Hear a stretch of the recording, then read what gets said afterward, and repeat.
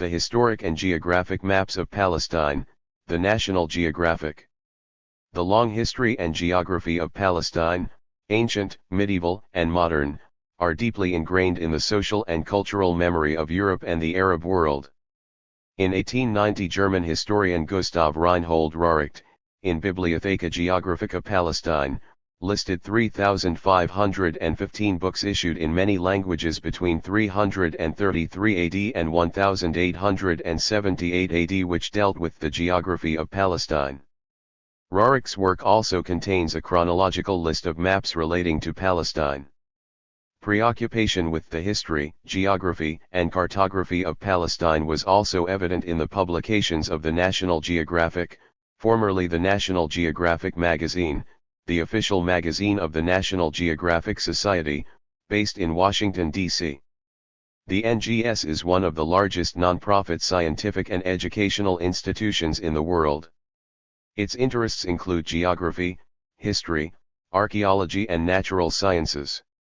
The National Geographic has been published continuously since its first issue in 1888. The archives of the magazine show a huge focus on the cartography, history, and archaeology of historic Palestine, ancient and modern. The historic Palestine maps, no mention of maps of Canaan, of the National Geographic, not known to be particularly pro-Palestinian, produced the following titles: Impressions of Palestine, March 1, 1915, former British ambassador to the U.S., James Bryce, relates his impressions of a predominantly Muslim Palestine, Jerusalem's locust plague, being a description of the recent locust influx into Palestine, and comparing same with ancient locust invasions as narrated in the Old Worlds. History book, The Bible, December 1, 1915, John D. Whiting compares the recent invasion of locusts in Palestine and Syria with the ancient locust plagues described in the Bible. Among the Bethlehem shepherds, a visit to the valley which David probably recalled when he wrote the 23rd Psalm, December 1, 1926, shepherd families of Palestine live much as their ancestors did. Often the youngest boy tends the sheep, with flute and staff in hand, changing Palestine. April 1, 1934, improved transportation and communication give Palestine growing room as the small but strategic land continues its role as a meeting place for East and West. Bombs over Bible lands, August 1, 1941, in Syria, Palestine, and Iraq, where Romans, Babylonians, and Assyrians once battled, Germany and Russia vie for control of the oil-rich nations, disrupting historic lands with bombs, planes, and tanks. Palestine today, October 1, 1946, under the control of Great Britain. Palestine struggles to cope with immigration. Growing cities and farms make a strange mix in the ancient land. An archaeologist looks at Palestine, December 1, 1947, the author encounters history at every turn, in an ancient land that has been a cockpit of unending conflict for many centuries. Paradigm shift in late Ottoman Palestine, 1872-1917. Historical continuities and administrative division of Palestine. Abdulkarim Rafek, a distinguished Syrian historian who pioneered the use of Sharia, Islamic law, court records, sigilat, as sources for social and especially urban history and wrote extensively on Ottoman Syria and Palestine, came across the Arabic term Philastin on a number of occasions. Rafek 1990, Gerber 2008, 51. Among Rafek's Arabic sources for late 19th century Palestine was an 1879 Arabic manuscript by Damascene author Numan al-Qasadli, entitled Al-Rada al-Numaniyya in the Travelogue to Palestine and Some Syrian Towns, Rafek 1990, Gerber 2008, 51, which provides an 1870s survey of Palestine. This increase in the use of the Arabic terminology of Philastin and Philastin in the second half of the 19th century and the growing perception, local, regional, and international, that modern Palestine/Holy Land was distinct, if not separate, from modern Syria, were among the multiple indicators of the paradigm shift in the perception of late Ottoman Palestine. However, with reference to the textual usage of the terms Philastin, Philistin, and Philastin in indigenous literary scholarly sources in Arabic. The context of the predominantly pre-modern oral/oral culture of Palestine should always be kept in mind. Also, crucially, unlike the introduction of printing presses in Europe in the 15th century, which gradually led to mass literacy and mass publications, Palestine had its first printing presses 5 centuries later, in the late 19th century, and subsequently one famous printing press in Jaffa was called Palestine Press. Therefore, inevitably the volume of literary scholarly output on Palestine in Arabic prior to the late 19th century, in comparison with the mountains of sources in European languages, was limited. For a host of reasons, top of which was the European powers' scramble for, an actual penetration of, Palestine/Holy Land, the perception of the importance of Palestine by the rulers of the shrinking Ottoman Empire began to change radically in the second half of the 19th century. This was a gradual process and was also reflected in Ottoman Turkish English dictionaries of the early and mid-19th century. The term Holy Land was often rendered into Philastin. One such original dictionary was produced in 1856 by Sir James Redhouse, an English and Turkish dictionary, which was later used as the basis for many Turkish English dictionaries, translated the English term Holy Land into the Arabic script as Dar Philastin, or Land of Palestine. Redhouse 1856, point 8 in Islamic terminology, with which both Redhouse and Ottoman officials were familiar. The Arabic singular form Dar may mean house, place, land, country, region, or territory. This dictionary was commissioned by the American Board of Commissioners for Foreign Missions, the largest and most important American missionary organization in the 19th century. The board started a new mission to Palestine in 1819. But Redhouse himself had worked for the Ottoman government for many years, first as a draftsman in the late 1820s before he returned to England in 1834 to publish his first Ottoman English dictionary.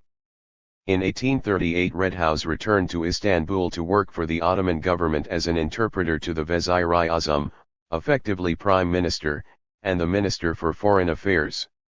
In 1840 Redhouse was transferred to the Ottoman Admiralty and became a member of the Ottoman Naval Council.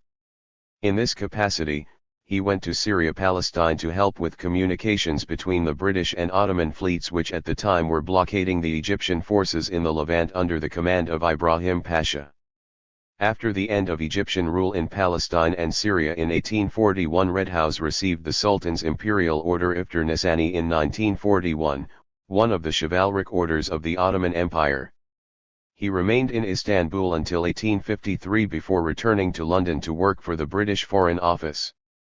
Another key indicator of the shift in the perception of the country of Palestine/Holy Land was the Ottoman administrative reorganization in Palestine, reforms which were partly instituted under growing pressure from the European allies who had backed the Ottoman Empire in its struggle against the Egyptian occupation of the Levant in 1831-1840 and during the Ottoman-Russian, Crimean, War of 1853-1858. The sick man of Europe was also increasingly falling under the financial control of the European powers, whose penetration of Holy Land/Palestine was unstoppable. Eyalets, provinces or pashaliks, were a primary administrative divisions of the Ottoman Empire, a division which lasted from the mid-15th century until the 1860s, and were headed by senior officials known as valis, or general governor.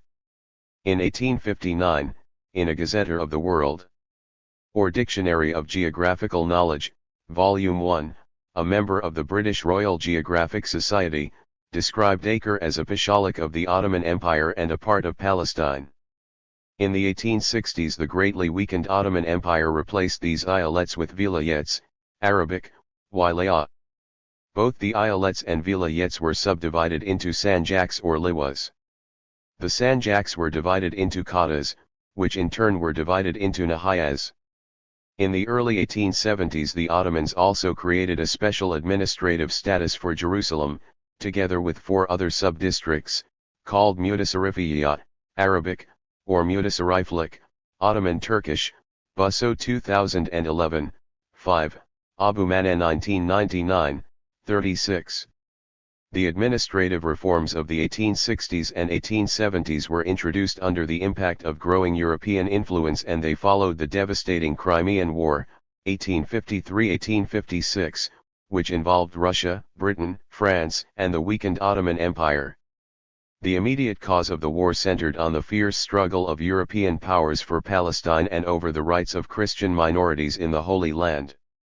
Combined with the power struggle for the Holy Land and Jerusalem, these cataclysmic events propelled Palestine to center stage in both European and Ottoman thinking. The far-reaching Ottoman administrative changes of the 1860s and 1870s, combined with intense European rivalry over the Holy Land, not only produced administrative consequences for Palestine but also contributed to a profound shift in the way Palestine was perceived, reconfigured and experienced in the late Ottoman period. The shift began with a change in the perception and reconceptualization of Palestine in the course of the late Ottoman period, to Mari 2011, and was embodied in the administrative and territorial reorganization of the country.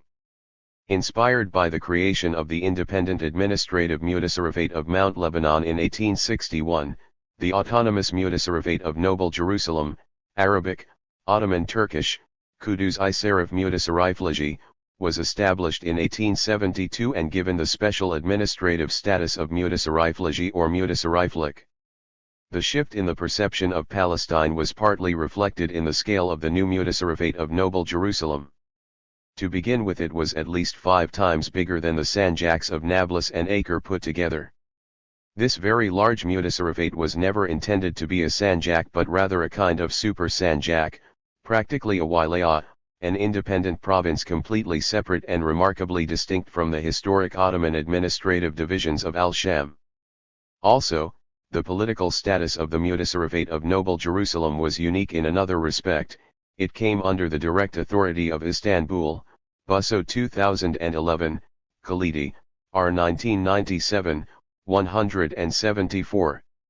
Crucially, these radical and far-reaching administrative reorganizations in Palestine were carried out with the consent or active support of the influential local Palestinian elites, Foster 2016a.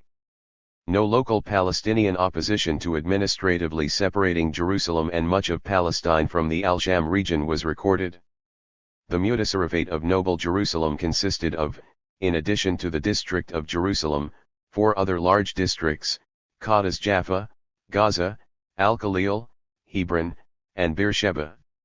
With its huge size, this made it effectively a new province, at the center of which was the holy city of Jerusalem. The latter for many centuries had been central to Provincia Palestina, Byzantine Palestina Prima and the Arab province of Jund Filastin. It became the provincial capital of the Mutasarrafate of Noble Jerusalem, a new province which was often conflated or equated with Palestine. In 1911-1912 the governor of the Mutasarrafate of Jerusalem, Cevdet Bey, wrote a letter to the popular Jaffa-based newspaper Filastin, calling himself the governor of Palestine, Foster 2016b, also Kushner 1987. In 1872 the Ottomans also created the administrative Sanjaks of Nablus and Acre, both of which, together of the Mutasarrafate of Jerusalem, formed the territorial basis of Mandatory Palestine in 1917-18. However, historians failed to recognize that both the historical roots of Mandatory Palestine and the territorial basis of the Sanjak of Acre go back to the 18th century and to the fact that the province, Pashalik, of Acre was not a traditional province created by the Ottoman authorities. The province of Acre was a modern creation of the mid-18th century. It was effectively imposed on the Ottoman Empire by Tahir al-Umar, who militarily defeated the Ottoman army, occupied Acre in 1749 and made it the capital of his Galilee-based emirate. The latter, in effect, had replaced the old Ottoman administrative province of Sidon. In fact, the weak Ottoman authorities were subsequently forced to recognize al-Umar's regime in large parts of Palestine, and he was officially granted by them the title of Sheikh of Acre, Amir of Nazareth, Tiberias, Safed, and Sheikh of all Galilee, Philip 2015. After al-Umar's death, Ahmed Pasha al-Jazar, now officially recognized as the governor of the Pashalik of Acre, continued to rule, as al-Umar, from the same capital, Acre, from 1776 until his death in 1804. This modern regional, administrative and power legacy of the 18th century persisted well into the 19th century and formed the basis of the Sanjak of Acre. While the Ottomans, with the support of local Palestinian elites, sought to send a clear message by creating an important administrative distinction between Sanjak, Acre and Nablus, and Mutasarriflik, Mutasarrifate of Jerusalem, some otherwise perceptive authors continued to refer, rather inaccurately, to the Mutasarrifate of Jerusalem as the Sanjak of Jerusalem, Abu Manna 1999. Clearly the naming, size and status of the Mutasarrifate of Jerusalem meant that it was consciously conceived as a super Sanjak with a particularly eminent status. Ottoman administrative reorganization of Palestine in the 1870s also provides us with some clues as to the unmistakable links between the politics and economy of 18th century Palestine and that of evolving late Ottoman Palestine. Acre and Nablus were Palestine's most powerful trade and manufacturing centers throughout most of the 18th and 19th centuries, and both were central to Palestine's and Al-Sham's global trade in cotton and textiles. Also, crucially, Acre had been the capital of two practically independent Palestine-based regimes, those of Tahir al-Umar and Ahmed Pasha al-Jazar, for almost half a century from 1746 to 1804. Also, interestingly, when the two Sanjaks of Nablus and Acre were established, they were initially placed under the political authority of the Mutasarrifate of Jerusalem, rather than that of Damascus, Al-Sham.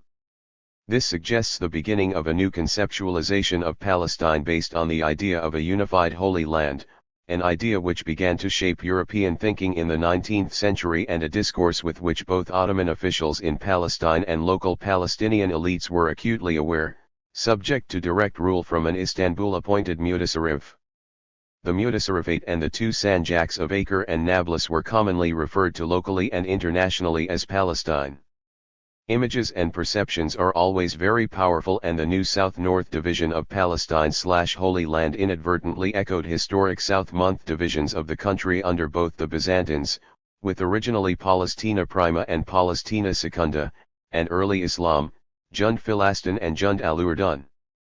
Paradoxically, however, although the Sanjaks of Acre and Nablus were soon to be attached to the Wilaya of Beirut, mainly in order to counter persistent Western intervention in the Holy Land/Palestine, the creation of the Mutasarrifate of Jerusalem, as well as the two Sanjaks of Nablus and Acre, were perceived and actually referred to by the British consul in Jerusalem as the creation of Palestine into a separate eyalet. 9, Abu Manna 1999, 39. The boundaries of this distinct Palestine eyalet, or unified Holy Land, were, by and large, the territory which became known as Mandatory Palestine, Foster 2016b.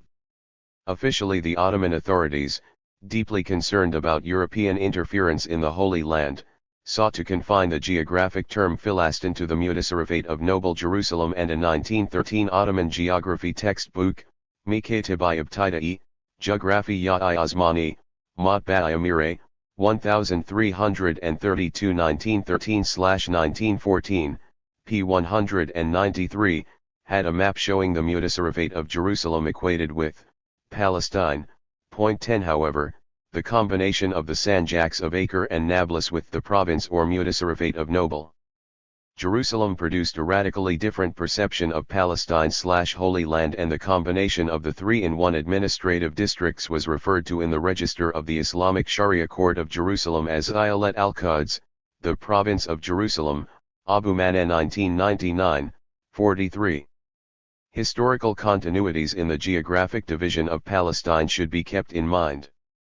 The three-way division of Ottoman Palestine from south, Mutasarrifate of Noble Jerusalem, to north, the Sanjaks of Nablus and Acre respectively, echoes previous divisions of the country under both early Islam, Jund Filastin and Jund al-Urdun, and the Byzantines, Palestina Prima, Palestina Secunda, and Palestina Salutaris, Rosanayalon 2006, 15.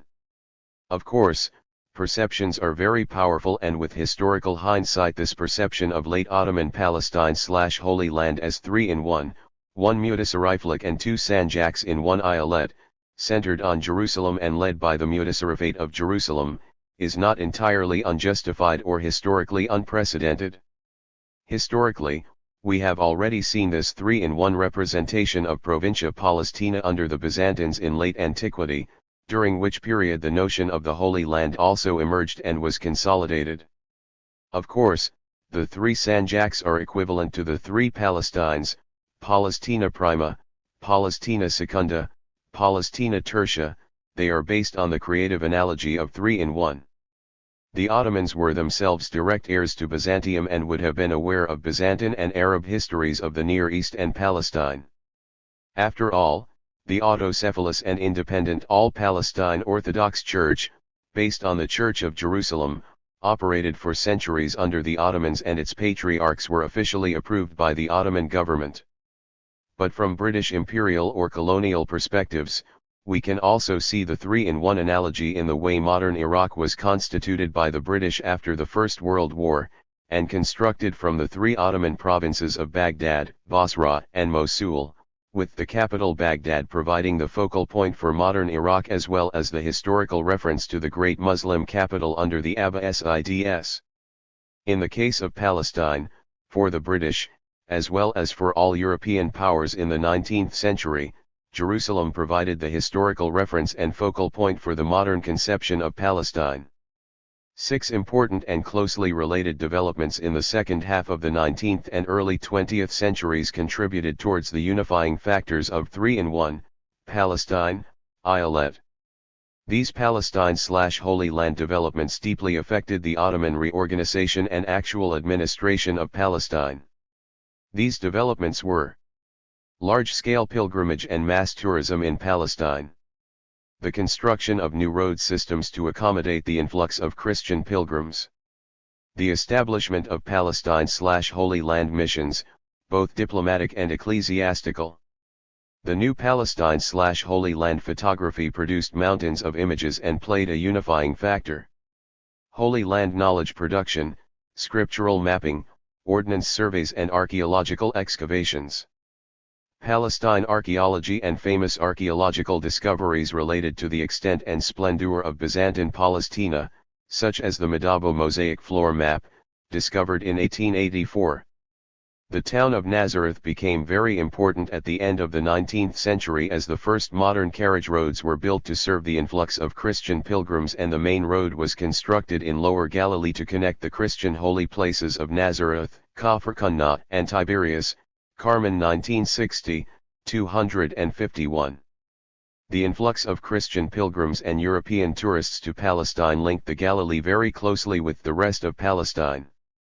And this can be seen in the construction of 7 European-style clock towers at the heart of the public spaces of key cities of late Ottoman Palestine: Jaffa, Haifa, Acre, Nazareth, Safed, Al-Quds, and Nablus, built between 1900 and 1903 at local initiatives and from stones quarried in Palestine. Designed to commemorate the silver jubilee of the reign of the Ottoman Sultan Abd al-Hamid II, the clock towers served as new symbols of modern timekeeping and modernity. With the exception of the clock tower of Al-Quds, which was blown up by the British in 1922, these clock towers have remained key landmarks of Palestinian modernity. The impact of the industrial-scale pilgrimage and modern mass tourism on the administration of late Palestine can hardly be overstated. Consequently, and, perhaps not surprisingly, in 1906 the 2 districts of Nazareth and Tiberias in the Galilee were attached to the Mutasarrifate of Noble Jerusalem, mainly in order to accommodate the new mass pilgrimage and tourism from Russia, Europe, and the US, and facilitate the issuance of a single tourist visa to Christian pilgrims and travelers in Palestine. Busso 2011, 70, Cart 1994, 131.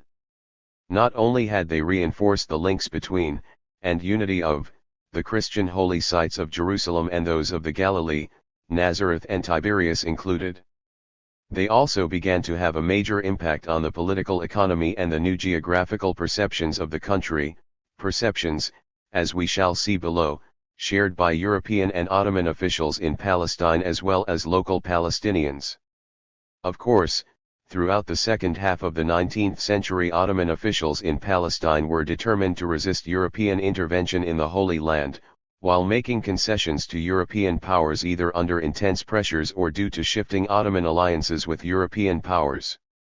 From the perspective of the changes in late Ottoman Palestine, the perception of the Ottoman administrative rearrangement of Palestine as a three-in-one province, consisting of two administrative sanjaks and mutasarriflik and centered on the mutasarrifate of Noble Jerusalem, evidently had a major impact on British imperial thinking during the First World War, but especially after 1918. For instance, in 1921 the first British High Commissioner for Palestine, Sir Herbert Samuel, established the Supreme Muslim Council, which consisted of a president and 4 members, 2 of whom were to represent the former mutasarrifate of Noble Jerusalem and the remaining 2 to represent the former sanjaks of Nablus and Acre. These 2 sanjaks and 1 mutasarriflik corresponded to the 3 administrative districts of late Ottoman Palestine, Dumper 1994. Central to the paradigm shift in late Ottoman Palestine was the perception throughout the late 19th century that the mutasarrifate of Jerusalem, together with the sanjaks of Nablus and Acre, unified historic Palestine, or the Holy Land, into a distinct country. This was not confined to European and Palestinian authors. Politically and strategically, this conception was also evident from an important Ottoman document, Filastin Risalisi, a military handbook issued for limited distribution to the officers of the 8th Army Corps in Palestine at the beginning of the First World War. A demographic and geographic survey of the Palestine province, the manual included topographic maps, statistical tables, and a geoethnography of Palestine. It also contained a general map of the country in which the boundaries of Palestine extended far beyond the frontiers of the mutasarrifate of Jerusalem. In 1872 the boundaries of this mutasarriflik, with its 5 districts, Qatas, of Jerusalem, Jaffa, Gaza, Beersheba, and Al-Khalil, had analogies to both the Byzantine delineation of Palestina Prima and the early Arab Islamic delineation of Jund Filastin. The northern borders of the Filastin Risalisi map included the Litani River and the city of Tyre. The map encompassed all of the Galilee and parts of southern Lebanon, as well as the sanjaks of Nablus and Acre, Tamari 2011. The reimagining of Palestinian territorial identity and proto-nationalism in late Ottoman Palestine, Khalil Baidas and Palestinian cultural nationalism. Palestinian territorial nationalism, like the idea of Palestine, has multiple beginnings and multiple sources. In Palestinian identity, the construction of modern national consciousness, 1998, Rashid Khalidi argues that a distinct Palestinian national identity grounded in the land of Palestine emerged in the early 20th century. But, at the same time, Khalidi and several prominent historians of modern Palestine, including Bishara Dumani, 1995, Elon Papp, 1999, Barak Kimmerling and Joel S. Migdal, 1993, 2003, all suggested that before the appearance of political Zionism in the late 19th century, a local Palestinian national identity had been in the making, Papp 1999, 3. This nascent positive Palestinian national territorial identity in late Ottoman Palestine was not connected to Zionism. However, although an incipient local Palestinian national movement preceded the advent of Zionism in Palestine, this movement was also spurred on by Zionist settlement and land purchasing activities in the period prior to the First World War. In late Ottoman Palestine, the population of the 3 Palestinian administrative districts, Jerusalem, Nablus, and Acre, was overwhelmingly Muslim and Christian Arab. The Jewish minority numbered about 25,000, the majority was deeply religious and urban-based. Until the advent of European Zionism in the late 19th century, relations among the Palestinians, Arabic-speaking Muslims, Christians, and Jews, were peaceful and stable, forged by centuries of coexistence, shared history, and shared country. Khalidi, W. 1984. The Memoirs of Wasif Jahariya, 1897–1972, a Palestinian Christian citizen of Jerusalem, The Diaries of Wasif Jahariya, provide compelling testimony to the emergence of a two-tier Palestinian Ottoman territorial identity in late Ottoman Palestine and for the coexistence, cultural diversity and intermixing of Ottoman Jerusalem, a microcosm of late Ottoman modernity in Palestine. In the Palestinian world of Jahariya's youth, boundaries separating the lives of Palestinian Christians, Palestinian Jews, and Palestinian Muslims were fluid. Jerusalem's modernity was a feature of internal dynamics in the Ottoman city, and I propose that the social structure of the walled city was much more fluid than generally believed. Further, I suggest that the quarter system signaling the division of the old city into confessional bounded domains was introduced and imposed retroactively on the city by British colonial regulations. Tamari 2006, 28. In Palestine, the printing and publication revolution began in the late Ottoman period and developed on an industrial scale in the first half of the 20th century. This revolution was accompanied by the introduction of modern technologies, the growth in secular education and literacy, and rapid urbanization. Within a short period, and by 1948, more than one-third of Palestinian Arab society was urban-based. Together with the sharp rise in modern secular schools in the country, increased literacy broke the monopoly of the small, religiously minded, literate elites in the cities on education and learning and bolstered the emerging middle and professional classes in the cities. The increasing cultural self-awareness of educated people led to the rise of secular proto-nationalism in late Ottoman Palestine. Embryonic Palestinian cultural nationalism and territorial patriotism preceded Palestinian political nationalism, and this was fostered in schools and teacher training seminaries in late Ottoman Palestine. In the second half of the 19th century, the bilingual Russian Orthodox schools and teacher training centers in Palestine played an important role in promoting cultural renaissance in the country. These schools subsequently came to be among the best in the country, contributing to this national cultural awakening.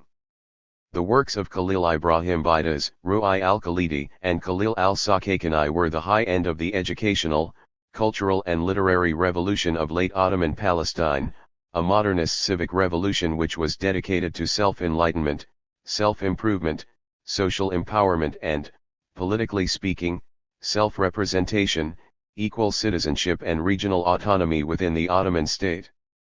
An intellectual and cultural pioneer, Baidas, 1874–1949, was a Palestinian Christian scholar, educator, novelist, and prolific translator of Russian literary works. Born in Nazareth, in the Galilee, in 1874, Baidas was educated in Russian-funded bilingual Orthodox schools in the Galilee and studied at the highly regarded Russian Teacher Training Seminary in Nazareth 11, which was founded by the Imperial Russian Orthodox Palestine Society in 1886, and later housed in a building which became famously known to Palestinians throughout the Galilee as Al-Maskubaya, the Moscovite compound. Other Russian compounds created in Palestine, including in Jerusalem and Al-Khalil, Hebron, are still referred to by local Palestinians as Al-Maskubaya. The most famous building constructed by the Society in Palestine was the Church of Mary Magdalene, on Mount of Olives in Jerusalem, built in 1886.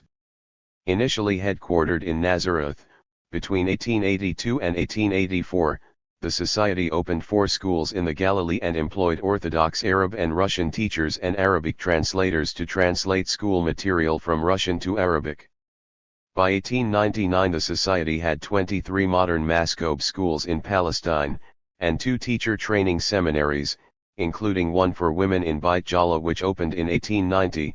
Villages and towns were asked to provide the buildings, but all books, notebooks, pens and pencils, equipment, sport facilities, administration and teaching were free of charge. 12 Most schools were also co-educational, which added another dimension to the educational revolution introduced by the Palestinian Orthodox Imperial Society. Soon after its arrival in Palestine in the early 1880s, the Arabic rendition of the Russian name, Russian Orthodox Palestine Society, would have been taught in all Russian Orthodox schools in Palestine as Arabic was the instruction language while Russian was compulsory. Other languages such as French, Turkish, and Greek were voluntary. After 1889 the Arabic rendition of the Russian name became the Palestinian Orthodox Imperial Society. This Arabic version of the society's name would have been used not only by Baidas throughout his primary and secondary schooling in Nazareth in the early 1890s, but has also continued to be used in publications by Palestinian Orthodox Christians for more than 135 years. 13. Not only that. Eventually on April 1, 1902, after a period of negotiations between the Russian leaders of the Imperial Russian Orthodox Palestine Society and the Ottoman authorities, they recognized all 37 schools and seminaries of the society, the majority of which were in Palestine, with some in Syria and Lebanon, and the occasion was marked by public celebrations in Palestine, Syria, and Russia. 14 The impact of this important official Ottoman recognition of the activities of the Palestinian Orthodox Imperial Society extended beyond education into the encouragement of Russian mass pilgrimage to Palestine, which was also organized by the same society. In the early 20th century Russian pilgrims constituted nearly 80% of all foreign Christian pilgrims to the Holy Land. As we shall see below, this Russian mass pilgrimage forced the Ottoman authorities to make further administrative adjustments, and in 1906 the districts of Nazareth and Tiberias were added to the Mutasarrifate of Noble Jerusalem, mainly to accommodate the new mass pilgrimage from Russia and the West in facilitating the issuance of a single tourist visa to Christian pilgrims and travelers in Palestine. Baidas was a product of the educational and intellectual awakening of late Ottoman Palestine. He was also utilizing local and imperial resources such as those made available by the Russian Palestinian Orthodox Imperial Society to articulate a new sense of modern Palestinian identity. Indeed, many of Baidas' ideas were also radical and even revolutionary by the standards of late Ottoman Palestine.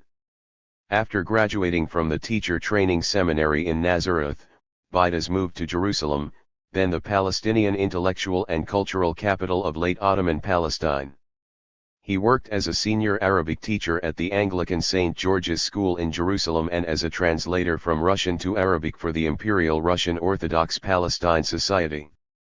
He also traveled in Russia in 1892.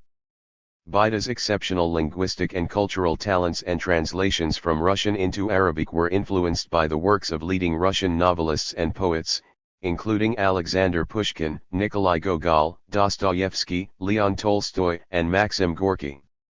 Some of these authors had developed radical critiques of autocracy, popular approaches to history, identification with the lives of ordinary people, and emphasis on freedom and social justice.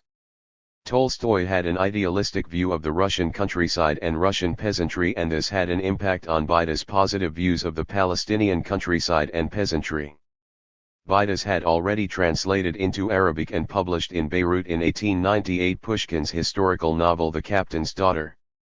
Baidas' weekly periodical, Al-Nafa al-Asriyat, Modern Gems, was founded 10 years later in 1908 in Haifa, and it began by serializing the Russian classic novels Baidas was translating.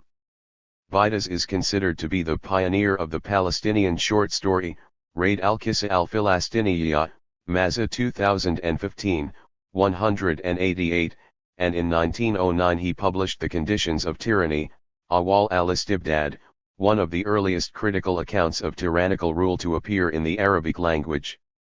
Edward Said, a close relative of Baidas, astutely observed that Baidas' essays, short stories, historical novels, and works of translation in the pre- and post-war periods played an important role in the construction of early modern Palestinian national identity.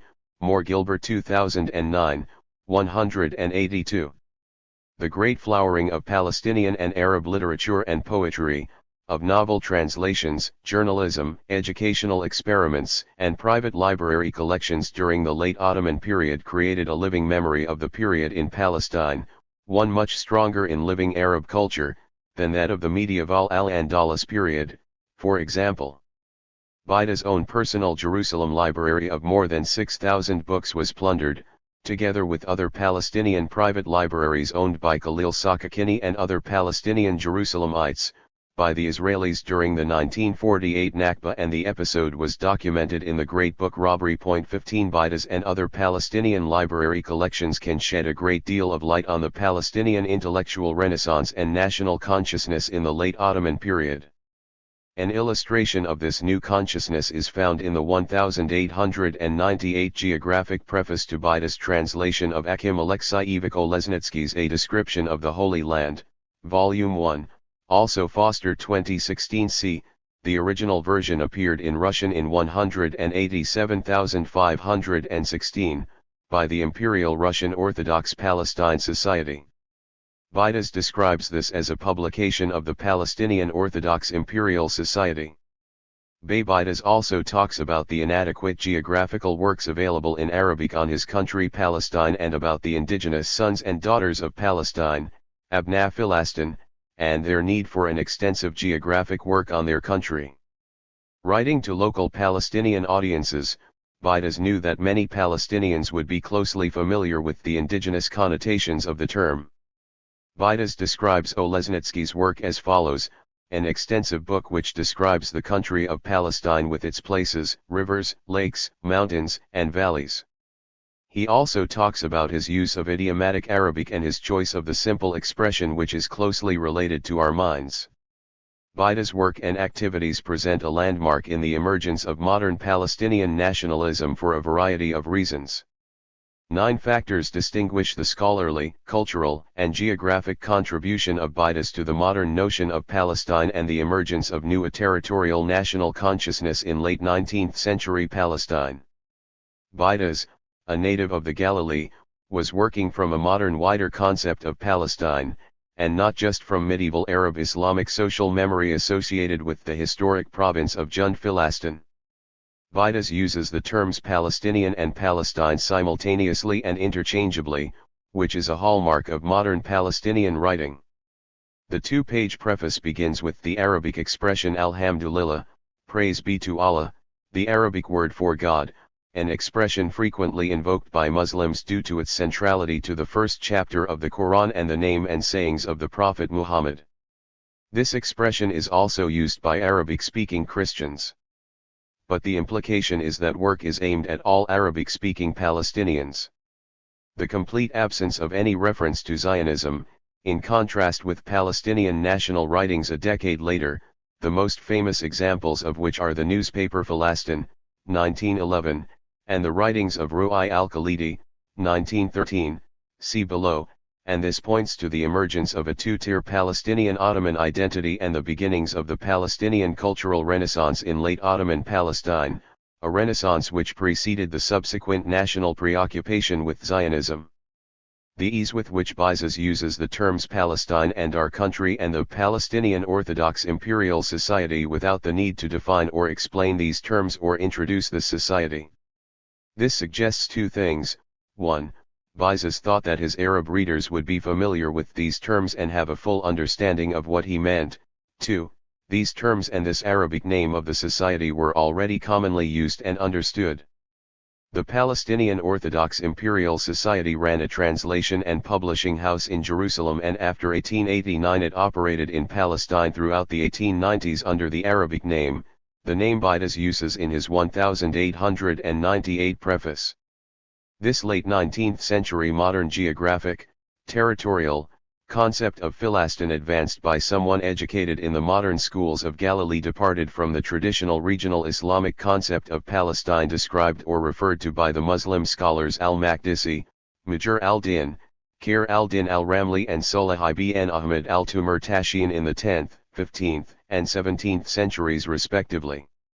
The conception of Palestine understood by these 4 Muslim writers and qadis was derived from the medieval Muslim province of Jund Philastin, whose capital was Al-Ramla, but whose territory did not include the Galilee. Historically, names of distinguished individuals before and under Islam in Palestine were augmented by adding town names to individual names.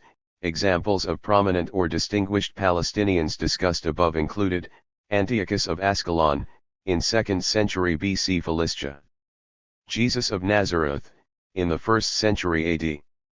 Eusebius of Caesarea Maritima, in 4th century Palestina Prima.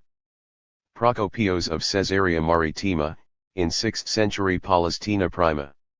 Al-Maqdisi, of Al-Quds, the Jerusalemite, in the 10th century province of Philastin. Muhammad al-Yazuri, Muhammad Hassan ibn Ali al-Yazuri, from Yazur, a town east of Jaffa in the Fatimid province of Jund Philastin, also vizier of the Fatimid state from 1050 to 1058. Ibn Hajar al-Asqalani, 1372 to 1449, a leading medieval Shafi'i Sunni scholar whose family originated in Ascalon, Mamluk Palestine. Khair al-Din al-Ramli, of al-Ramla, in 17th century Ottoman Palestine. On a popular Palestinian level, individual names were also linked to their hometowns, such as Ibn Akka, son of Acre, or after their clan, for example, Tahir al-Umar al-Zaydani of the Zaydani clan. The traditional forms of identification, whether Jesus of Nazareth or Julian of Norwich, c. 1342, c. 1416, were common throughout the world. In his 1898 preface, the Galilee-born Vitus talks about the sons of Palestine, a generic term for the people of Palestine. This distinct territorial form of identification in the late 19th century is a radical departure from all other traditional forms of identification. In the 20th century, the traditional forms of identification did not disappear completely, but they were augmented by this new form of territorial identification and patriotic consciousness, the Sons of Palestine. In the early decades of the 20th century, the collective Sons of Palestine also became known as Shabi Philastin, people of Palestine, and the Palestinian people. But the roots of this new territorial national consciousness are found in the late 19th century. Today the society operates publicly and runs various social and educational projects in Palestine and the Near East under the Arabic rendition of the name cited by Baitas in his 1898 preface. In June and July 2012, to mark the 130th anniversary of the Society's foundation and start of its operation in 1882 in Palestine, the Society opened the Russian Center for Science and Culture in Bethlehem and staged various celebrations in Moscow sponsored by the Russian government. 2 years later, on September 3, 2014, a Galilee branch of the Imperial Russian Orthodox Palestinian Society was officially launched at the Arab Orthodox Center in Nazareth, which, despite the change in the circumstances of Nazareth, kept the 132-year-old Palestinian name intact. Speakers at this official Nazareth ceremony included Russian official representatives and Hannah Abu Hannah, of Haifa, author of a recent work in Arabic on the beginnings of the Palestinian Renaissance, who lectured on the seminal cultural activities of the Society in late Ottoman Palestine. It is also worth noting that a significant number of Palestinians educated in Al-Maskoub schools in late Ottoman Palestine later joined Palestinian national parties during the British Mandatory period. Some also joined the Palestine Communist Party, PCP, during the same period. Being Palestine, becoming Palestine. In Mahmoud Darwish's poetry, I was born close to the sea, to a Palestinian mother and an Aramaic father, to a Palestinian mother and a Moabite father, to a Palestinian mother an Arab father. Darwish 1994, 69. Palestinian national poet Mahmoud Darwish, 1941-2008, was inspired by the incredibly rich social and cultural memories of historic Palestine. His poetry gave a deep sense of such questions of Palestinian identity and its continued formation and transformation. While many modern Arab nationalists strive for uniqueness and exclusivity and continuously search for purity and clarity in constructing their nationalist identities, Darwish, by contrast, searched for the subtle, mixed and subdued forms of identity represented by an appreciation of the shadowy and inclusive heritage of Palestine.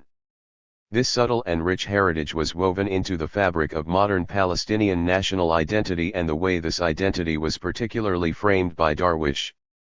The latter was brought up an internal refugee in the Galilee after his village, Al-Birva, was destroyed by Israel in 1948. He later lived much of his adult life in exile. Like many modern Palestinian intellectuals, Darwish did not emerge from the urban metropolitan elite or aristocratic families of the country, but came from the countryside and the periphery of Palestine, Galilee. However, Darwish became the embodiment of multi-tiered Palestinian national identity and the most celebrated producer of linguistic and cultural memory in modern Palestine. For Darwish, the multi-layered conception of Palestinian identity is evident by the fact that it is the product of all the powerful cultures that have passed through the land of Palestine, the Hellenistic, the Persian, the Roman, the Byzantine, the Aramaic, the Arab, the Jewish, the Muslim, the Arab-Jewish, the Ottoman, the British. However, the oral history and visual and material heritage of Palestine and their natural settings have also figured hugely in Darwish's national poetry. For Darwish, modern representations of Palestinian Arab identity were deeply rooted in the history, geography and natural boundaries of the country, the toponymy and Arabic language and cultures of Palestine and its evolution within the wider Arab environs. According to a key historian of modern nationalism, Benedict Anderson, 1991, European vernacular languages, replacing Latin, and the mass circulation of images by the press and in print capitalism played important roles in the way the modern nation as an imagined community has been constructed and spread in Europe. In the case of modern Palestine, the introduction of print capitalism in the late 19th century, the spread modern education, linguistic, cultural and religious memories, standard Arabic and vernacular, colloquial, Palestinian Arabic all became markers of a distinct identity.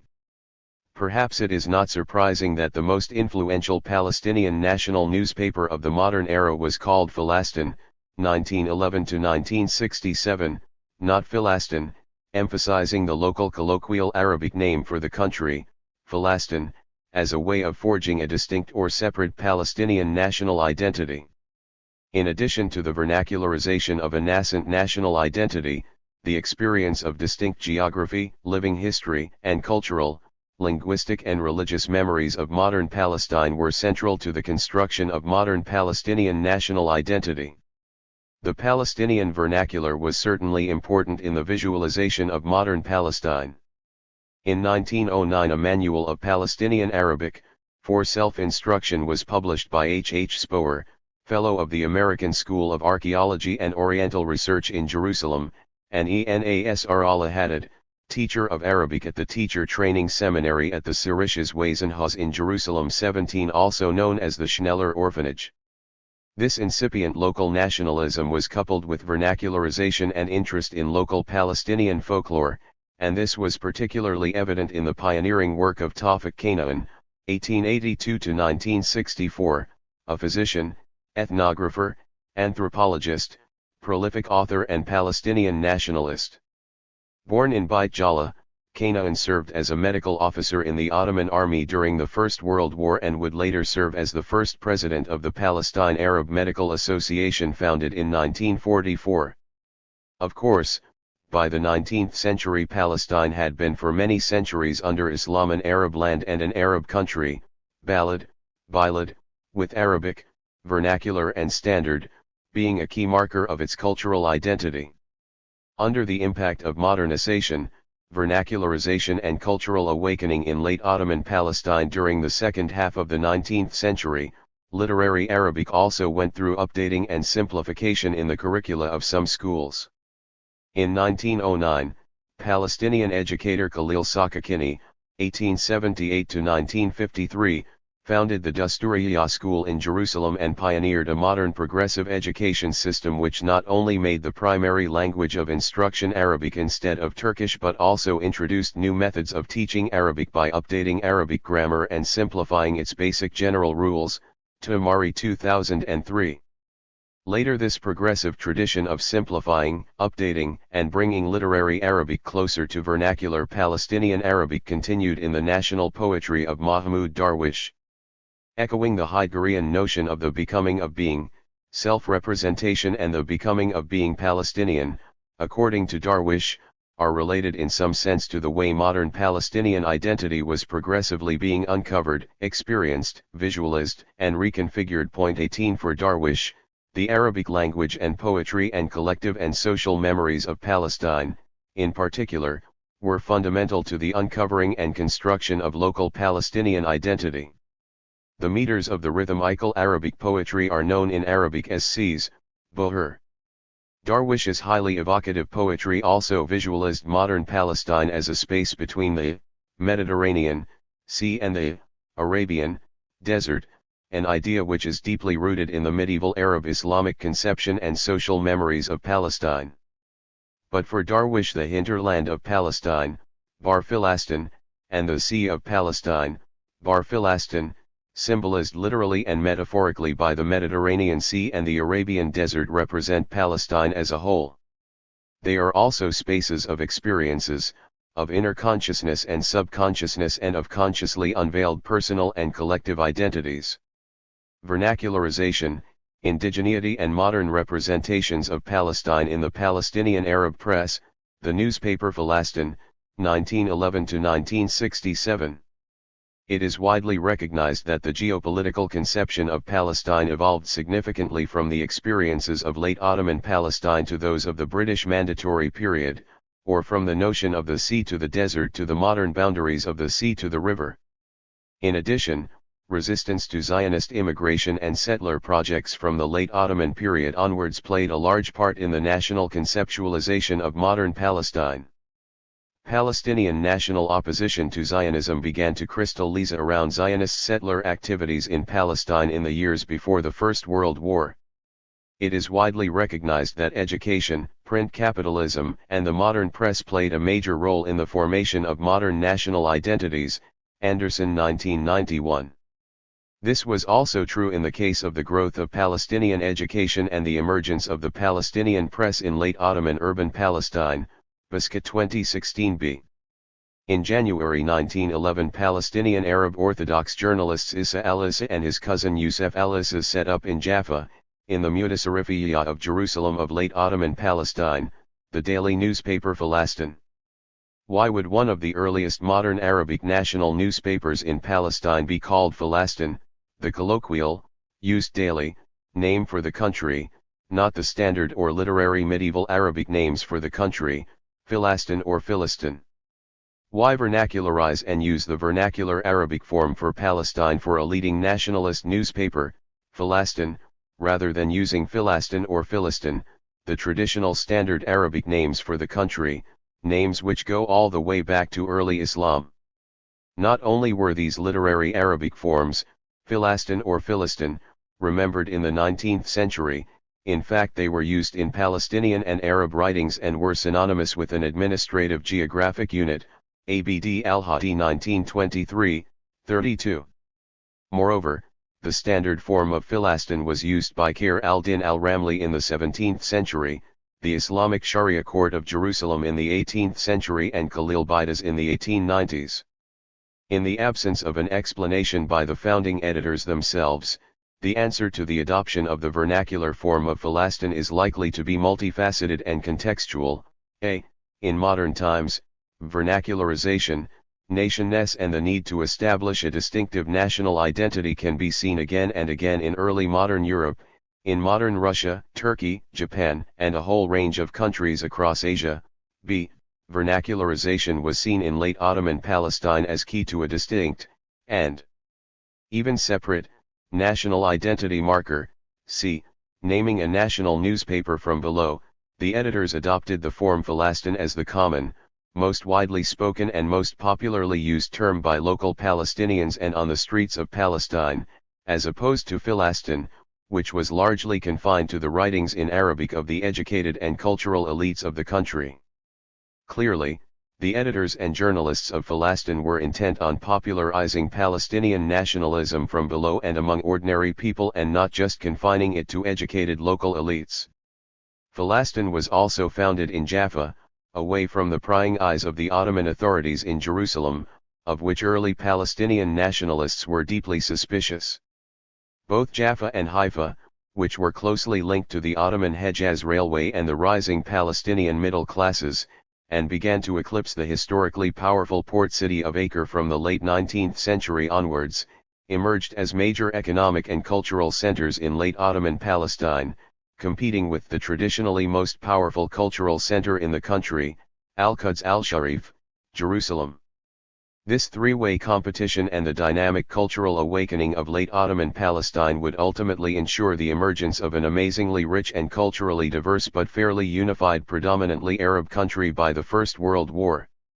In Haifa in December 1908, 3 years before the founding of Palestine in Jaffa, Palestinian journalist Najib Nasser, 1865-1947, who had worked as a pharmacist for the Scottish Hospital in Tiberias, Galilee, founded and edited Al-Carmel, named for Mount Carmel in the Haifa district, the first Palestinian anti-colonial weekly newspaper in Arabic, Basca 2011.19. These early Palestinian newspapers of the coastal cities of Jaffa and Haifa played an important role in the visualization and textual reconstruction of modern Palestinian identity in the late Ottoman period, Basca 2011, 2016b. However, it should always be kept in mind that in the conception of modern Palestinian Arab identity, the growth of Palestinian nationalism and the growing sense of local Palestinian territorial patriotism were always intertwined with deep-rooted identification with the surrounding Arab political and cultural environment. Bracy 2005, 2011.20. As we have already shown, indigenous social memory, memory of memories, of historic Palestine was preserved in the writings of Muslim authors such as Khair al-Din al-Ramli, 1585-1671, and in the archives of the Islamic Sharia Court of Jerusalem in the 18th century, Rood 2004, as well as in the local form of the name, Palestine. Furthermore, based on indigenous social memory and Palestinian colloquialism, the choice of the vernacular Palestinian name Palestine for the Jaffa newspaper by the two Palestinian Arab Greek Orthodox journalists, the Alises, reproduced the medieval Arab Muslim designation for the country, Palestine and Philastin. In an extraordinary leading article, Youssef Hanna Alisa echoes local social memories of historic Philastin.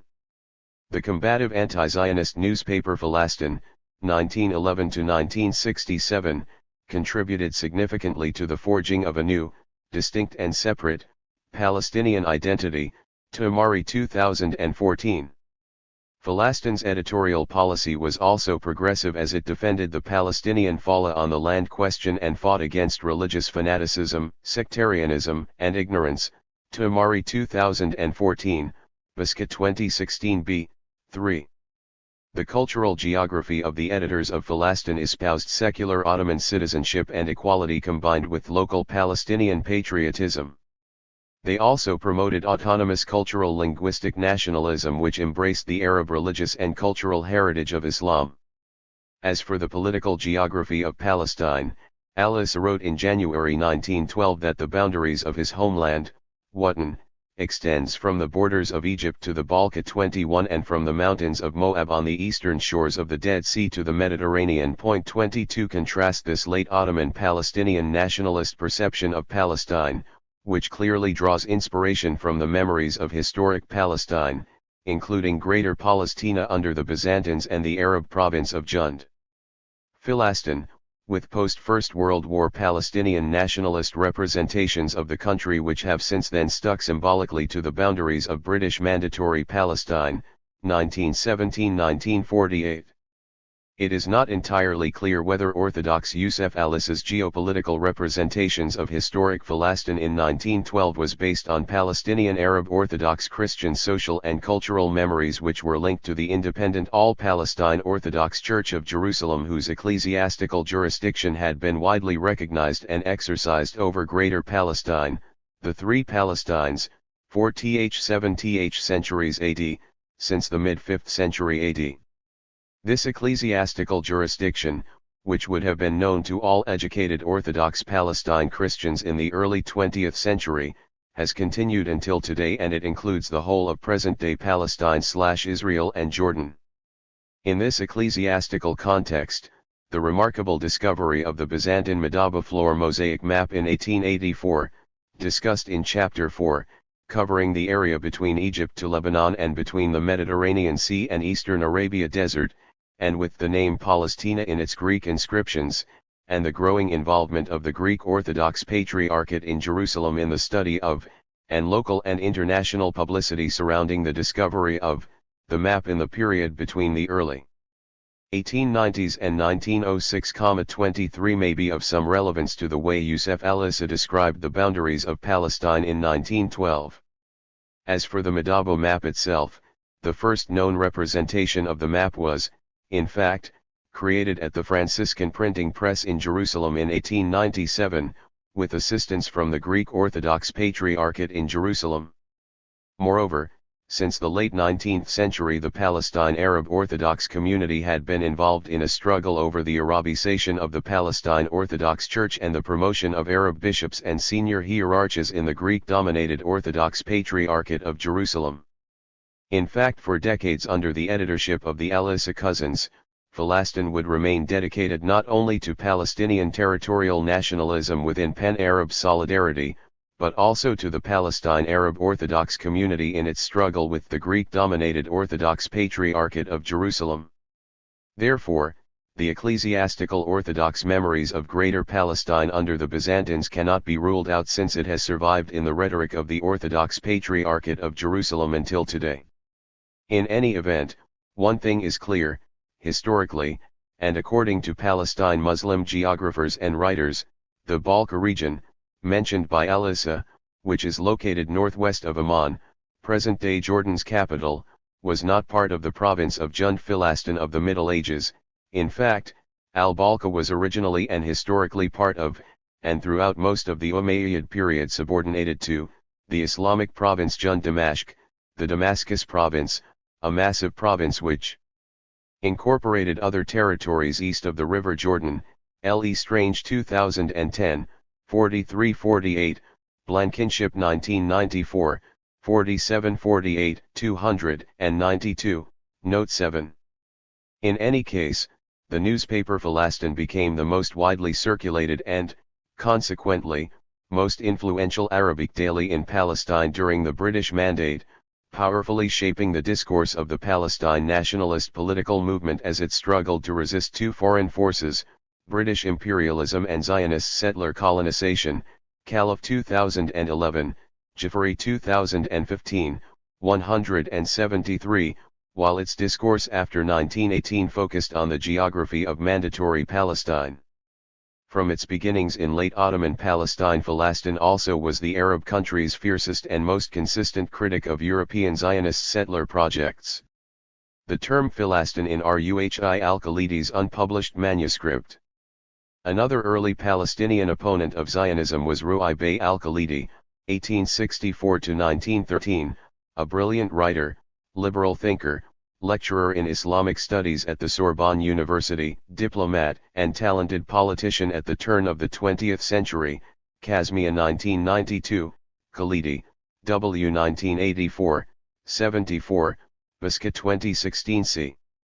Al-Khalidi also served as Consul General of the Ottoman state in Bordeaux, France, from 1898 to 1908, while at the same time publishing articles in Al-Hilal and Al-Mana in Cairo under the pen name Al-Maqdisi, the Jerusalemite, Basca 2016 c. 181. In 1900 Al-Khalidi was a co-founder of the family, Islamic Waqf, library, Al-Khalidiyya Library, in the Old City of Jerusalem. It is one of the largest and most important Muslim family libraries in the world and a living landmark to Palestine and the Palestinian people. Ruhi al-Khalidi was a nephew of the mayor of Jerusalem, Yusuf Dia al-Din Pasha al-Khalidi, and in 1908 he was one of 3 delegates elected to represent Jerusalem in the new Ottoman government, later becoming the deputy to the head of the Ottoman parliament, in 1911. Al-Khalidi was a close friend of Khalil al-Sakakani, a Jerusalemite progressive pedagogue and one of the most influential Palestinian educationalists and literary thinkers of the modern era.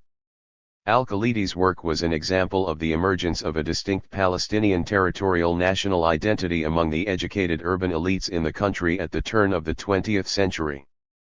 Commenting on his Arab country of Palestine shortly before his untimely death in 1913, Ruhi al-Khalidi had this to say: "It is noteworthy that whenever the name of the country appears, it is always Palestine, never southern Syria or anything else. Ru'i al-Khaldi's unpublished manuscript, Zionism, or the Zionist Question, Al-Khalidiyya Library, Jerusalem, cited in Gerber 1998a, point 24. Today Al-Khalidiyya Library houses a large collection of Islamic historical and fiqh manuscripts, a local collection built by Palestinians, and a unique Arabic manuscript about the history of political Zionism written by Ru'i al-Khalidi in the late Ottoman period. Al-Khalidi's undated manuscript, in his beautiful handwritten Arabic, was composed many months, perhaps several years, before his death in 1913. I had the chance of examining the text at the Khalidiyya Library on April 22, 2017.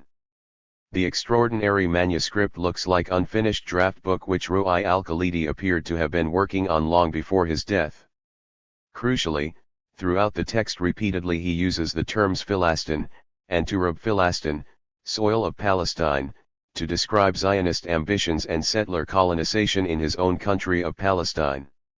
The manuscript also contains a list of Zionist colonies in Palestine, with their Hebrew names and with the local Palestinian Arabic names they had either replaced or were named after.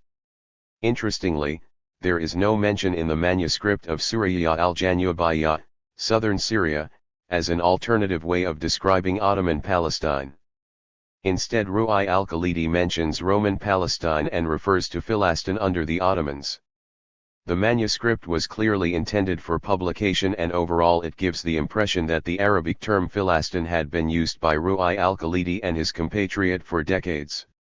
Muslims coexisted with Christian Arabs and Arab Jews in Muslim-majority Palestine for centuries, and Ru'i al-Khalidi was naturally sympathetic to the idea of Jewish religious attachment to Jerusalem. But he was highly critical of Zionism as a political project and saw Western Zionist colonization schemes as a major threat to the indigenous people of Palestine. In an interview with the Hebrew periodical Hatzvi on November 1, 1909, al-Khalidi, then a member of the Ottoman Parliament, expressed concern that Zionist settler colonization would inevitably lead to the expulsion of Arabs from the places they had inhabited for centuries. Basket 2016 c. 183. Like Ru'i al-Khalidi, former mayor of Jerusalem Yusuf Dia al-Din al-Khalidi, 1829-1907, had strongly objected to the Zionist project in Palestine. Representing Jerusalem in the Ottoman Parliament in the 1870s, al-Khalidi had earlier attended an English school in Malta where he studied English and French, and then continued to study Semitic languages in the Oriental Academy of Vienna. In a well-known letter to Zadok Khan, the chief rabbi of France and an associate of Theodor Herzl, in early 1899, al-Khalidi suggested that the Zionists should find another place for the implementation of their political project. In theory, Zionism is an absolutely natural and just idea on how to solve the Jewish question. Yet it is impossible to overlook the actual reality, which must be taken into account. Palestine is an integral part of the Ottoman Empire, and today it is inhabited by non-Jews. This country is held in esteem by more than 390 million Christians and 300 million Muslims. By what right do the Jews want it for themselves? Jewish money will not be able to buy Palestine. The only way to take it is by force, using cannons and warships. Turks and Arabs in general sympathize with Jews.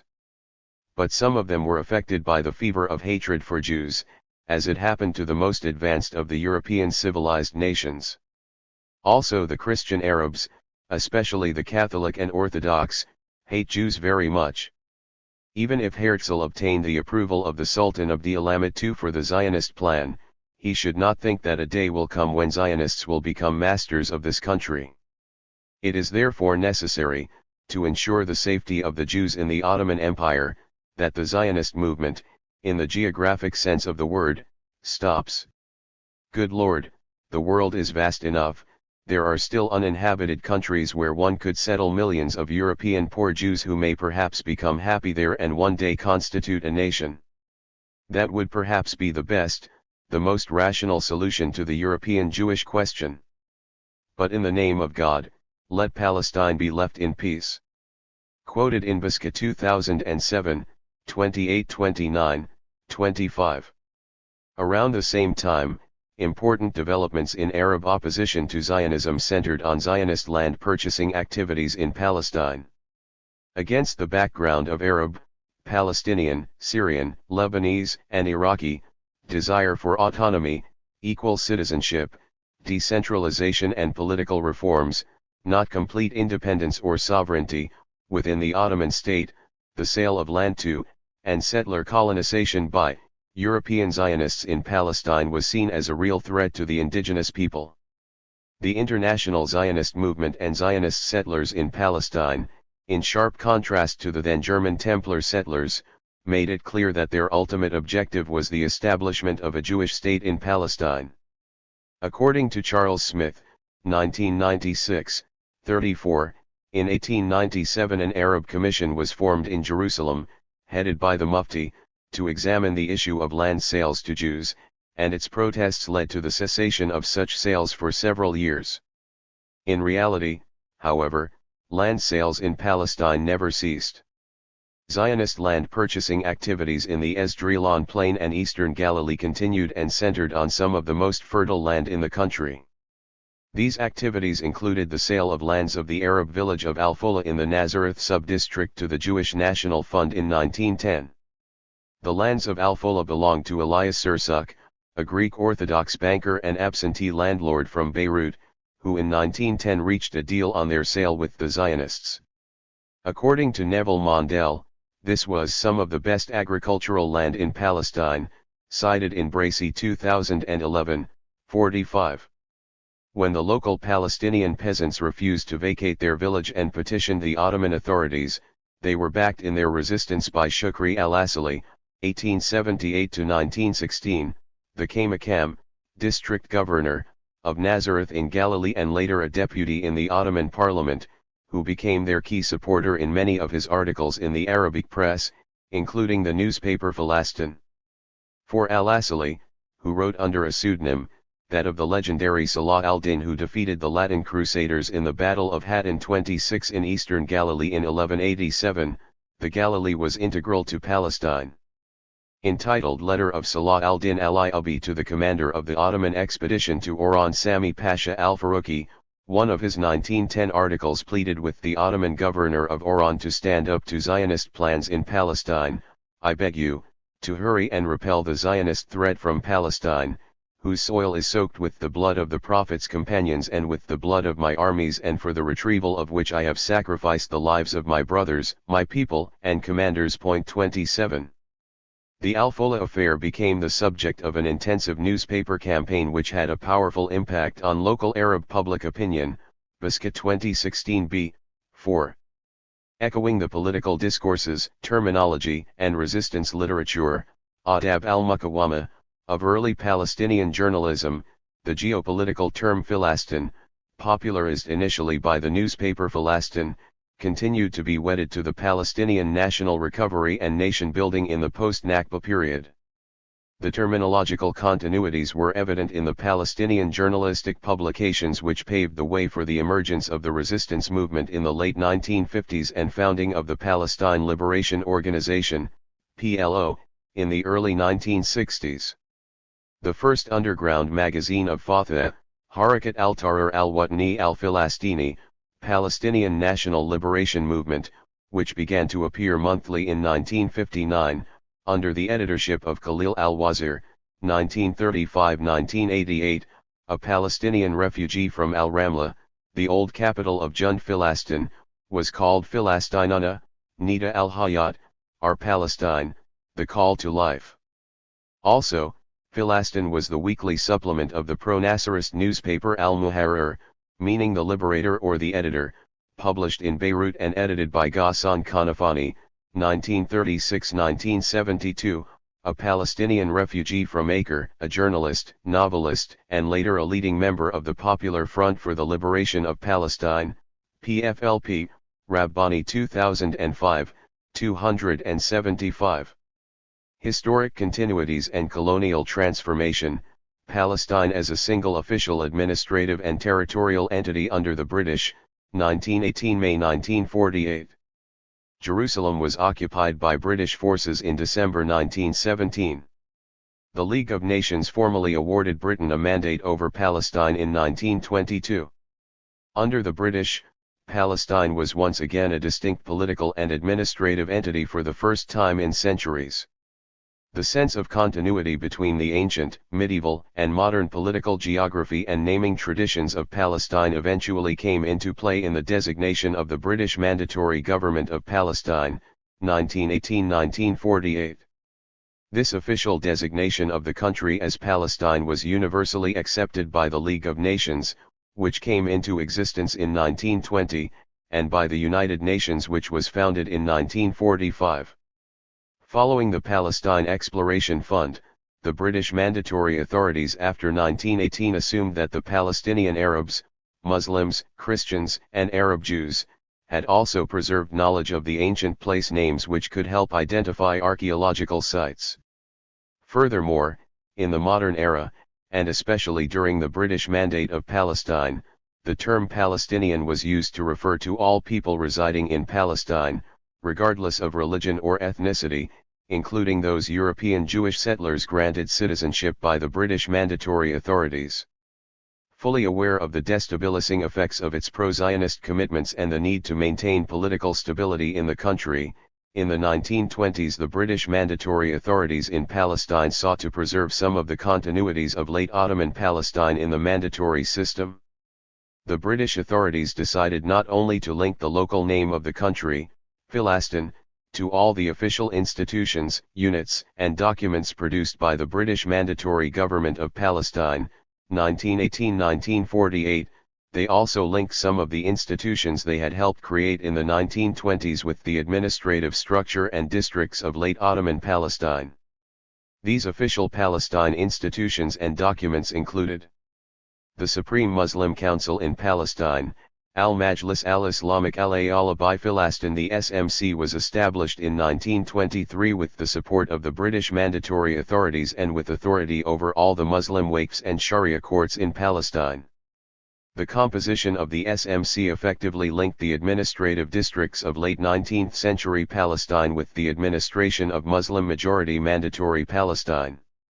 The SMC consisted of 5 members, a president and 4 members, 2 of whom were to represent the autonomous administrative mutasarrifate of Jerusalem and the remaining 2 to represent the late Ottoman sanjaks of Acre and Nablus. Palestine Archaeological Museum. Continuities of late Ottoman Palestine and Mandatory Palestine are also found in the creation and collections of the Palestine Archaeological Museum. In 1918, almost immediately after the occupation of Jerusalem, the British military governor Sir Ronald Storrs took the decision to establish the Palestine Archaeological Museum in Jerusalem. The cornerstone of the Palestine Archaeological Museum was laid on June 19, 1930. The museum opened in 1938 as a national, not biblical, museum and was modeled on modern European museums. The Palestine Archaeological Museum, renamed by Israel after 1967 as the Rockefeller Museum, contains historical artifacts, jewels and mosaics from the Neolithic through the Byzantine periods, and through the medieval Islamic and modern periods. Together with ancient Neolithic artifacts, the museum has the remains of 8th century wooden beams from the Al-Aqsa Mosque, and an elaborately carved lintel from the Church of the Holy Sepulchre, from the time of the Latin Crusaders. The Neolithic, ancient, medieval, and modern heritage of Palestine is all encapsulated in this museum. The Palestine Archaeological Museum absorbed the collections of the Ottoman Imperial Museum of Antiquities in Jerusalem, the first archaeological museum to be set up in late Ottoman Palestine, which was founded in 1890 and existed until 1930. The latter's collections continued first with the British Palestine Museum of Antiquities, 1921-1930, and then with the Palestine Archaeological Museum. That a 1910 handwritten Ottoman catalogue of the Imperial Museum of Antiquities in Jerusalem has survived in the library of the Rockefeller Museum, where it is called the pre-war catalogue of the Palestine Archaeological Museum, St. Laurent with Tascamurl 2013, 2223. Palestine Passport, Palestine Currency and Palestine Stamps. The British Mandatory Government of Palestine, with its administrative capital in Jerusalem, produced Palestine passports, Palestine currency, and Palestine stamps. The stamps were in 3 languages, with the imprint Palestine, showcasing images of ancient and medieval Palestinian holy sites such as the Dome of the Rock in Jerusalem and the Nativity Church in Bethlehem. Interestingly, in 1970 the Palestinian National Liberation Movement, headed by Yasser Arafat, issued a commemorative stamp on the 5th anniversary of its foundation, which also reproduced the British mandatory stamps with their imprints in Arabic, English, and Hebrew. The Palestine Pound and the Palestine Currency Board, the British Mandatory Government of Palestine, also issued the Palestine Pound, Arabic, Junya Filastini, Hebrew. Equal in value to the pound sterling, it was the currency of the British Mandate in Palestine from 1927 to May 14, 1948. The currency of the State of Israel between May 15, 1948 and August 1948, and between 1948 and 1952 the Palestine Pound continued to be legal tender in Israel. The Palestine Pound was also the currency of Transjordan until 1949 and remained in usage in the West Bank until 1950. In the Gaza Strip the Palestine Pound circulated until April 1951, when it was replaced by the Egyptian Pound. The Palestine Police Force, set up as a colonial police service established in Palestine 1920 and operated until 1948. The Palestine Railways, a government-owned railway company that ran all public railways in Palestine from 1920 until 1948. The Palestinian Citizenship Order in Council, a law of mandatory Palestine governing citizenship in the country. It came into effect on August 1, 1925. The Arab Palestine Sport Federation, Al-Ittihad al-Riyadi al-Arabi al-Filastini, a government body operating between 1931 and 1937 and between 1944 and 1948. It organized a variety of sports activities, including football, boxing, and weightlifting, Khalidi, I 2006, 2014. The Palestine Broadcasting Service, it began radio transmissions from the new transmitter in Ramallah, with offices in Jerusalem. Staff were recruited for 5 hours of daily broadcasts in 3 languages, English, Arabic, and Hebrew, and training was given by the BBC. In 1942, the transmissions were split into 2 stations, for English/Arabic, Radio Al-Quds, and English/Hebrew, Kol Yerushalayim. The Palestine Citrus Marketing Board, set up by the Mandatory Government of Palestine to regulate all citrus exports from Palestine. In October 1956, a group of former Palestinian citrus farmers, who had become refugees in the West Bank in 1948, sued Barclays Bank in a Jordanian court in Jerusalem for £1 million. The amount represented the total value of the citrus crop exported collectively by this group in 1947. Palestine Airways, founded by Pinhas Ruttenberg in Mandatory Palestine in the mid-1930s, operated under the aegis of British Imperial Airways from 1937 until 1940, until it was taken over by the British Royal Air Force as part of the British war effort. Self-determination and the proliferation of Palestinian nationalist organizations, the Palestinian national movement during the mandatory period. As we have already seen above, Palestinian national consciousness did not emerge out of the blue in the early 20th century. It emerged gradually across decades and through momentous developments which affected Palestine and the wider region in the second half of the 19th century.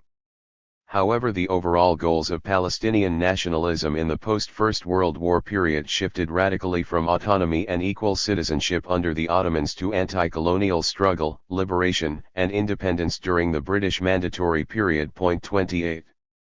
Crucially, active resistance to the existential threat posed by Zionist immigration to and settler colonialism of Palestine during the Mandatory period became central to the Palestinian nationalist struggle. The context of post-First World War Palestine had changed radically.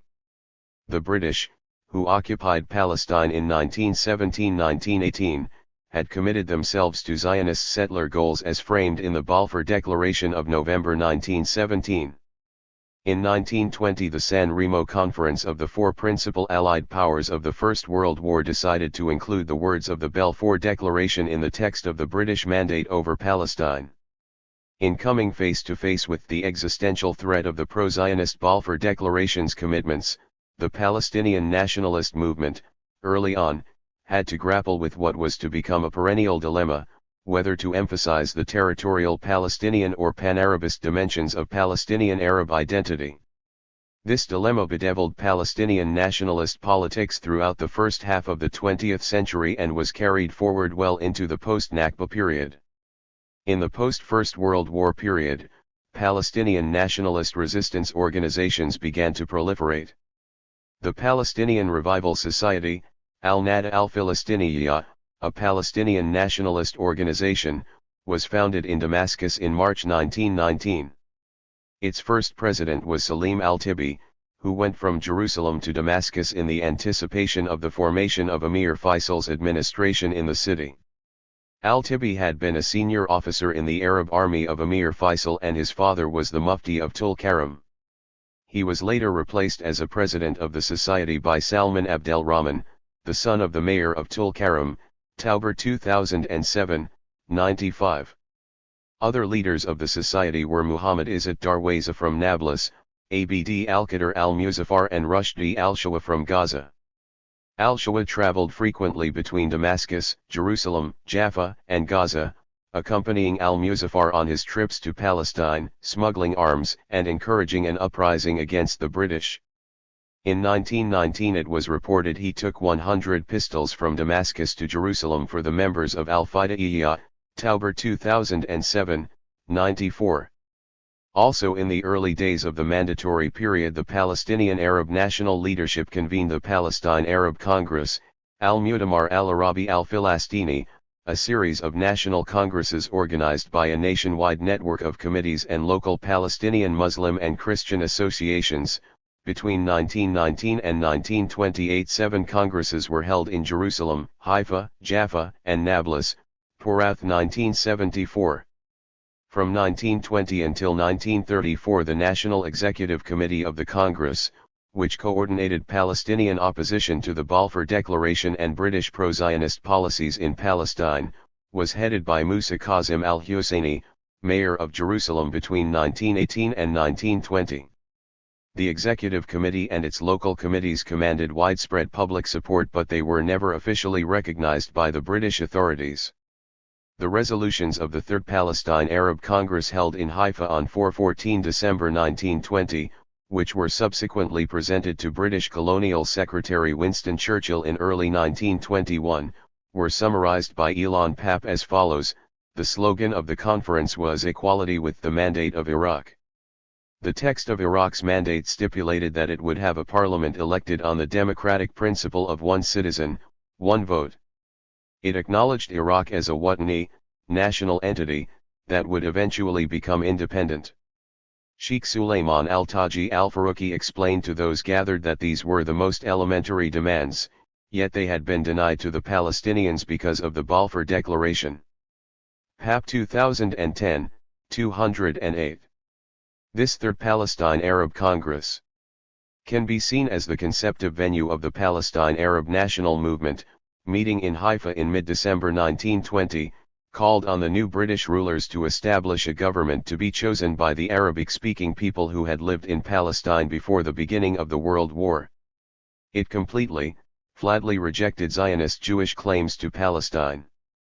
Morris 2009, 88.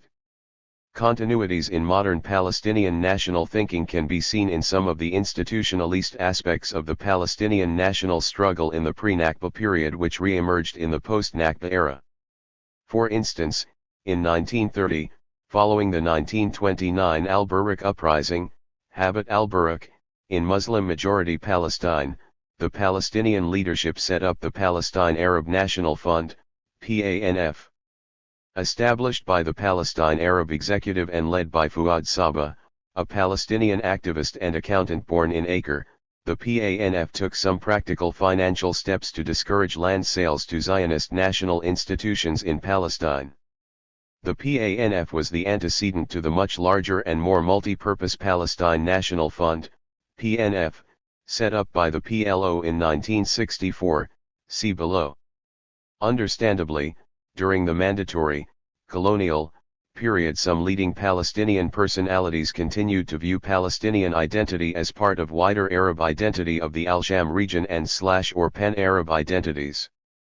But pan-Arab or Al-Sham identities as a whole cannot be understood in isolation from their constituent and particular, Palestinian, Lebanese, Syrian and Jordanian, identities.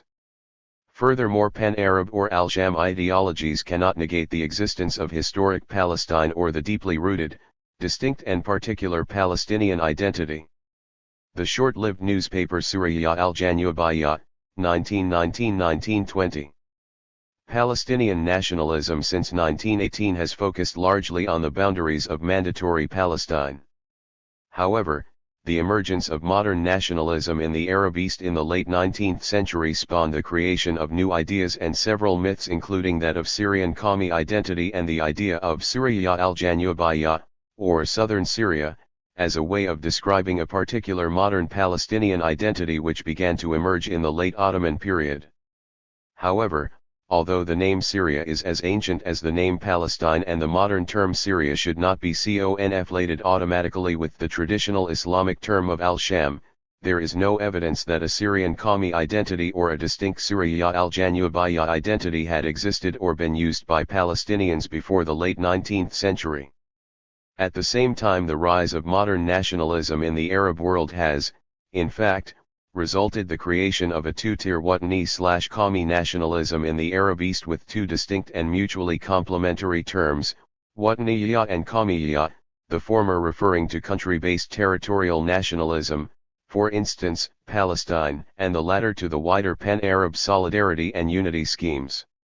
This wider context had direct implications for Palestine, and in the post-Ottoman period Palestinian nationalists sought to promote a dyadic form of secular nationalism which combined a Palestine-based Wataniyya, local patriotic nationalism, with Qawmiyya Arabiyya, a form of pan-Arab solidarity. Some Palestinian intellectuals also experimented for a short period after the First World War with Syrian Qawmi nationalism, but this political ideology is today largely extinct. The short-lived Palestinian newspaper Suriyya al-Janubiyya was a case in point. Further, the invention of new terms, such as Suriyya al-Janubiyya, often reflect multiple factors, and the creation of the name of the newspaper Suriyya al-Janubiyya's, Southern Syria, is a classic case in point. The term Suriyya al-Janubiyya reflected the convergence of four political and cultural currents: a. The Arab cultural and linguistic dimensions of modern Palestinian identity which were always strong, b. The invention and propagation of a late 19th century Syrian nationalist ideology, c. The anti-colonial nature of the modern Palestinian national struggle, a struggle shared with neighboring Arab peoples, and d. The particular circumstances surrounding the hurried formation of the pan-Arab nationalist regime in Damascus in 1919-1920 headed by Emir Faisal. Both the term Suriyya al-Janubiyya and Faisal's administration in Damascus were short-lived. Syrian nationalism, like Palestinian nationalism and Arab nationalism, is a modern ideology, and Syria as a national, territorially based idea was invented in the late 19th century by Arab writers such as Boutros al-Bustani, 1819-1883, a Lebanese Maronite convert to Protestantism and a key figure in the Arab cultural awakening of his age, who is considered the intellectual founder of Syrian Qawmi nationhood, Shi'i 2011. The label Suriyya al-Janubiyya was a short-lived politically driven construct manufactured in the early 20th century as a byproduct of the emergence of the Syrian nationalist, Qawmi, ideology of the period. Al-Bustani and some Arab figures in the Arab Renaissance of the late 19th century propagated the idea of Greater Syria, partly in response to the bloody 1860 Druze Maronite civil war of Mount Lebanon, which spread to Damascus and other Syrian and Lebanese cities with devastating consequences. The Palestinian Arab newspaper Suriyya al-Janubiyya, founded in Jerusalem in September 1919, does not testify to the weakness of the idea of Palestine after the First World War, but rather points to the strength and close relations that had existed under Islam for centuries between Palestine and Al-Sham. More specifically, this episode should be seen within the context of the political activities of the short-lived regime of Emir Faisal in Damascus in 1919-1920. The newspaper only operated for a few months until its final closure by the British in April 1920, shortly before Faisal's regime was removed by the French military. The newspaper was an organ of the Al-Nadi Al-Arabi, the Arab Club, founded in Damascus in 1919, and supported Palestinian-Syrian unity under Emir Faisal's leadership in Damascus. It was published by a Palestinian lawyer, Muhammad Hassan al-Budayri, and edited by Arif al-Arif with contributions from, inter alia, Haj Amin al-Husseini.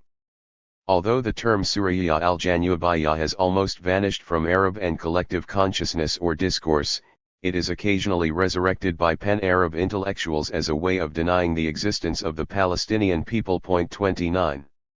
The term Suriyya al-Janubiyya itself was propagated during and in the aftermath of this brief episode, but it was largely the outcome of the circumstances surrounding the formation of the short-lived pan-Arab administration of Faisal in Damascus and the concurrent debate about joint Palestinian-Syrian statehood. However, this episode also spawned a certain amount of literature on southern Syria and a great deal of confusion among historians, especially those who failed to understand the context and contingencies surrounding this new term.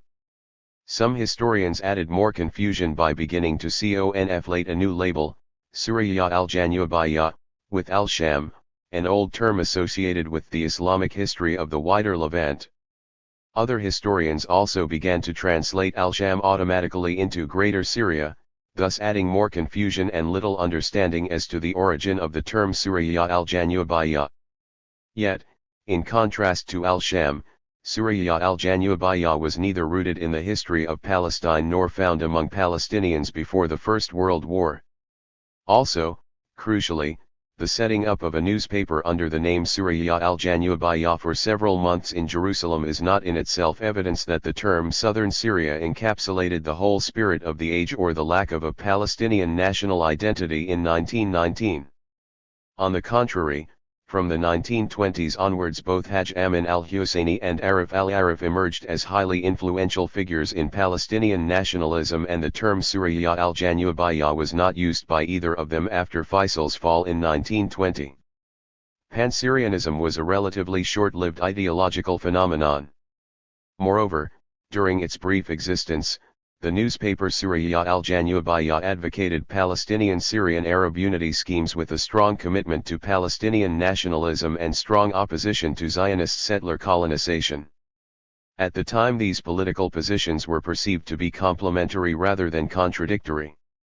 However, with the overthrow of Faisal's administration in Damascus by the French in 1920, the idea of Suriyya al-Janubiyya declined sharply, and in the 1930s Palestinian political parties often combined strong commitments to Palestinian nationalism with pan-Arab, rather than pan-Syrian, unity schemes. One influential current of Palestinian nationalism continued to advocate Palestinian Wataniyya, Palestine-based patriotic nationalism, closely allied with ideologies of pan-Arab Qawmiyya persisted throughout the British Mandatory period. This current strongly argued against the British pro-Zionist policy of detaching Palestine from its Arab history and environment.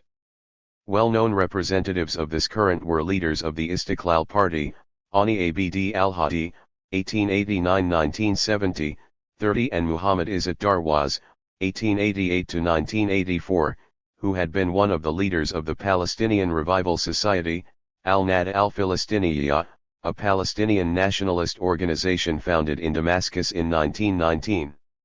Abd al-Hadi belonged to a landowning family in the Jenin, Nablus, area, and Darwaza came from a middle-class family of merchants from Nablus that had long been involved in textiles and had extensive trade relationships with the Arab merchants of Damascus and Beirut, Dumani 1995, 5961. Both Abd al-Hadi and Darwaza had been educated in the Ottoman period and had been personally involved in radical pan-Arab political activities during the pre-mandatory period. Abd al-Hadi had been educated in Beirut, Istanbul, and at the Sorbonne University in Paris, and Darwaza, a self-taught intellectual, Masalha 1991, 178, had served in the local Ottoman administration as a clerk in the Department of Telegraphic and Postal Services in Nablus and later as Director of Postal Services in Beirut. In the early 1930s, the Istiqlal Party became the only mass-based pan-Arabist party, which began to mobilize Palestinian Arabs around an anti-Zionist and anti-imperialist program, Tamari 2008, 6-7. Furthermore, both Abd al-Hadi and Darwaza continued to believe in Palestine's identity as a component of the greater Syrian Bilad al-Sham homeland, Tamari 2008, 7. The Istiqlal Party sought independence for Palestine within Arab unity schemes, pan-Arab schemes which at the time were conceived as a way of empowering the Palestinian national struggle and resisting Zionist settler colonization. In fact, the leaders of the Istiqlal Party saw no contradiction between the advocacy of pan-Arabism and their active involvement in the Palestinian national liberation movement. On the contrary, for them the two objectives were complementary. Also, opposition to Zionist national claims to Palestine and opposition to the mandatory, colonial, system in the Middle East, which was the main obstacle to Arab self-determination, were perceived as intertwined. If the British mandate fell, then the Zionist project would also collapse. Kramer 2011, 256. Abd al-Hadi understood the close linkage at the time between local Palestinian identity, Arabism, and opposition to settler colonialism in Palestine. In his passionate quest to refute the Zionist claims to Palestine, Abd al-Hadi testified before the British Peel Commission in January 1937, while rejecting British policies which sought to detach Palestine from the rest of al-Sham in line with the commitments of the Balfour Declaration of 1917, which stated, His Majesty's government view with favour the establishment in Palestine of a national home for the Jewish people. Abd al-Hadi was, at the same time, a Palestinian Arab nationalist and a key figure in, and one of the chief spokesmen of, the Palestinian Arab nationalist movement during the mandatory period. He served as Secretary of the Executive Committee of the Palestine Arab Congress in 1928. He was also appointed General Secretary of the Arab Higher Committee, which was formed in April 1936 to coordinate the general strike among Palestinians. The Istiqlal Party took part in the Palestinian uprising in 1936-1939 and called for an Indian Congress Party-style boycott of the British, Khalidi, R. 2001, 25. The Istiqlal Party was subsequently banned by the British. As a shrewd countermove to the pan-Arabist orientation of the Istiqlal Party, Haj Amin al-Husseini, the Mufti of Jerusalem and head of the Supreme Muslim Council, and his supporters formed the Palestinian Arab Party, Al-Hizb al-Arabi al-Filastini, which included key Palestinian Muslim and Christian leaders, Kramer 2011, 258.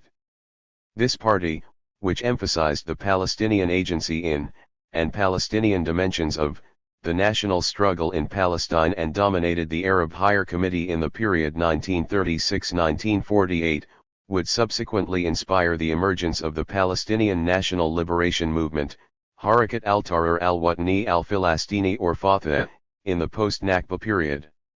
The Palestinian Arab Collective Agency and Palestinian Arab national dimensions of the struggle in Palestine were also emphasized by another party created in the 1930s, the Palestine Arab Reform Party, Hizb al-Islah al-Arabi al-Filastin, established by members of the Khalidi family of Jerusalem in June 1935, Kramer 2011, 258.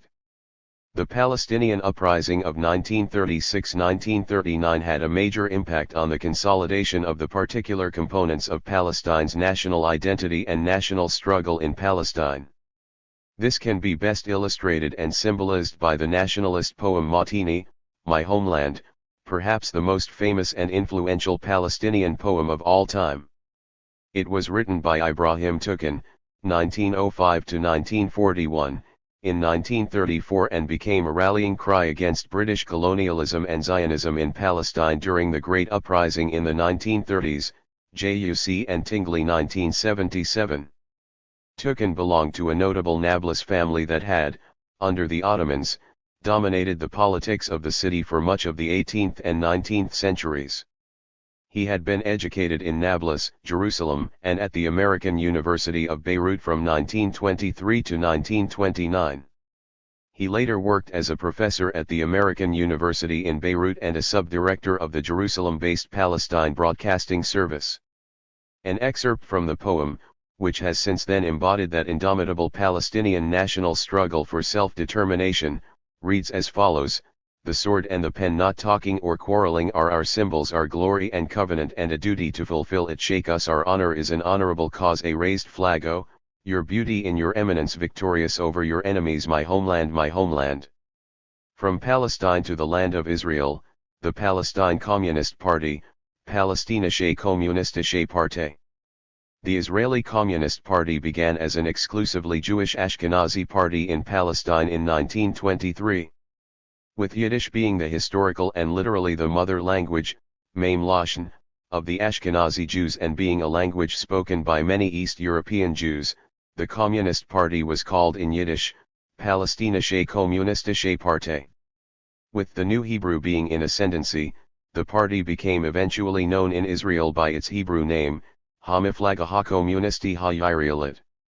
In Mandatory Palestine, however, its Arabic name was the Palestine Communist Party, Al-Hizb al-Shiyu'i al-Filastini. In 1923, the PCP was born as a coalition of left-wing Zionist settlers and non-Zionist communists among the East European Jewish immigrants to Palestine. At its foundation and in its early years, the party was predominantly Jewish, and it remained small but overwhelmingly composed of East European Jews during much of Mandatory Palestine, Yunus 2000, 117.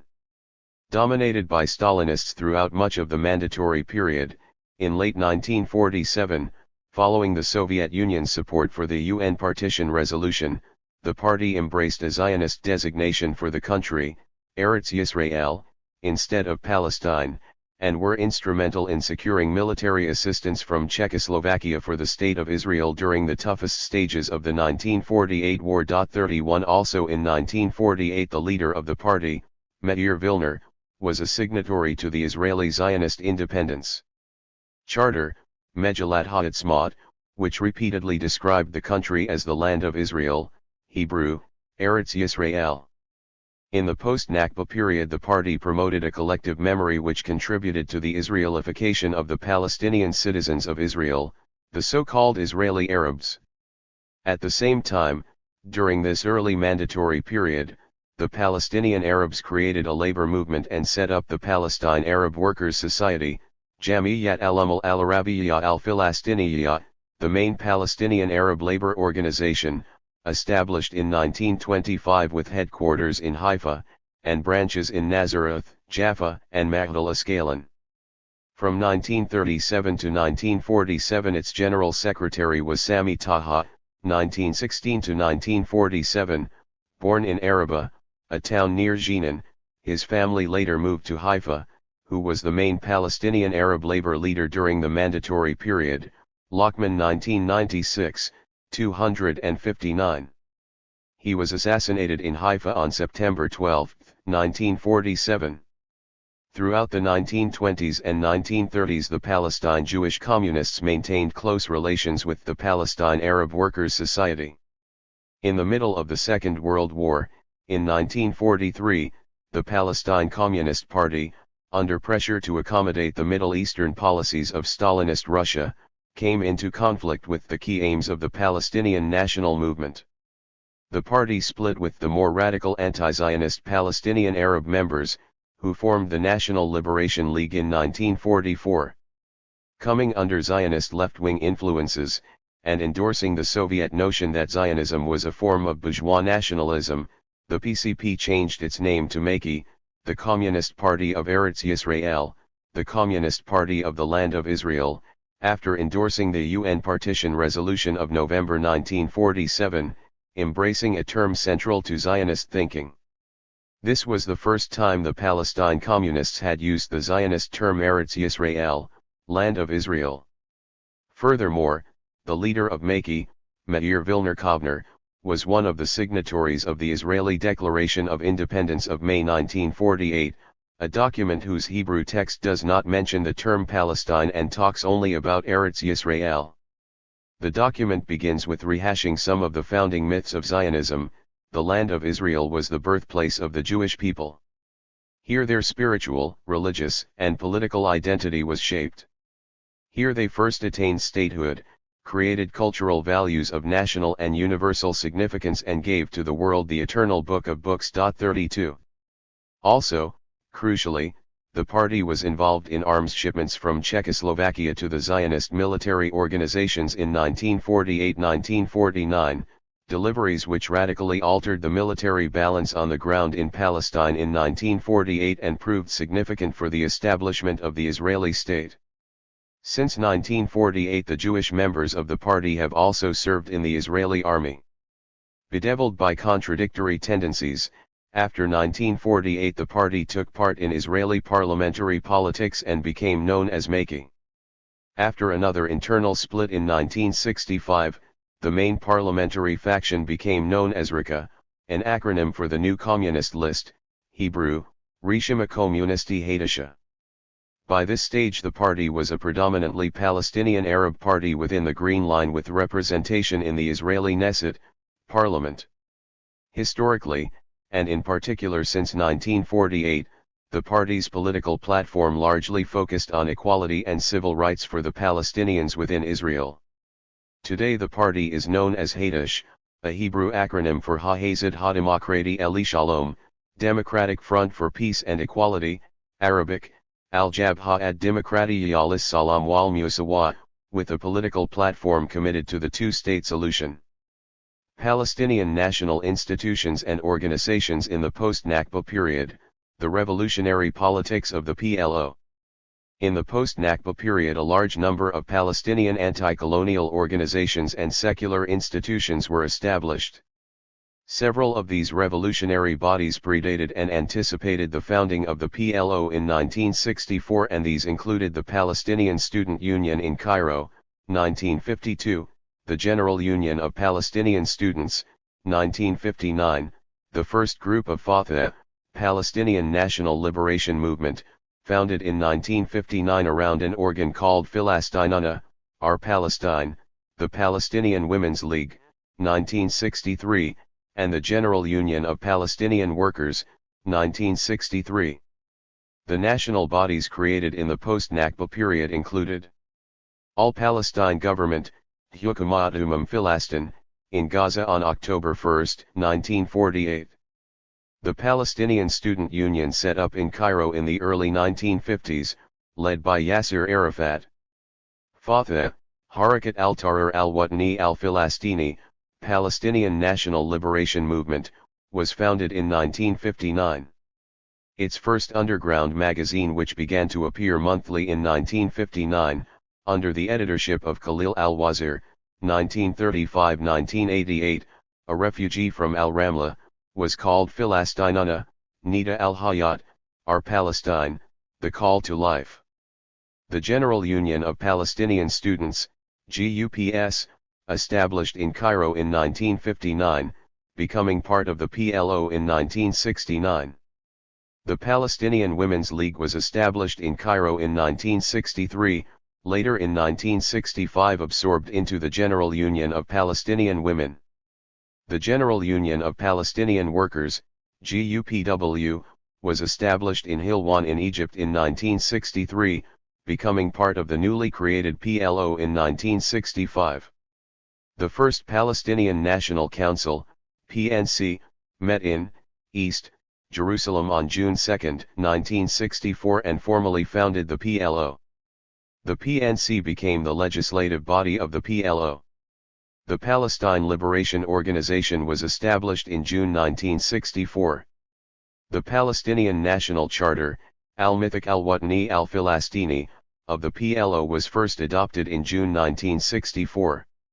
The Palestinian National Fund was set up 1964 and conformed to Article 24 of the PLO to finance the activities of the PLO. The PNF is responsible for managing financial aid coming from a variety of sources, funds from Arab states, contributions from wealthy Palestinians and a liberation tax levied on Palestinians working in Arab countries. The Palestine Liberation Movement, Fatah, was established in 1965 and took over the PLO in 1968. The official organ of the PLO, Filastin al-Thawra, Palestine of the Revolution, was set up in Beirut in 1972. The General Union of Palestinian Women was established in 1965 as part of the PLO and with the goal of organizing Palestinian women and promoting an active role for them in Palestinian social, economic and political spheres. The Popular Front for the Liberation of Palestine, Al-Jabha al-Shabaiyya li-Tahrir Filastin, is a secular Palestinian socialist organization founded in 1967 by Dr. George Habash, 1926–2008, a Palestinian refugee from Lydda, Mandatory Palestine. It has been the second largest of the groups forming the PLO. The Union of Palestinian Women Committees was set up in 1980 to empower Palestinian women and to contribute to the Palestinian national struggle against the Israeli military occupation. Since 2001 the union has been licensed by the Palestinian Interior Ministry. The Palestinian National Authority was established following the Oslo Accords in 1993.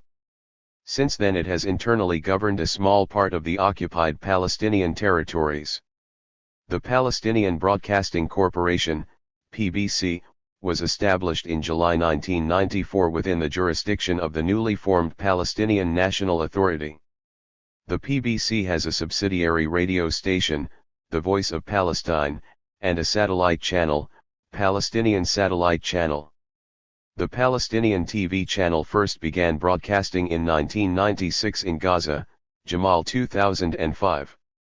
The Palestinian Department of Antiquities and Cultural Heritage was created by the Palestinian National Authority in 1994. Its longtime head, Palestinian archaeologist Dr. Hamdan Taha, saw it as a revival of the Palestine Department of Antiquities which was established in 1920 under the British Mandate, Taha 2010. The revolutionary politics of the PLO experienced sharp decline after the departure of the PLO from Lebanon in 1982. Since then the PLO and its national institutions have become largely marginalist after the signing of the Oslo Accords in 1993, and especially since the creation of the Palestinian National Authority in 1994. However, the historic legacy, revolutionary politics, and symbolic value of the PLO as a Palestinian national liberation movement, based on popular representation and enjoying significant support among anti-colonial movements in the Third World, go far beyond its current weak and dysfunctional organizational structures and virtual political paralysis. Studia Palestina, Palestine Studies and the Proliferation of Modern Research Societies and Institutions. In modern times Palestine studies as a scholarly discipline has grown phenomenally across several continents and has continued to expand in recent decades, although some of the recently founded centers focus largely on modern Palestine and the Arab-Israeli conflict. Furthermore, when referring to the ancient history of this region, modern European scholarship, and early Zionist scholarly societies such as the Jewish Palestine Exploration Society, founded in 1914, universally and unanimously talk about Palestine, even when referring to Jewish history.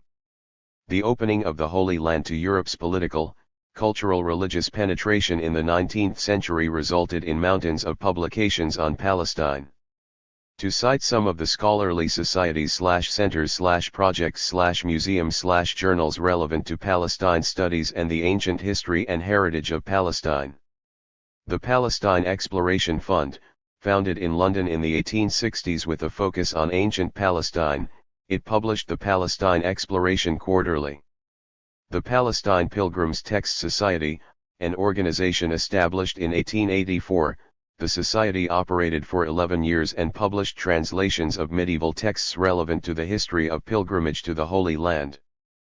Particular attention was given to accounts containing geographical or topographical information in a variety of languages, including Greek, Latin, Arabic, Hebrew, Old French, Russian and German.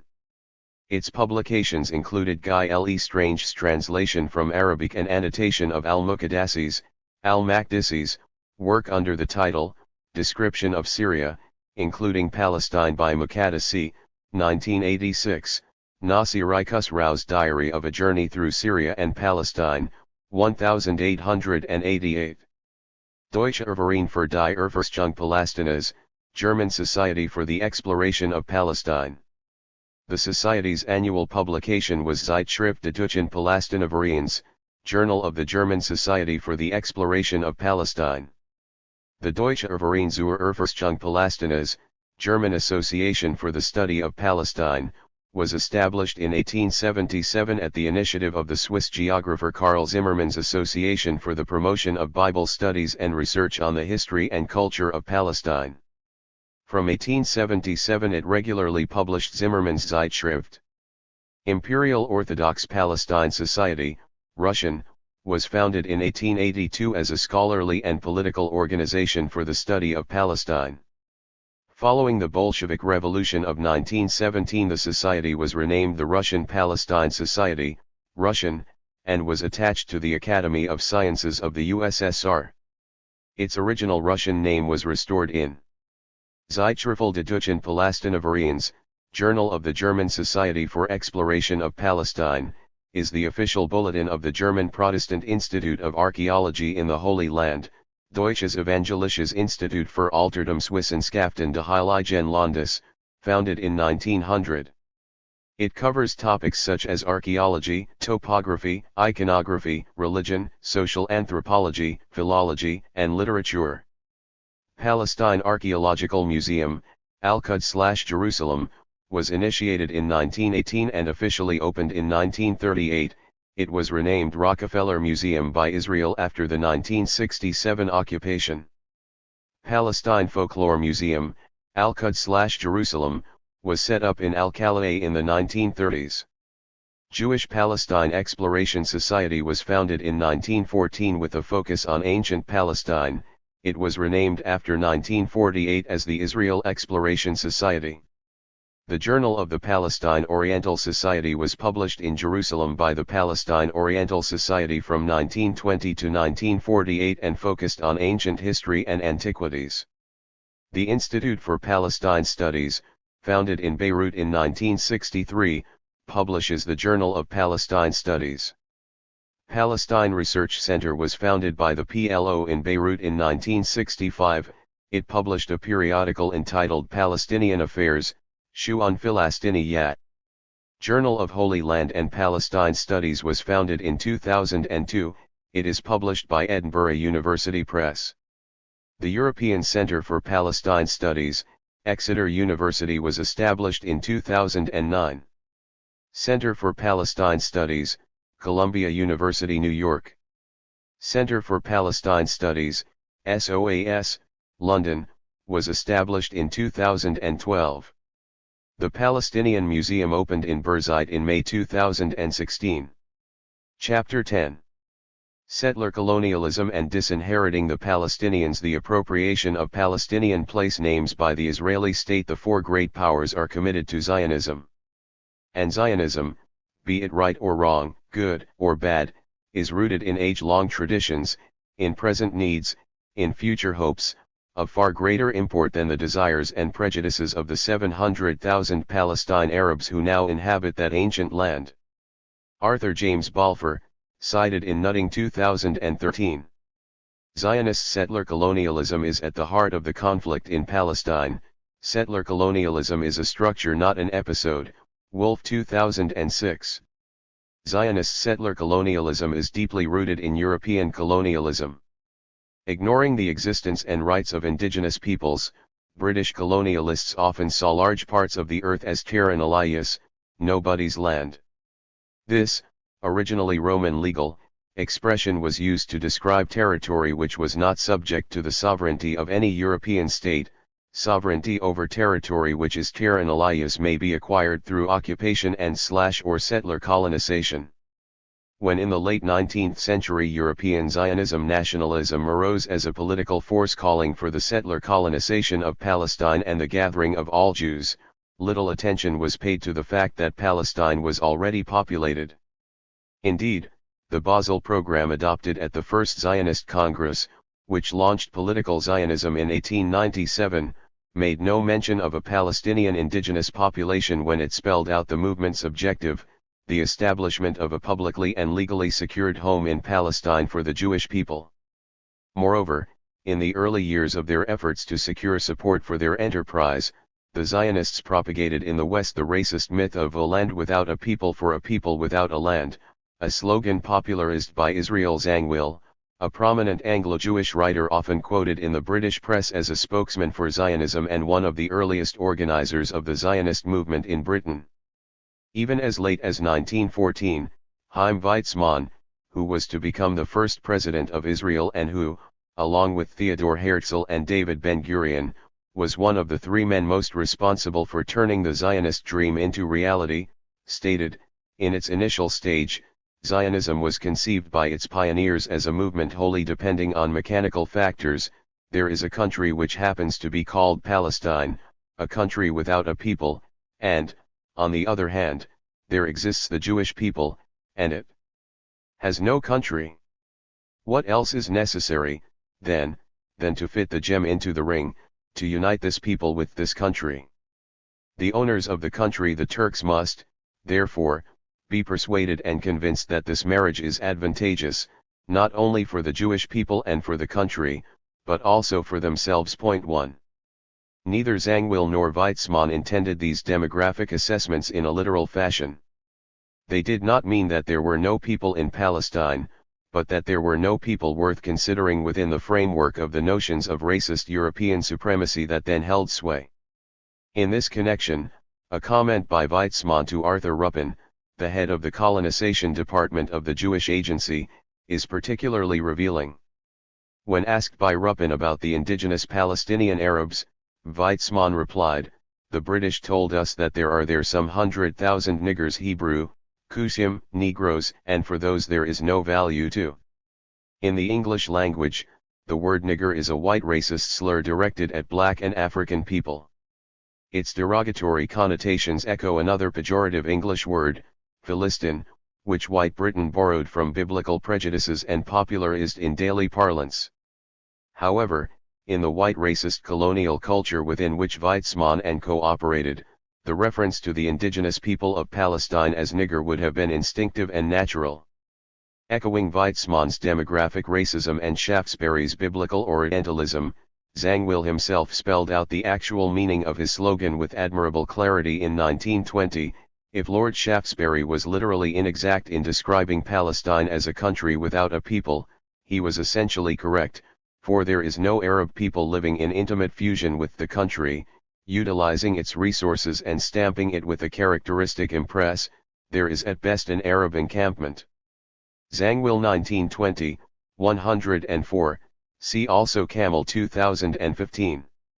The interplay between British domestic and imperial considerations, Jewish Zionist lobbyists, especially Chaim Weizmann, 1874-1952, and Christian Zionist prophetic politics would lead to the Balfour Declaration of 1917, which promised a Jewish homeland in Palestine. Anderson, I. 2005, 1, 57-58. Then an imperial world power, Britain gave sanction for the first time to the Zionist campaign for possession of Palestine. This highly controversial document, dated November 2, was issued by Foreign Secretary Arthur James Balfour, later Lord Balfour, in the form of a letter to a prominent British Jewish supporter of the Zionist movement, Lionel Walter, Lord Rothschild, declaring British support for political Zionism. Her Majesty's government views with favour the establishment in Palestine of a national home for the Jewish people, and will use their best endeavours to facilitate the achievement of this object, it being clearly understood that nothing shall be done to prejudice the civil and religious rights of the existing non-Jewish communities in Palestine, or the rights and political status enjoyed by Jews in any other country. Quoted in said 1980, 3.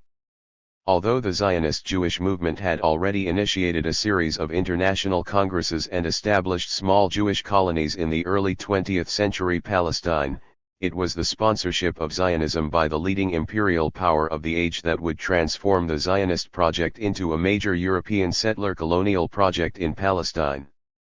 Balfour's legacy became inseparable from the pro-Zionist declaration he issued in 1917. The reasons for the declaration were complex. Balfour's brand of Christian Zionism was driven by a great deal of Judeophobia, hype perceptions of Zionist Jewish power and of fears of mass immigration of Jews from Eastern Europe to Britain. As Prime Minister, Balfour had passed the 1905 Aliens Act, the main object of which was to restrict the entry into Britain of Jews from Eastern Europe. Brian Klug put it rather sceptically, keeping Jews out of Britain and packing them off to Palestine were just two sides of the same anti-Semitic coin. Point 3 Here Zionist historians often chose to ignore the distinction between drivers/motives and justification and seize upon Balfour's own post-war Christian Zionist rhetoric to justify his declaration. Yet Balfour's strategic and nationalist domestic motives and concerns, especially his well-documented efforts and policies to stop the influx of Eastern European Jewry into the UK, must be taken into consideration in any attempt to assess the motives behind the declaration as well as the long-term catastrophic consequences for Palestine of that Balfour commitment. The religio-political roots of this British pro-Zionist commitment go all the way back to the Protestant Christian Zionist lobby which was established in London in the 1830s by Lord Shaftesbury, Anthony Ashley Cooper, 1801-1885. Shaftesbury came from the British aristocratic ruling elite and was for decades at the heart of the Victorian establishment. He also became well known for advocating socially reformist policies at the height of the Victorian era. Shaftesbury was a Tory member of the Commons, and later a member of the Lords, the upper house of Parliament in the United Kingdom.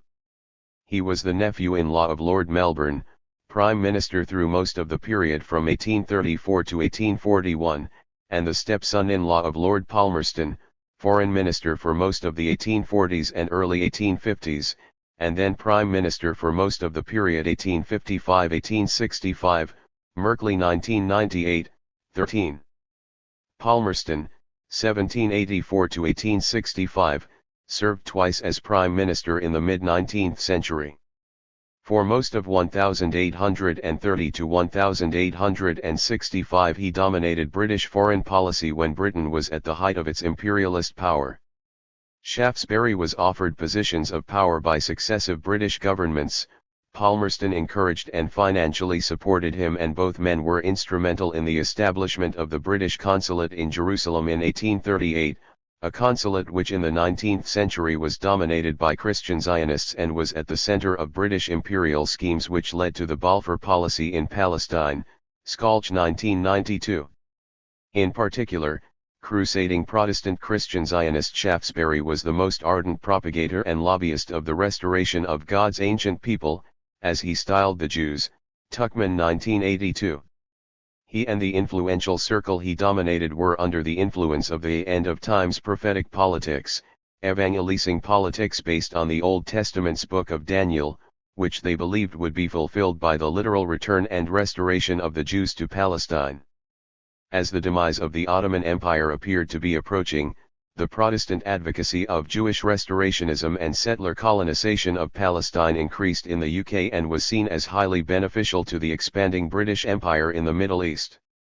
In the mid to late 19th century, Shaftesbury led the British Christian Zionist lobby, which included establishment figures such as Lord Lindsay, Crawford 1847, 71, Lord Manchester, George Eliot, Holman Hunt and Hall Caine.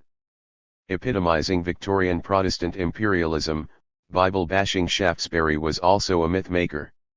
He pushed zealously the myth of ubiquitous and perennial Jewish diaspora longing to return, and on November 4, 1840 he placed an advertisement in the Times, London Restoration of the Jews. A memorandum has been addressed to the Protestant monarchs of Europe on the subject of the restoration of the Jewish people to the land of Palestine. The document in question, dictated by a peculiar conjunction of affairs in the East, and other striking signs of the times, reverts to the original covenant which secures that land to the Jewish descendant of Abraham. Quoted in Wagner 1995, 91. Shaftesbury was directly responsible for the propagandistic slogan "A country without a nation for a nation without a country," for later to become a key Zionist Jewish myth, "A land without a people for a people without a land," Masalha 1997, Hyamson 1950, 10, 12, Camel 2015. Assessing the significance of his lobbying efforts on the fortunes of the Protestant Zionist movement in Britain, Donald Wagner writes, "One cannot overstate the influence of Lord Shaftesbury on the British political elites, church leaders, and the average Christian layperson. His efforts and religious political thought may have set the tone for England's colonial approach to the Near East and in particular the Holy Land during the next 100 years. He singularly translated the theological positions of Brightman, Henry Finch, and John Nelson Darby, the father of modern premillennial dispensationalism 5c below 5, into a political strategy. His high political connections, matched by his uncanny instincts, combined to advance the Christian Zionist vision." Wagner 1995, 92. In 1880 F. Lawrence Oliphant, 1829-1888, MP, novelist and evangelical Christian, a follower of Shaftesbury, published a book entitled The Land of Gilead, named after the biblical land of Gilead, 6, in which he presented a plan of Jewish restoration and a detailed project for Jewish settlement east of the River Jordan. He urged the British Parliament to assist Jewish immigration from Russia and Eastern Europe to Palestine. Not surprisingly, he also advocated that indigenous Palestinian Arabs be removed to reservations like those of the indigenous inhabitants of North America. 7, Sharif 1983, 68, or hinting at the Bantustan ideology later developed by South Africa, Sharif 1983, 68, Wagner 1995, 93. A combination of Protestant religious and imperialist considerations drove some Britons to produce Christian Zionist novels, to set up exploration societies and to advocate the restoration of the Jews to Palestine in public and in private. 8 Furthermore, a succession of archaeological discoveries in the Near East, military adventurism, and the growing number of travelogues fired the imagination of Protestant missionaries, European officials and Arabist scholars and led to the direct involvement. European Powers in the Holy Land, Shepherd 1987, Osmond 1989. This European obsession with the archaeological past was marked by a decided contempt for the indigenous people of Palestine and life in modern Palestinian villages and towns. At the height of the British Empire and the Victorian-era prophetic politics of biblical restorationism went hand in hand with increasing British colonial involvement in the Orient.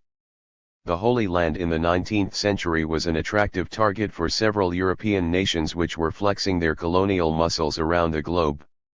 The region was ready for Western penetration, particularly while the Ottoman Empire was showing signs of political and economic disintegration.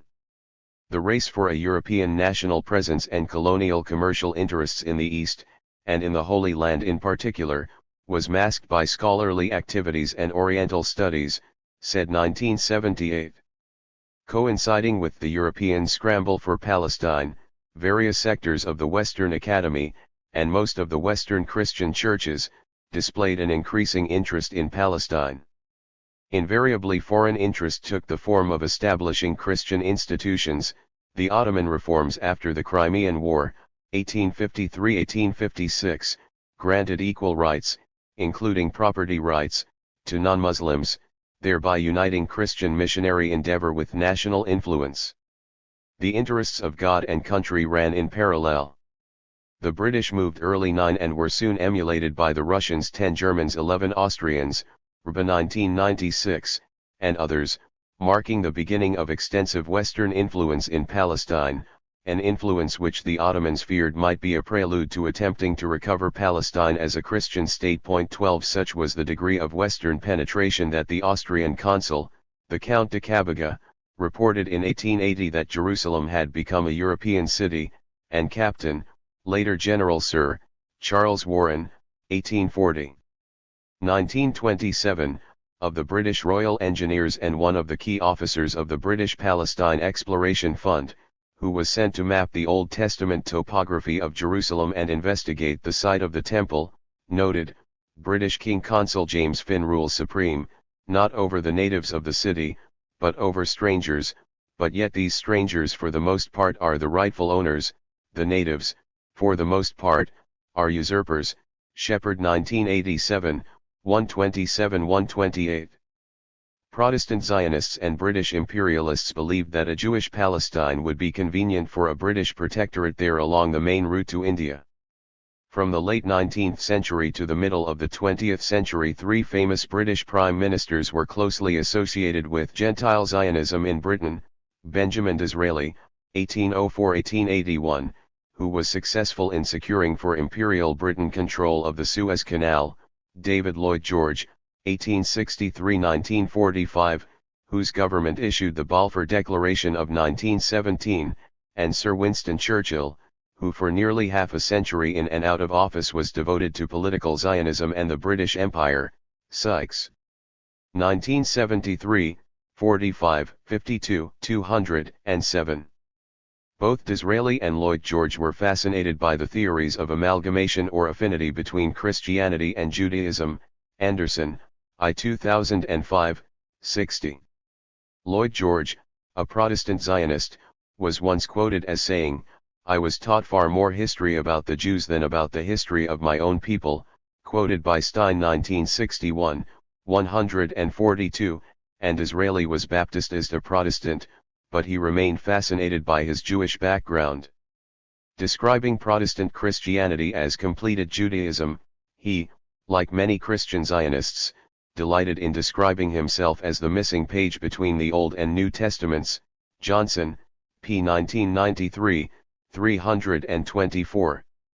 Disraeli's civilizing Christian imperialism combined patronizing attitudes towards the Jews with imperialist foreign policies towards the Middle East, policies which he justified by invoking paternalistic and racist theories which saw imperialism as a manifestation of what Britain's imperial poet, Rudyard Kipling, would refer to as the white man's burden. 13.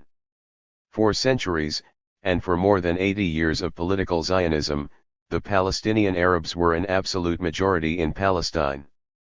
Balfour was fully aware of this fact when, on August 11, 1919, he frankly expressed his typically colonialist views and wrote, "Zionism, be it right or wrong, good or bad, is rooted in age-long traditions, in present needs, in future hopes, of far profounder import than the desires and prejudices of the 700,000 Arabs who now inhabit that ancient land. The idea of planting a European minority of outsiders upon an indigenous majority population, without consulting it, was not calculated to horrify men who had worked with Cecil Rhodes or promoted European settlement in Kenya." Quoted in Tolman 1965, 248, 250. In 1925 Balfour visited Palestine and was a key guest of honor at the opening of the Hebrew University of Jerusalem. He was greeted enthusiastically by the leadership of the small European Zionist Yeshuv, settlement, in Palestine, while the majority of indigenous inhabitants of Palestine welcomed him with black flags. The key to understanding the contribution of Britain to the Palestinian Nakba, catastrophe, of the mid-20th century lies in the intensity with which some British Christian restorationists embraced the project of a Jewish homeland in Palestine, the way in which the Bible and divine rights and divine promises were seen by the likes of British Prime Minister Lloyd George and his Foreign Secretary Arthur James Balfour, who issued the Balfour Declaration, and generally the extraordinary appeal political Zionism had in the West. Although the Balfour Declaration was partly motivated by First World War calculations, it was not issued in an ideological vacuum. Its content reflected the Christian Zionist prophetic politics which became deeply rooted in 19th-century imperialist Protestant Britain. Verret 1970.14. This all meant that, from the beginning, the reality of Palestine and the Palestinians lay outside Western and Zionist representations of the Jewish homeland in Palestine. Furthermore, as Edward Said argued, the site of the Zionist struggle was only partially in Palestine. The crucial site of the Zionist struggle remained until 1948 in the capital cities in the West, while the reality of Palestine and the native resistance to the Zionists was either played down or ignored in the West. Said 1980, 22-23. By removing the struggle from the Middle East, the Palestinians and Arabs were prevented from representing themselves, and were deemed incapable of doing so. They cannot represent themselves, they must be represented, quoted in said 1980.15. In making the Zionist movement attractive to Western audiences, its leaders not only denied the existence of the Arabic-speaking people of Palestine, they represented the Arabs to the West as something that could be understood and managed in specific ways. Between Zionism and the West there was and still is a community of language and of ideology. Arabs were not part of this community. To a very great extent this community depends on a tradition in the West of enmity towards Islam in particular and the Orient in general, said 1979, 25-26. A major success of the Christian and Jewish Zionists has been their ability to occupy the space from which they were all to represent and explain the Arabs to the West. The Zionists took it upon themselves as a partially Eastern people who had emancipated themselves from the worst Eastern excesses, to explain the Oriental Arabs to the West, to assume responsibility for expressing what the Arabs were really like and about, never to let the Arabs appear equally with them as existing in Palestine. This method allowed Zionism always to seem both involved in and superior to the native realities of Middle Eastern existence. Said 1980.26. Despite such Christian and Jewish Zionist statements, however, the Zionist leaders from the outset were well aware that not only were there people on the land, but that people were there in large numbers. Zhang Will, who had visited Palestine in 1897 and come face to face with the demographic reality, acknowledged in 1905 in a speech to a Zionist group in Manchester that Palestine proper has already its inhabitants. The Pashalik of Jerusalem is already twice as thickly populated as the United States, having 52 souls to the square mile, and not 25% of them Jews. Zhang Will 1937, 210. Abundant references to the Palestinian population in early Zionist texts show clearly that from the beginning of Zionist settlement in Palestine, which Zionist historiography dates to the arrival of the members of the Russian Bilo Society in 1882, the Palestinian Arabs were far from being an unseen or hidden presence. Moreover, recent studies have shown that Zionist leaders were concerned with what they termed the Arab problem, Hebrew, Havaya ha'arvit, or the Arab question, Hebrew, Hashala ha'arvit. As seen in their writings, the attitudes prevailing among the majority of the Zionist groups and settlers concerning the indigenous Palestinian population ranged from indifference and disregard to patronizing superiority. A typical example can be found in the works of Moshe Smilansky, a Zionist writer and labor leader who immigrated to Palestine in 1890. Let us not be too familiar with the Arab fellahin lest our children adopt their ways and learn from their ugly deeds. Let all those who are loyal to the Torah avoid ugliness and that which resembles it and keep their distance from the fellahin and their base attributes. There were, certainly, those who took exception to such attitudes. Ahad Hayam, Asher Zvi Ginsburg, a liberal Russian Jewish thinker who visited Palestine in 1891, published a series of articles in the Hebrew periodical Hamlitz that were sharply critical of the ethnocentricity of political Zionism as well as the exploitation of Palestinian peasantry by Zionist settler colonists. Ahad Hayam, who sought to draw attention to the fact that Palestine was not an empty territory and that the presence of another people on the land posed problems, observed that the Zionist pioneers believed that the only language that the Arabs understand is that of force. They behave towards the Arabs with hostility and cruelty, trespass unjustly upon their boundaries, beat them shamefully without reason and even brag about it, and nobody stands to check this contemptible and dangerous tendency. Cited in Masalha 1992, 7. He cut to the heart of the matter when he ventured that the colonists' aggressive attitude towards the native peasants stemmed from their anger towards those who reminded them that there is still another people in the land of Israel that have been living there and does not intend to leave. Another early settler, Yitzhak Epstein, who arrived in Palestine from Russia in 1886, warned not only of the moral implications of Zionist colonization but also of the political dangers inherent in the enterprise.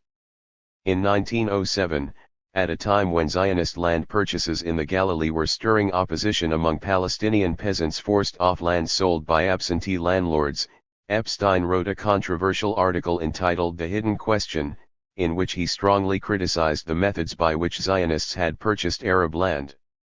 In his view, these methods entailing dispossession of Arab farmers were bound to cause political confrontation in the future. Reflected in the Zionist establishment's angry response to Epstein's article are two principal features of mainstream Zionist thought: the belief that Jewish acquisition of land took precedence over moral considerations, and the advocacy of a separatist and exclusionist yeshuv, colony, in Palestine. Following in the footsteps of European settler colonialists, before the First World War, some Zionist leaders, notably Theodor Herzl in his Zionist novel Alt Neuland, conceived the reality of Palestine, and the material benefits European Jewish colonization would bring to Palestine, to be similar to the supremacist ideology of the white man's burden. During the mandatory period, however, it became clear to the Zionist leadership that a systematic dislocation and transfer of the indigenous inhabitants of Palestine was the conditio sine qua non of the Zionist enterprise. Weimer 1983, 26, Masalha 1992. In his seminal work, Orientalism, 1978, Edward W. Said subjected Western Oriental studies to a devastating critique and exposed the underlying presumptions of the discipline. He also concluded that biblical studies were part of and an extension of the Western Orientalist discourse, which had been constructed without any Oriental/Arab/Muslim reader in view. For said, in this biblical Orientalist discourse the indigenous inhabitants of Palestine were presented as incapable of unified action and national consciousness. The biblical scholars, following in the footsteps of the Western Orientalists, concentrated on historical and archaeological questions. In The Question of Palestine, which came out 2 years after Orientalism, Said also tried to explain the erasure of Palestinians from history.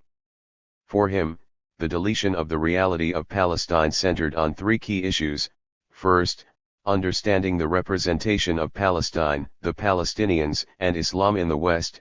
Said's book covering Islam, 1981, should be treated as part of a trilogy which includes Orientalism, 1978, and The Question of Palestine, Said 1980, Ashcroft and Ahluwalia 2001, 125. For Said, the representations of Islam in the West are an important part of the question of Palestine because they are used to silence the Palestinians, the majority of whom are Muslims. Said 1980, Ashcroft and Ahluwalia 2001, 128. Second, understanding the contest between an affirmation and a denial. Third, understanding Western Orientalist attitudes towards Arabs and Islam, Western racial prejudices, and especially the Western narrative of a contest between the civilizing forces of the Zionist European settlers and the uncivilized, treacherous and degenerate Oriental Arabs. Said 1980, 25-28. This biblically framed discourse entails, a. the shaping of history, so that this history now appears to confirm the validity of Zionist claims to Palestine, thereby denigrating Palestinians' claims. Said 1980, 8, and b. the Zionist legitimization of Zionist settler colonization in Palestine, a process that did not end with the creation of Israel in 1948. Hebrewisation, antecedents to Zionist toponymy. The reinvention of both the Jewish past and modern Jewish nationhood in Zionist historiography and the creation of a modern Hebrew nationalist consciousness have received some scholarly attention. Myers 1995, Ram 1995, 91-124, Peiterberg 2001, Razkrokotskin 1993, 1994.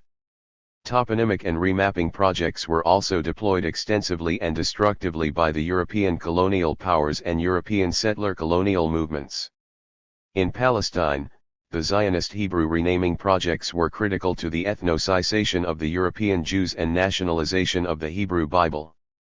These projects were inspired by and followed closely British, French, and American archaeological and geographical exploration expeditions of the second half of the 19th and first half of the 20th centuries. In line with the reinventions of European ethno-romantic nationalisms, Zionist ideological archaeology and geography claimed to own an exclusive national inheritance in Palestine. The land of Israel was invented and treated as a matter of exclusive ownership. This process of ethno-nationalization and reinvention of the past intensified after the establishment of the Israeli state in 1948 as part of the general attempt to ethno-nationalize both Jews and the Hebrew Bible, Rabkin 2010, 130. Since the rise of the Zionist settler movement in the late 19th century, and especially since the establishment of Israel in 1948, the struggle over toponymic memory and the renaming of sites has developed as an integral part of the political conflict in Palestine. The indigenous Palestinians have insisted on their own comprehensive set of Arabic place names through which they see their own social memory and deep-rootedness in the land of Palestine. On the other hand, since the ethnic cleansing of the 1948 Nakba and the creation of the Israeli state, a large number of Palestinian Arabic place names have been Judaized, Hebraicized. Indeed, since 1948 the Israeli army and Israeli state have sought systematically to replace Palestinian Arabic place names, claiming priority in chronology and using modern archaeology, map-making, and place names as their proofs of Jewish roots in the land of Israel. In Israel, the significance of place names lies in their potential to legitimize historical claims asserted by the Zionist settler colonial movement. In her book Bible and Sword, How the British Came to Palestine, 1982, Barbara Tuchman shows how the two magnets, the Bible and the sword, have drawn countless British pilgrims, crusaders, missionaries, biblical archaeologists, and conquerors of Palestine and ultimately led to the British conquest of Palestine in 1918. Central to this book is the assertion that the land conquest narrative of the Bible has been the key text that redeems the European settler colonization of Palestine. Outside the Middle East, the Bible has redeemed European empires and European settler colonialism, the conquest of the earth, and even current American imperialism. As a fact of power, the authority of the biblical narrative has also been central to organized religion and collective memory. As organized memory, the authority of the Bible became critical to the political theologies of the medieval Latin crusaders, Spanish conquistadors, in the struggle for colonial power in Latin America from 1492 until the 20th century, and a whole variety of settler colonist projects. In fact, in modern times a range of Western settler colonial enterprises have deployed the power politics of the biblical text and its famous land conquest narrative very effectively and with devastating consequences for indigenous peoples. The narrative of Exodus has been widely deployed as a framing narrative for European settler colonialism and the European mission civilis atris, while other biblical texts have been appropriated and used to provide moral authority for European exploration in, and settler colonial conquests of, Africa, Asia, Australia and the Americas, prior 1997, 1999. From Karm al-Khalili to Karam Avraham, 1855 James Finn's colony. In the early modern period, Palestinian place names contributed to the rise of biblical criticism. In the 17th century, the rationalist Jewish philosopher Baruch Spinoza of Amsterdam initiated a critical approach to scriptural studies by looking at place names in Palestine and the Bible. Using toponyms from Palestine as well as other arguments, he concluded that, contrary to the standard belief among Jews and Christians, Moses did not write the Pentateuch, the 5 books of the Hebrew Bible. Palestinian place names attracted the attention of fundamentalist Christians and European imperialists in the 19th century. Toponymic projects and geographical replacing of place names in Palestine became powerful tools in the hands of the European powers which competed to penetrate the land of the Bible. The British were the first to recognize and exploit the power of state-sponsored explorations and began to link scriptural geography with restorationist schemes, excavations and colonial penetration of Palestine. The first British colony of Karam Avraham, Abraham Vineyard, began as a small settlement founded in 1855 by the influential British consul in Jerusalem James Finn, and his wife Elizabeth Ann Finn, the daughter of a noted English Hebrew scholar and herself a Hebrew speaker. James Finn, who served in Ottoman Jerusalem from 1846 to 1863, reigned supreme in the city, and he became a central figure in the mid-19th century European penetration of Palestine. He also combined his British diplomatic job with Christian missionary activities. His activities paved the way for the biblical explorations and military mapping of Palestine by officers of the British Royal Engineering Corporate on behalf of the London-based Palestine Exploration Fund. James Finn combined biblical restorationist ideology and missionary activities with official British civil service. He and his wife Elizabeth were originally members of the London Society for Promoting Christianity amongst the Jews. Also, crucially, he was a close associate of Anthony Ashley Cooper, 7th Earl of Shaftesbury, a prominent Tory MP, a millennialist Protestant and a key contributor to Victorian Protestant Zionist restorationism, who invented the myth "a land without people, for a people without a land." In the early 1850s Finn had purchased Karm al-Khalili, Arabic for Al-Khalili Vineyard, from a local Palestinian for £250. Al-Khalil is the indigenous Palestinian Arabic toponym for the biblical city of Hebron, a city which both local Palestinian Muslim and biblical traditions link to the patriarch Ibrahim al-Khalil, Abraham. Thus Finn used an indigenous name to link firmly the toponym of the modern colony in Jerusalem to biblical traditions. After the 1967 conquests, the Israeli state was bound to base its conception of Jerusalem upon a mythologized entity, Jerusalem of gold, and to invoke abstract historical and ideological rights in the newly acquired territories, as well as resting its claim on territorial expansion and domination and the redemption of land through settler colonization. The same process of appropriation and erasure of Palestinian heritage and the superimposition of a Zionist Hebrew colonizing toponymy on Palestinian sites continued after 1967. Almost immediately after the conquest of East Jerusalem, the Palestine Archaeological Museum, which represented the multicultural identity and shared heritage of Palestine, was renamed the Rockefeller Museum.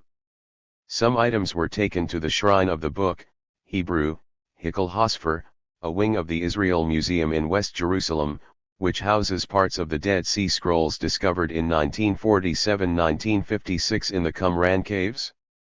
The Palestine Archaeological Museum had been located on Karm al-Sheikhai, the vineyard of Sheikh al-Khalili, a hill just outside the northeastern corner of the Old City.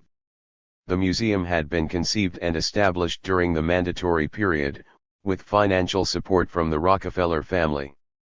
It was opened to the public in January 1938. The museum housed a large collection of artifacts unearthed in the excavations conducted in Palestine in 1890-1948. Also among the museum's prized possessions were historical artifacts from the Al-Aqsa Mosque and 12th century, Crusader period, marble lintels from the Church of the Holy Sepulchre. Until 1966 the museum was run by an international board of trustees. It was then taken over by the Jordanian state. Since 1967 the museum has been jointly managed by the Israel Museum and the Israel Department of Antiquities and Museums, later renamed Israel Antiquities Authority. The site is now the headquarters of the Israel Antiquity Authorities. While the Palestine Archaeological Museum of the Mandatory period still represented the positive diversity of religions and ethnicities that characterized Jerusalem and Palestine for many centuries, the Israel Museum and Shrine of the Book represent the single-minded determination by the Israel Antiquities Authority and Israel's heritage industry to judice and colonize both the ancient and modern histories of Palestine.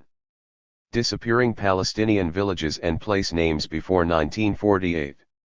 During the pre-state period the Zionist Yeshuv in Palestine developed four key strategies. The widespread use of the term Palestine in tandem with Eretz Israel in Zionism, late 19th century until 1948. Appropriation of Arab names, hybridization of names of Jewish settlements and indigenization of the settlers. Instrumentalization of the myth narratives of the Bible and restorationist biblical archaeology, Hebrewisation and Biblicization of Palestinian Arabic toponyms. Utilization of the toponymic lists of the Palestine Exploration Fund and the works of Western biblical archaeologists.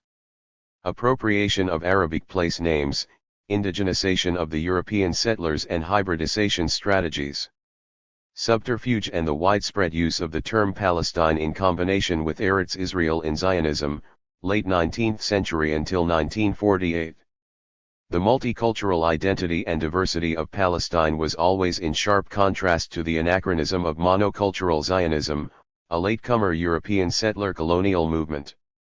A monoculturalist ideology inspired by racialist and romantic 19th century European nationalism, Zionism originated in Central and Eastern Europe at the end of the 19th century. Therefore, it is hardly surprising that from its beginning in the late 19th century and until the creation of Israel in 1948, the Zionist leadership and institutions themselves frequently used the term Palestine in their official discourse and publications. This practice was in common with European and British official designation of the country as Palestine. However, during the mandatory period, the Zionists often employed this term Palestine in tandem with their imaginary construct of Eretz Israel, while, as I show in my 1992 work Expulsion of the Palestinians, the concept of transfer in Zionist political thought, 1982-1948, simultaneously planning to dismantle Palestine and ethnically cleanse the Palestinians, Masalha 1992. Furthermore, the Zionist transfer and ethnic cleansing strategies and toponymicidal practices sought to replace the heterogeneity and mixed space of Palestine with a pure European colony, an Ashkenazi-dominated, monocultural space of the Zionist Yeshuv until 1948, Kimmerling 2003.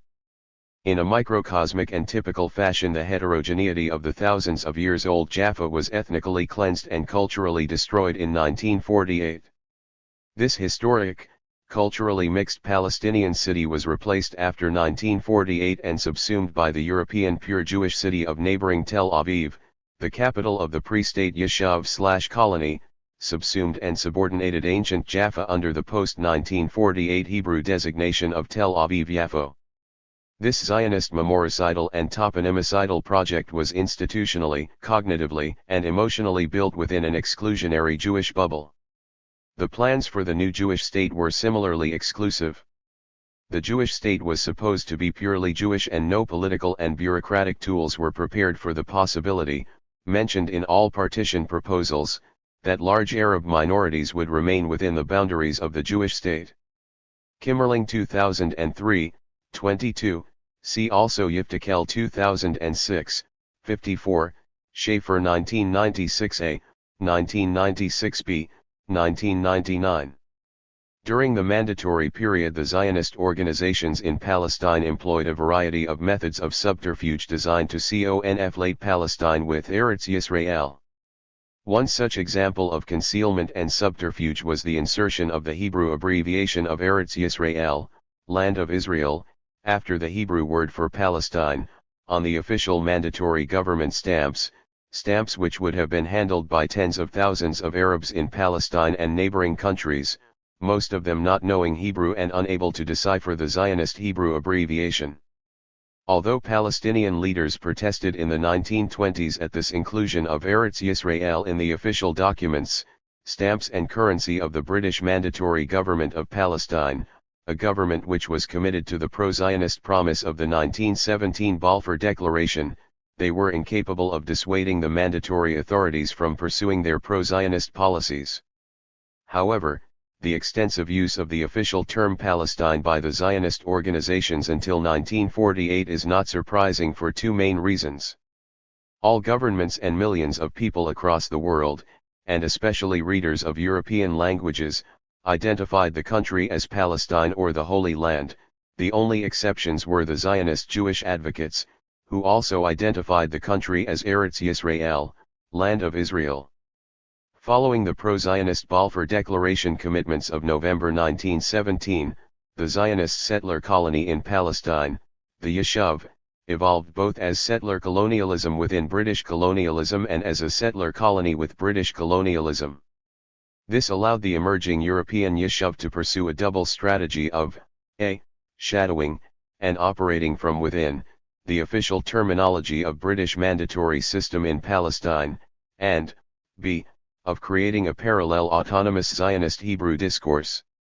Nonetheless, subterfuge, of Palestine cum Eretz Yisrael, euphemism, transfer, alternative facts, and new facts on the ground were central to the newspeak and strategies of the Zionist colony, Yishuv, in Palestine during the pre-state period, and this is evident from the following examples. The Society for the Support of Jewish Farmers and Artisans in Syria and Palestine was a hub of a Zion organ established in 1890 with official support and encouragement of the Tsarist Russian government, Schaeffer 1996a, 46. The society was dedicated to the practical aspects of establishing Jewish agricultural colonies in Palestine, and its projects included help with the founding of the colonies of Rehovot and Hadera. The Jewish Agency for Palestine was founded in 1930, and played a central role in the founding of the Israeli state in 1948. The chairman of its executive committee from 1935 until May 1948 was David Ben-Gurion. Only after 1948 did it change its name to the Jewish Agency for Israel. The Palestine Office, German, Palestinamt, was the name of a Zionist agency set up by the executive of the World Zionist Organization in 1908 with its office in Jaffa. Headed by Arthur Ruppin, born in the German Empire, 1876 to 1943, the Palestine Office served during the Ottoman period as the central agency for Zionist colonization activities in Palestine, including land purchases and assisting Jewish immigration. After the First World War, the Zionist name Palestine offices had a different connotation and applied to Zionist international missions charged with the mobilization and organization of Jewish immigration to Palestine. The Palestine offices were subordinated to the Immigration Department of the Zionist Executive, which worked with the Jewish Agency for Palestine. The Palestine offices were run by a Palestine Commission, Palästinamts Commission, composed of representatives of various Zionist parties. The Palestine Orchestra, Israel Philharmonic Orchestra, founded in Palestine 1936, and was continuously called the Palestine Orchestra until 1948. The Anglo-Palestine Bank, Israel's largest bank, Bank Leumi, National Bank, was originally founded in London as the Anglo-Palestine Company. It was a subsidiary of the Jewish Colonial Trust, which was founded by the Second Zionist Congress and incorporated in London in 1899. It subsequently became officially known as the Anglo-Palestine Bank, and this name continued until 1948. The Palestine Electric Company was initially founded in 1923 by Pinhas Rotenberg as the Jaffa Electric Company. It was later incorporated in Mandatory Palestine as the Palestine Electricity Corporation Limited. It only changed its name to the current one, the Israel Electric Corporation Limited, in 1961. Today it is one of the largest industrial companies in Israel. The Palestine Post was established in Jerusalem in 1932 as part of the Zionist movement and only changed its name in 1950 to the Jerusalem Post. The newspaper's targeted audiences were English readers in Palestine and neighboring countries and Jewish readers abroad, British mandate officials, local Jews and Arabs, tourists and Christian pilgrims. Zionist organizations considered the Jerusalem Post an effective medium for exerting influence on the British authorities in Palestine. During its first year, the Palestine Post achieved a daily circulation of about 4,000 copies, and by 1944 its circulation reached 50,000 copies. 16. The Jewish Palestine Exploration Society was founded in 1914 with a focus on ancient Palestine. It was renamed after 1948 as the Israel Exploration Society. The Palestine Football Association was established in 1928 by Zionist Jewish football clubs. After 1948 it was renamed the Israel Football Association. The Palestine Potash Company was established in 1930. In 1951 the company was nationalized by the Israeli government, and in 1953 it was renamed the Dead Sea Works. Palestine Citrograph, a monthly journal devoted to the citrus industry in Palestine, was published in Tel Aviv in the 1930s and 1940s by the Zionist Yishuv, The name was later changed to the Hebrew Hadar.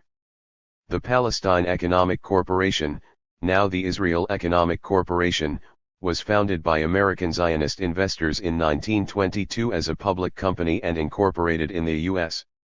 Initially it invested and operated through another American Zionist organization, the Central Bank of Cooperative Institutions in Palestine, and a string of Zionist Palestine subsidiary companies including the Palestine Mortgage and Credit Bank Ltd. And the Palestine Water Company. The Palestine Water Company itself became a subsidiary of the Palestine Economic Corporation in 1933, and in 1949 it was renamed Mikoro, the Israeli Water Company, a division of the Histadrut. Palestine Endowment Funds was created in 1922 by U.S. Zionist leaders to enable the distribution of funds to selected and approved Zionist organizations in Palestine.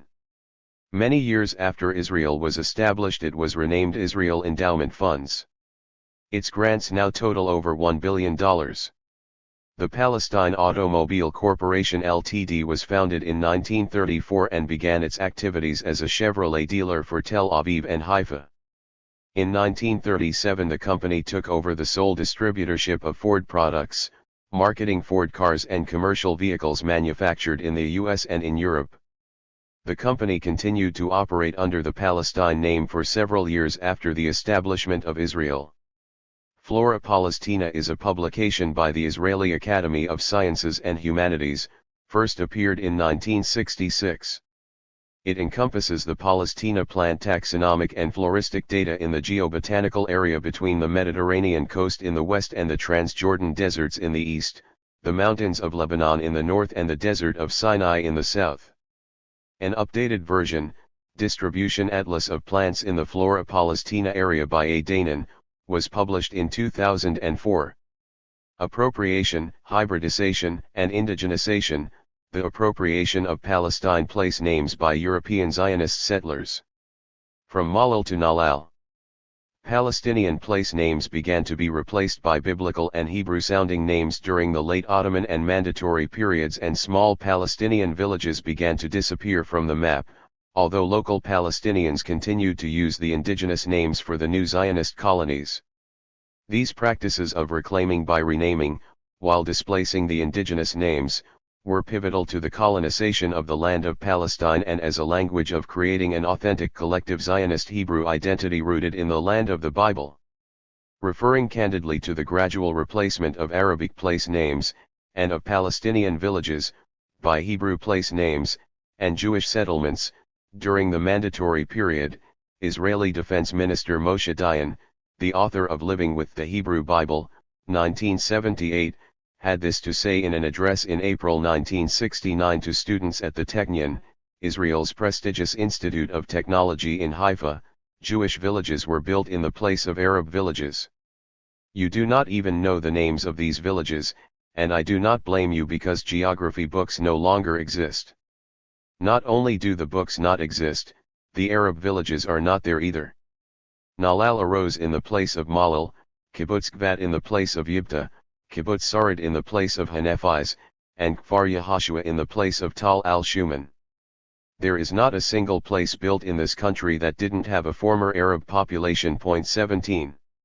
Dayan, 1915 to 1981, who spoke Arabic, considered himself and was considered by his fellow European settlers as a typical Sabra. He was born in Kibbutz Tigania Aleph in Palestine before his parents moved to Nalal, founded in 1921. His father Shmuel Kategorodsky, who served in the first 3 sessions of the Israeli Knesset, was born in Zashkov, modern-day Ukraine, immigrated to Palestine in 1908 and Hebraicized his name to Dayan, Hebrew for a judge in Jewish religious courts. According to Zionist propaganda, the name Nalal derived from a biblical village, Joshua 19:15. Yet Moshe Dayan knew and was prepared to acknowledge publicly that the name of his own settlement, Moshav, Nalal, was in fact a Hebrew rendering of the name of the Palestinian Arabic village name it had replaced, Malal. However, to give it a biblical authenticity, the Hebrew-sounding Nalal was linked by the Zionists to a name mentioned in the Hebrew Bible.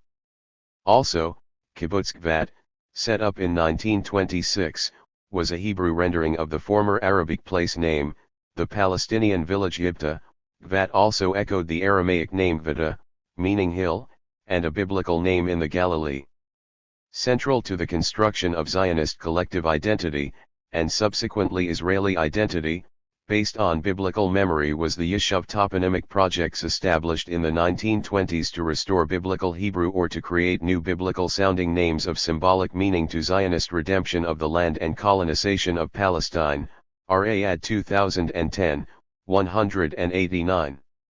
In the 1920s the Palestinian land of Wadi al-Hawarit 18 in the coastal region was purchased, redeemed, by the Jewish National Fund from Arab absentee landlords, subsequently leading to the eviction of many Arab farmers. The Jewish settlement of Kfar Haroe was established in 1934 on these lands. The Arabic name was rendered into the Hebrew-sounding Emek Heger, the Heger Valley. In some cases the Zionist Hebrew colonizing toponymy simply translated Arabic names into Hebrew.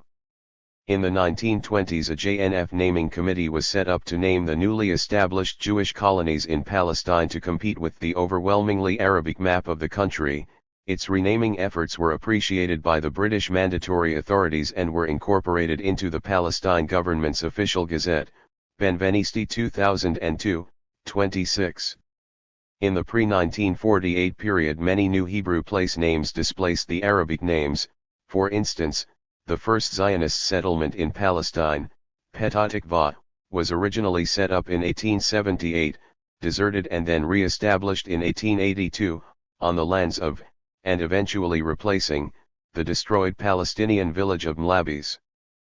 Petah Tikva is known in Zionist historiography as Imhe Moshavit, the mother of the colonies. The Zionist religious founders stated that the name Petah Tikva came from the biblical prophecy of Hosea 2:17. The land of Petah Tikva was bought from two Arab absentee landlords based in Jaffa, Salim al-Qasr and Anton al-Tayyan. 6 decades after the Nakba, Palestinian citizens of Israel still call the Jewish city of Petah Tikva Mlabis. The Zionist colony of Rehovot was founded in 1890 and was also called after a name mentioned in the Hebrew Bible, but which stood at a completely different location in the Negev desert. Rehovot was set up by middle-class Jewish businessmen and merchants on 10,000 dunams of land purchased from Arab landlords, displacing the Palestinian village of Kirbet Duran.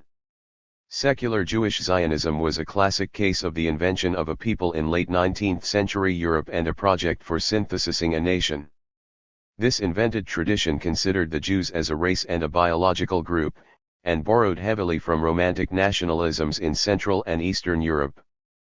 Political Zionism mobilized an imagined biblical narrative which was reworked in the late 19th century for the political purposes of a modern European movement intent on colonizing the land of Palestine.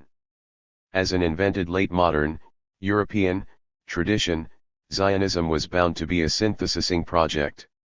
As Israeli scholar Ronit Lentin has powerfully argued in Israel and the Daughters of the Show, Reoccupying the Territories of Silence, 2000, the Israeli masculinist and militarist nationalism has been constructed in opposition to a feminist other. The founding fathers of Zionism reimagined the new Hebrew collectivity in total opposition to the despised Jewish diaspora unable to resist European anti-Semitism which led to the Holocaust. Zionism's contempt for diaspora Jews and rejection of a feminist diaspora and its obsession with synthesizing a nation is reflected in the fact that its symbols were an amalgam, chosen not only from the Jewish religion and the militant parts of the Hebrew Bible but also from diverse modern traditions and sources, symbols subsequently appropriated as Jewish nationalist, Zionist, or Israeli. The music of Israel's national anthem, Hatikva, came from the Czech national musician, Smetana. Much of the music used in nationalist Israeli songs originated in Russian folk songs. Even the term for an Israeli-born Jew free of all the maladies and abnormalities of exile is in fact the Arabic word sabar, Hebraicized as masculine and tough, zabar or sabra. Breshith 1989, 131, the prickly pear grown in and around the hundreds of Palestinian villages destroyed by Israel in 1948. Even the national anthem of the Six-Day War, Noami Shemer's song Jerusalem of Gold, was a plagiarized copy of a Basque lullaby, Masalha 2007, 20, 39. Seeking to create an authentic, nativist identity, the East European Jewish colonists claimed to represent an indigenous people returning to its homeland after 2,000 years of absence. In fact, Russian or Ukrainian nationals formed the hardcore of Zionist activism. From Palestinian Fuli to Jewish Afula. Afula is an Israeli city in the northern district, often known as the capital of the valley due to its strategic location in the Jezreel Valley, Marj ibn Amr. It was founded in 1925 by Zionist settlers after the purchase of large tracts, 60,000 dunams, of Arab land from the Arab absentee landlords of the Sursouk family in Beirut by Yehoshua Hankin, 1864–1945, the Russian-born activist who was responsible for most of the major land purchases for the Jewish Colonial Association in late Ottoman Palestine and early Mandatory Palestine. These tracts became the site of numerous new Zionist colonies, including Dayans Nalal, Giva, Ein Harod, Kfar Yehezkel, Beit Alpha, and Tel Yosef, settlements which replaced several Palestinian villages that disappeared from the map, some of which are mentioned by Dayan above. The etymology of the Zionist settler toponym Afula is derived from the name of the Palestinian Arab village Al-Fuli, which in 1226 Arab geographer Yaqut al-Hamawi mentioned as being a town in the province of Jund Filastin. The Arabic toponym Al-Fuli is derived from the word ful, for fava beans, which are among the oldest food plant in the Middle East and were widely cultivated by local Palestinians in Marj ibn Amr. The Palestinian village of Al-Fuli itself was depopulated during the Mandatory period. The 9,500 dunams of land of Al-Fuli, which also became the site of the Jewish settlement of Merhavia, marked the beginning of a bitter struggle between the indigenous Palestinians and Zionist colonists over the rights of Palestine tenant farmers who had been evicted, and eventually led to the eruption of the Palestrina peasant-based rebellion in 1936–1939. Reflecting on the internal Zionist transfer debates, Burl Katznelson, one of the most popular and influential leaders of the dominant Mape party, had this to say in a debate at the World Convention of Ehud Poelech Zion, the highest forum of the dominant Zionist world labor movement, in August 1937, "The matter of population transfer has provoked a debate among us, is it permitted or forbidden? My conscience is absolutely clear in this respect. A remote neighbor is better than a close enemy. They, the Palestinians, will not lose from it. In the final analysis, this is a political and settlement reform for the benefit of both parties. I have long been of the opinion that this is the best of all solutions. I have always believed and still believe that they were destined to be transferred to Syria or Iraq." Cited in Masalha 1992, 71. A year later, at the Jewish Agency's Executive Committee of June 1938, Katznelson reiterated his support for a wholesale and compulsory transfer of the Palestinians and added, regarding the transfer of Arab individuals, "We are always doing this," cited in Masalha 1992, 114. In the early 1940s, Katznelson reminded his colleagues in Mape that the wholesale evacuation of the Palestinians was the continuation of a natural process that had begun when Zionist settlers had displaced Arab tenant farmers and residents with the establishment of Kibbutz Merhavia on the land of Al-Fuli, which had led to a small-scale Arab transfer, Masalha 1992, 130. The pure Zionist settler colony and a monolingual mindset, from Palestinian Arab Masha and Sigurd to Israeli Kfar Taver and Ilani. The Zionist settlement, Mosheva, of Kfar Taver was founded in Lower Galilee in 1909 by the Jewish Colonization Association for a group of Ashkenazi settlers from Eastern Europe. The origin of the Hebrew name is neighboring Mount Tabor, the name taken from Psalm 89:12. Throughout the Mandatory period, the settlement was better known to the Zionist leadership of the Yishuv as Meska, which was the Ashkenazi rendering of the Palestinian Arabic toponym, Masha. The nearby Zionist settlement Sijara, later renamed Ilani, was established a decade earlier, in 1900–1902, by the Zionist Colonization Association. This too was an Ashkenazi rendering of the Palestinian Arabic name Sijara, Palestinian dialect for tree, for one of the earliest and most important Zionist settlements in Palestine. The issue of Hebraicizing Arabic toponyms such as Masalha was not always a top priority of some of the fiercely secular early Zionist settler leaders in Palestine. The establishment of the Technikum in Haifa, now the Technion, by a secular German Zionist organization at the beginning of the 20th century, and the controversy about the language of instruction, German or Hebrew, marked the War of the Languages, Margalit, S. 1994, in the Zionist colony, Yishuv, in Palestine. Some leaders of the left-wing secular Poale Zion Zionist movement, such as Yaakov Zerubabel, born Yaakov Vitkin in the Ukraine, immigrated to Palestine in 1910, who was a Zionist writer, publisher, and editor of a Yiddish newspaper, were strong proponents of Yiddish, a German dialect spoken by the Jewish communities of Central and Eastern Europe, shared the view of many left-wing secular Zionists that Hebrew was the language of only a few Jewish intellectuals and therefore not suitable for the party's goal of reaching the primarily Yiddish-speaking masses in Eastern Europe. Shaver 2004, 97.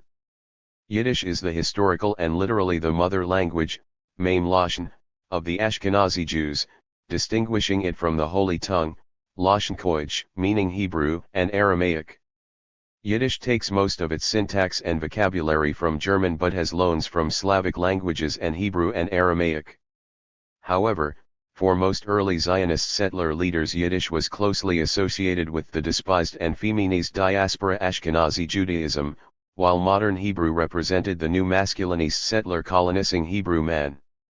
Even Yaakov Vitkin changed his family name to Yaakov Zerubabel.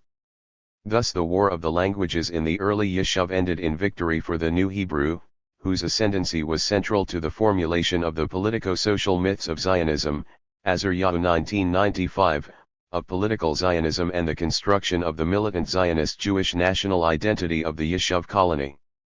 Among the early Zionist workers in Segura was David Grun, who immigrated to Palestine from the Polish part of the Russian Empire in 1906 and who later became known as David Ben-Gurion, 1886 to 1973, the founding father of Israel and its first prime minister.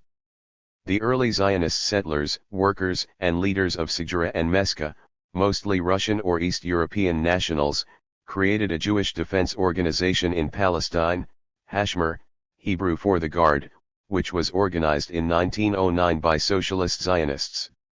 This was disbanded during the mandatory period after the founding of the Haganah, Hebrew for defense, in 1920, from which the Israeli army emerged in mid-1948. The indigenizing and nativizing strategies of early settlers and leaders of Hashomer included dressing up like local Palestinian Arabs and cultivating an image of the Sabra, the new Jew or the new Hebrew man, rebranded as a native, self-reliant, and armed Jew rooted in the land of Palestine. Throughout the British mandatory period, Segura, like Mesca, remained better known to the settlers and the entire Zionist leadership of the Yishuv by its Arabic toponym, not its new Hebrew toponym Ilani, a place name which was based on the Arabic dialect of the adjacent Palestinian Arab village Al-Sharajah, tree in Arabic. The Palestinian village Al-Sharajah was subsequently destroyed by Haganah forces in 1948, and the Zionist colony of Segura is known in Israel today as Ilani, which is also the Hebrew rendering of the Arabic toponym for tree. Judaization, Hebraicization, and Biblicization strategies. The Zionist colony of Gadara, located 13 kilometers south of Rehovot, was founded by Russian settlers in 1884, and like the colonies of Rehovot, Afola, and Hadara, the purchase of its lands from Palestinian landlords involved Yehoshua Hankin. The Jewish Colonial Association gave Gadara a Hebrew-sounding name, Hebrew, Wall, after a site supposedly mentioned in the Hebrew Bible. The name Hadara, on the other hand, clearly originated from Al-Qadra, and Al-Qadira in local Palestinian dialect, Arabic for green. Although this key Zionist colony, today a major Israeli city, was given a Hebrew-sounding name, this Zionist name makes absolutely no sense in Hebrew, bar on 1996, 38. The lands of the colony of Gadara had been purchased with the help of the French consul in Jaffa, Poliovaira. Local Palestinians of Kitra had been cultivating the land as tenant farmers when the Jewish settlers arrived, and they resented the intrusion onto what they still thought of as their land. Kitra was an ancient Palestinian center of political and economic authority that, along with 30 other urban sites in regions bordering the Mediterranean Sea, had entered a period of decline in the Late Bronze Age, Zavit 2003, 94, but flourished throughout the Islamic period. Archaeological excavations at Tel Kitra discovered a pottery workshop for the manufacture of Gaza jars. Etymologically, the naming of Gadira by early Zionist settlers closely followed Christian scriptural geography and biblical archaeology of the 19th century, which worked from the narratives of the Bible. The biblical location was first suggested by Victor Guérin, 1868-1880, 1881-1883, a French biblical archaeologist and scriptural geographer who visited Palestine several times and whose works often referred to passages from the Hebrew Bible and Jewish sources such as the Mishnah and Talmud, as well as works by contemporary scriptural explorers such as Edward Robinson, who, like the medieval crusaders and pilgrims in Maurice Halbwach's La topographie légendaire des Évangiles and Terre Sainte. Étude de mémoire collective, 1941, using the biblical narratives, decided, largely through speculation, that in more than 100 biblical place names in Palestine, these were the origins of Arabic names used by the Palestinian Falahin, Robinson et al. 1860, Davis 2004, McAllister 1925. Guérin linked the name Gadira to the Palestinian village of Kitra, Fisher et al. 2008, which was depopulated and destroyed by Jewish forces in 1948. During the British Mandate of Palestine, it was referred to by local Palestinians as Kitrat Islam to distinguish it from the Jewish colony of Kitrat Yayid, Jewish Kitra, or Gadira, as it was called by the Zionist settlers themselves. In the 1950s, a neighborhood called Oriel, Light of God, was established on the lands of Arab Kitra for new Jewish immigrants with visual impairments. Central to the construction of Zionist collective memory, and subsequently Israeli identity, based on biblical memory, was the Yeshuv's Memorializing Toponymy project, which was established in the 1920s to restore biblical Hebrew or to create new biblical-sounding names, RAAD 2010, 189. Both the JNF Naming Committee and the Israeli Governmental Names Committee of the 1950s were generally guided by the biblical geography of Victor Guérin, 1868-1880, 1881-1883, and Edward Robinson's biblical researches in Palestine, Mount Sinai and Arabia Petrea, 1841, in which he had argued that the place names of Palestinian villages and sites, seemingly Arab, were modern Arabic renderings of Old Hebraic names. An important part of the new Hebrew identity was the Zionist Hebrew toponymy and the Israeli maps, which gradually replaced the Palestinian Arabic names, Cohen and Clyott 1981, 1992, Clyott 1989, Azaryahu and Golan 2001, Azaryahu and Kook 2002. Zionist toponymic methods and strategies in the post-Nakba period, key features of the Israeli place names projects. Until 1948, the Zionists were not in control of the toponymic processes in Palestine. Following the mass ethnic cleaning of the Nakba and the Israeli assumption of full control of nearly 80% of historic Palestine, the cultural politics of naming was accelerated radically. State toponymic projects were now used as tools to ensure the effectiveness of the de-Arabization of Palestine. One of these tools consisted of the official Israeli road signs, which are often in Hebrew, Arabic, and English. But both the Arabic and the English are transliterations of the new Hebrew place names, rather than reflecting the original Palestinian Arabic name. Of course, the overwhelming majority of Israelis cannot read Arabic. This is partly to remind the indigenous Palestinians inside Israel of the need to internalize the new Hebrew place names, or perhaps to seek the express approval of the vanishing Palestinian Arab, Shohat 2010, 264, making Arabs complicit in the de-Arabization of Palestine. Key features and methods of Israeli Zionist renaming patterns and creation of new place name in the post-Nakba period included the role of the Israeli Army, the Hebrew Names Committee of 1949, and indigenising of the European settlers. State-enforced projects, the Israeli Governmental Names Committee. The legendary toponymy of Zionist settlers and the medieval crusaders. Toponymicide and the appropriation of Palestinian heritage, silencing of the Palestinian past, mimicry, the de-Arabization of Palestinian place names and assertion of ownership. The creation of a usable past, the power/knowledge nexus. Judaization strategies and the assertion of ownership, the superimposition of biblical, Talmudic, and Mishnaic names. Fashioning a new European landscape as a site of amnesia and erasure. Transliteration of new Hebrew place names and road signs into English and Arabic, post-1967 occupation.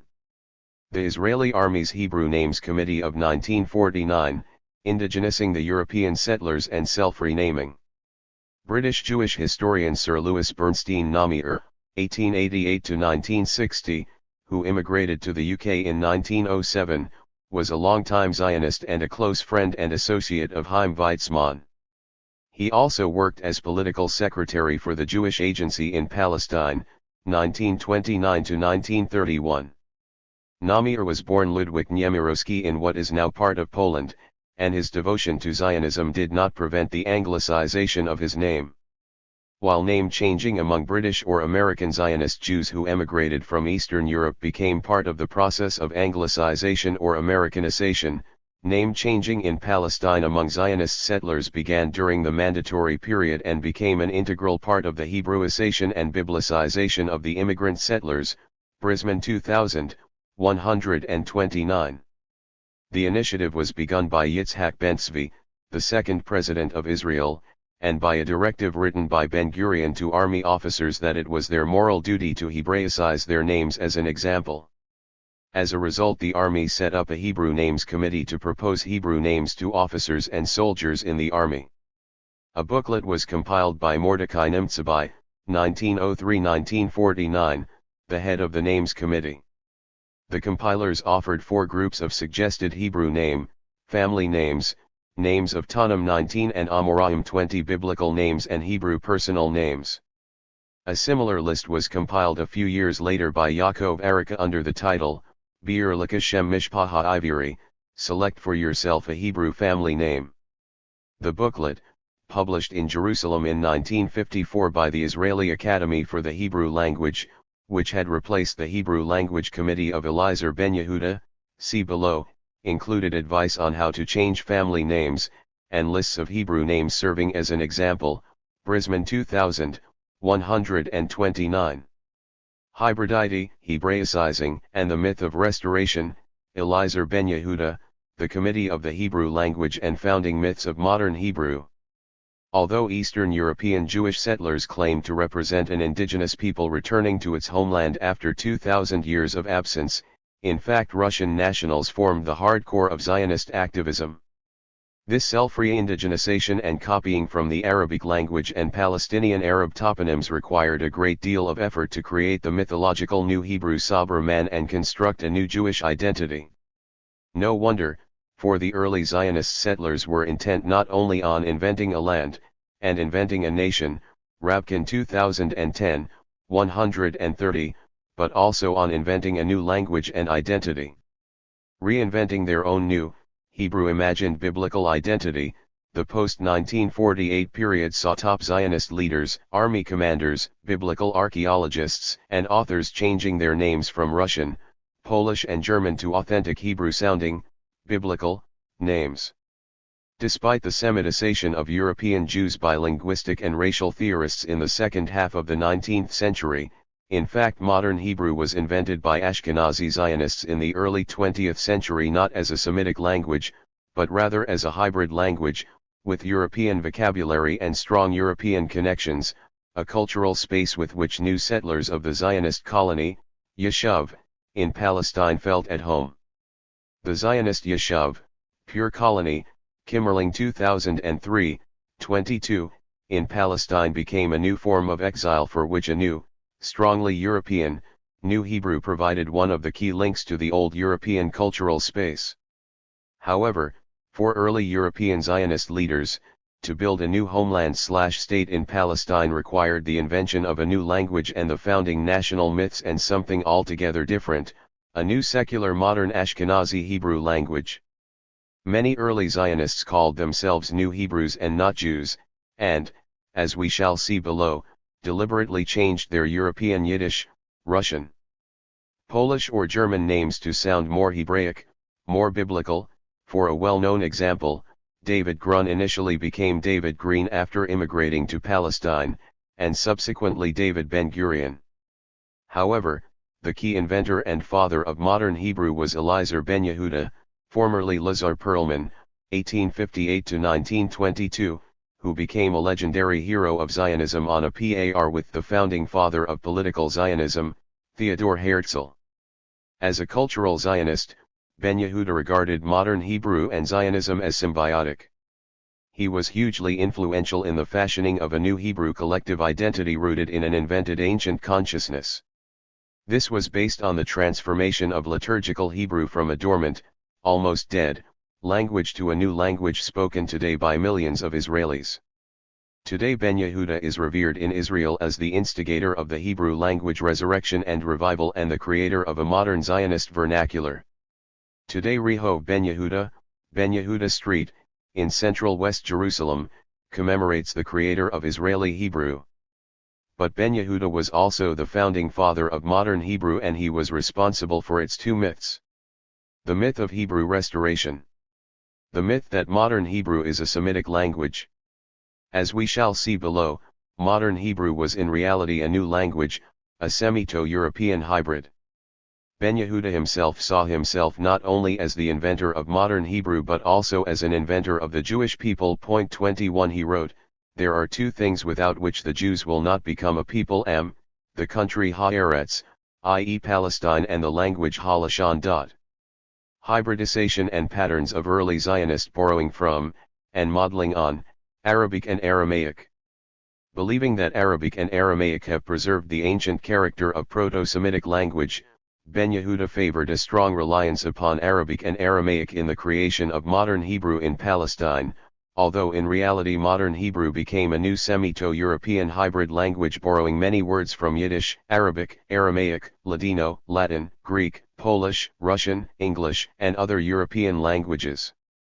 However, the patterns pursued by Ben Yehuda, of borrowing from and modeling on Arabic, built upon previous extensive Hebrew borrowings and morphological modeling on Arabic that took place during the Golden Age of Arab Islamic civilization.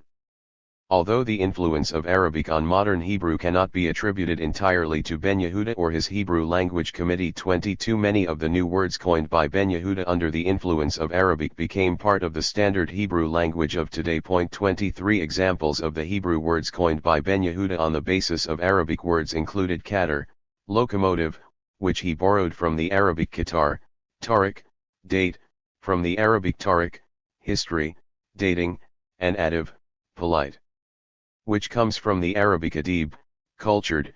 24 Morphological patterns modeled on Arabic are found in the modern Hebrew greeting Boker Tov, good morning, and its refrain Boker, or morning of light, modeled after the Arabic Sabah al-Khair, good morning, and Sabah an-Nur, morning of light, Shihada 1998, 60.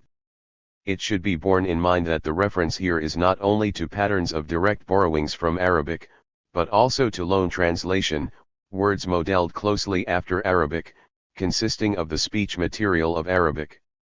As we will see below, this modeling on and loan translation from Arabic would subsequently have a major impact on the transformation of Palestinian Arab toponyms into Israeli Hebrew toponyms by the Israeli Names Committee.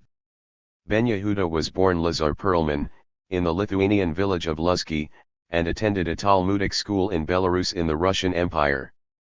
A linguistic utopian and a secular linguistic Zionist, the most influential lexicographer of the Zionist vernacular also borrowed many words from literary and colloquial Arabic, Greek, Aramaic and other languages. A newspaper editor, Ben Yehuda immigrated to Palestine in 1881 and became the driving spirit behind this Zionist vernacular revolution. Stavins 2008, Rabkin, 2006, 54-57, 2010, 132. At that time the Jews in Jerusalem spoke Arabic, Yiddish, and French. Ben Yehuda set out to resurrect and develop a new language that could replace Yiddish, in particular, and other languages spoken by the European Zionist colonists in Palestine. He had studied history and politics of the Middle East at the Sorbonne University in Paris and learned Palestinian colloquial Arabic. In the 4 years he spent at the Sorbonne he took Hebrew classes.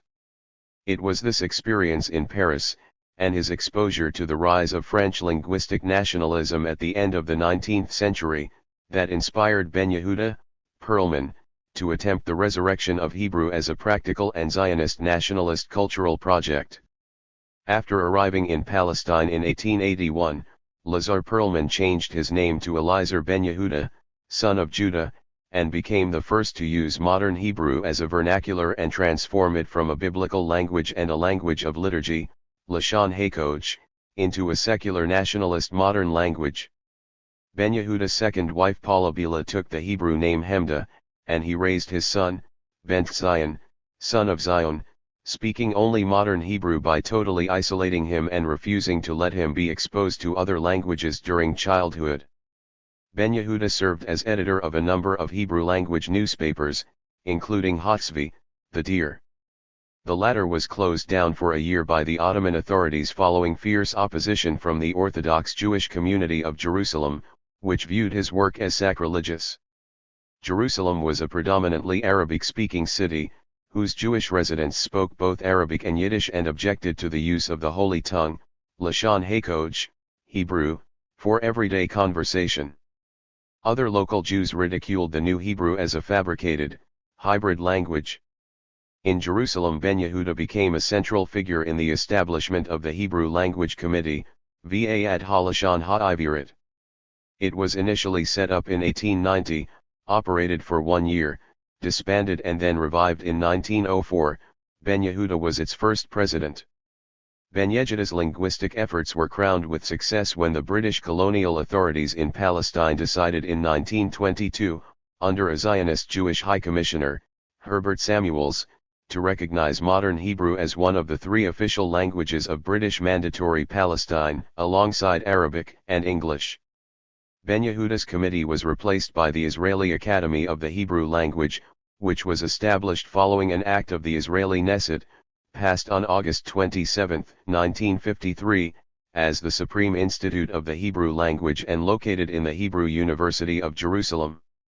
As modern Hebrew became more widely spoken among East European Zionist settlers in Palestine, the Hebrew Language Committee began to publish bulletins and dictionaries and coin thousands of words that are in everyday use today in Israel. The committee's president, Ben Yehuda, also compiled the first modern Hebrew dictionary. Ben Yehuda argued that Arabic, a living fellow Semitic language, rather than European languages, should fill modern Hebrew lacunae, seeing Arabic as a major source for missing roots and new words in Hebrew, Shehadeh 1998, 61-62. Ben Yehuda's claims, made in a 1914 article entitled Sources to Fill the Lacunae in Our Language, echoed similar claims put forward by Western biblical archaeologists and scriptural geographers in the 19th century such as Edward Robinson and Victor Guerin. He wrote, "The majority of the roots found in the Arabic vocabulary were once part of the Hebrew lexicon, and all of these roots are not foreign, nor are Arabic, but are ours, which we lost and have now found again." Ben Yehuda 1914, 9, see also Blau 1981, 32. Ben Yehuda, then head of the Jerusalem-based Committee of the Hebrew Language, insisted on the relevance of Arabic for reviving the dead language of Hebrew and reinventing modern, Ashkenazi, Hebrew. Joshua Blau, Professor Emeritus of Arabic Languages and Literature at the Hebrew University of Jerusalem and President of the Israeli Academy of the Hebrew Language, 1981-1993, writes that Ben Yehuda insisted on the usefulness of living Arabic. In order to supplement the deficiencies of the Hebrew language, the committee coins words according to the rules of grammar and linguistic analogy from Semitic roots, Aramaic and especially from Arabic roots, Blau 1981, 33. Self-invention, self-indigenization, and self-antiquation, personal name changing by members of the predatory Zionist Ashkenazi elite of Israel. The change from a Yiddish family name such as Perlman, to a Hebrew family name such as Ben Yehuda, provided many Zionist settlers in Palestine with a prototype for emulation in a process of self-invention and self-indigenization. This process also inspired Prime Minister and Defense Minister David Ben-Gurion, who used the Israeli army after 1948 to impose general Hebraicization and purification procedures of family and personal names. Ben-Gurion himself was born David Grun in Russia. His mother was called Skindel and his Russian-born wife was called Pauline Munweis. When she met and married Ben-Gurion in New York, she later changed her name to Paula. After immigrating to Palestine, David Grun became David Green, and he subsequently changed his family name to the biblical-sounding, and literally lionized and predatory, name David Ben-Gurion, literally son of the lion cub. He also chose a biblical-sounding name for his daughter Geula, redemption, and his son Amos, after a minor prophet in the Hebrew Bible. For Ben-Gurion, the invention of a Hebrew tradition and the synthesizing of a nation meant that the Hebrew Bible became not a religious document or a repository of theological assertions, it was reinvented as a nationalist and racialist sacred text central to the modern foundational myths of secular Zionism. As a primordialist ideology of secular nationalism, asserting the antiquity of Jewish nationalism, Smith, A. 1986, 1989, 343-67, and inspired by Eurocentric folkish and racial ideologies, Ben-Gurion's Zionism viewed the Bible in an entirely functional way. The biblical language, narrative, and place names functioned as a mobilizing myth and as an historical account of Jews' title to the land, a claim not necessarily borne out by recent archaeological findings. For Ben-Gurion, it was not important whether the biblical narrative and place names were an objective and true record of actual historical events and the past. It is not entirely clear whether Ben-Gurion assumed that the ancient events the Israeli state was reenacting had actually occurred. But, as he explains, it is not important whether the biblical story is a true record of an event or not. What is of importance is that this is what the Jews believed as far back as the period of the First Temple. Perlman 1965, 227, also Rose 2004, 9. Like Ben-Gurion, many secular labor Zionists displayed from the outset a deeply ambivalent attitude towards religion. Although the movement's name is derived from the word Zion, which was originally the name of a fortress in Jerusalem, Zionism reinvented Judaism and translated Jewish themes into political action. Furthermore, Zionism had ambitions to create a new Hebrew society that would be different from Jewish life in the diaspora and did not see multi-religious and pluralistic Jerusalem as the appropriate place for the founding of such a new society. Not only was it full of aliens, native Palestinian Arabs, but it was also inhabited by the peaceful old Jewish Yeshuv, whose members were part of the anti-Zionist ultra-Orthodox community. It is no wonder, therefore, that the Zionists preferred to build the new, and pure, Jewish city of Tel Aviv on the Mediterranean coast, just outside the Palestinian city of Jaffa. Tel Aviv was founded in 1910 in a region which, according to the Bible, was ruled by the Philistines, not the Israelites, from the 12th century BC onwards. It was named after a Babylonian city mentioned in Ezekiel 3:15. But the ethno-religious purity of the European Hebrew colony, the new Yeshuv, was best illustrated by the fact that during the mandatory period its Zionist leaders preferred to live in the demographically exclusive Tel Aviv rather than in multi-religious Jerusalem or Jaffa. Those Zionist immigrants who chose to live in Jerusalem settled outside the historic city and built new Jewish neighborhoods and the first Jewish university, the Hebrew University of Jerusalem. Tel Aviv remained home to the Hebrew, Histadrut and all the Hebrew daily papers, and while Zionist leaders of the new Yeshuv continued to swear by the name of Jerusalem, they did not live there, and most of the Jewish immigrants to Palestine, about 80%, are settled along the Mediterranean coast, a region that, according to Avishai Margalit, of the Hebrew University, had never been the historic homeland of the Jewish people. 25. The invention of a new masculine collective memory was based on hegemonic state power, the new Hebrew language, the new Hebrew man, a new and militarist society and an exclusively Jewish Hebrew city, Tel Aviv, a new Yishuv settler colony, and the new and armed Hebrew workers of the Histadrut, the General Federation of Hebrew Workers in the Land of Israel. Established in 1920, the militarist Histadrut and military service were central to the Zionist project of conquest. They represented that newly constructed muscular and militant national identity. The militarist Histadrut, in particular, dominated both the economic and military security infrastructure of the Zionist Yishuv and played a major role in immigration, land settlement and colonization, economic activities, labor employment and military organization and defense. The Haganah, with trade union activity as only one part of its activities. 26 Palestinian citizens of Israel were not admitted as members until 1959. The Histadrut became central to this drive designed to create a new settlement of blood and common descent and redeem the biblical soil by conquest. In the 1920s, the Zionist labor leadership also began to develop a boycott strategy in Palestine. Thus, in 1929, Ben-Gurion wrote of the need for an iron wall of Zionist workers' settlements surrounding every Hebrew city and town, land, and human bridge that would link isolated points and which would be capable of enforcing the doctrine of exclusive Hebrew labor, Avada Ivirit, and Hebrew soil, Adama Ivirit, Masalha 1992, 24-25.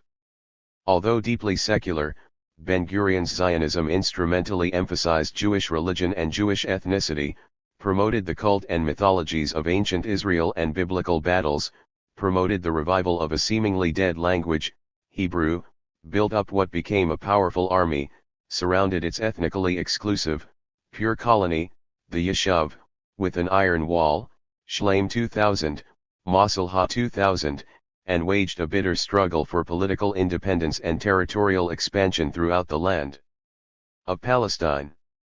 In an article entitled, Naming the Landscape, The Formation of the Hebrew Map of Israel 1949-1960, Israeli political geographers Maz Azaryahu and Arnon Golan write, the importance assigned to Hebrew as the language and culture of national revival was also manifest in the emphasis upon Hebrew purity and Hebraicization procedures.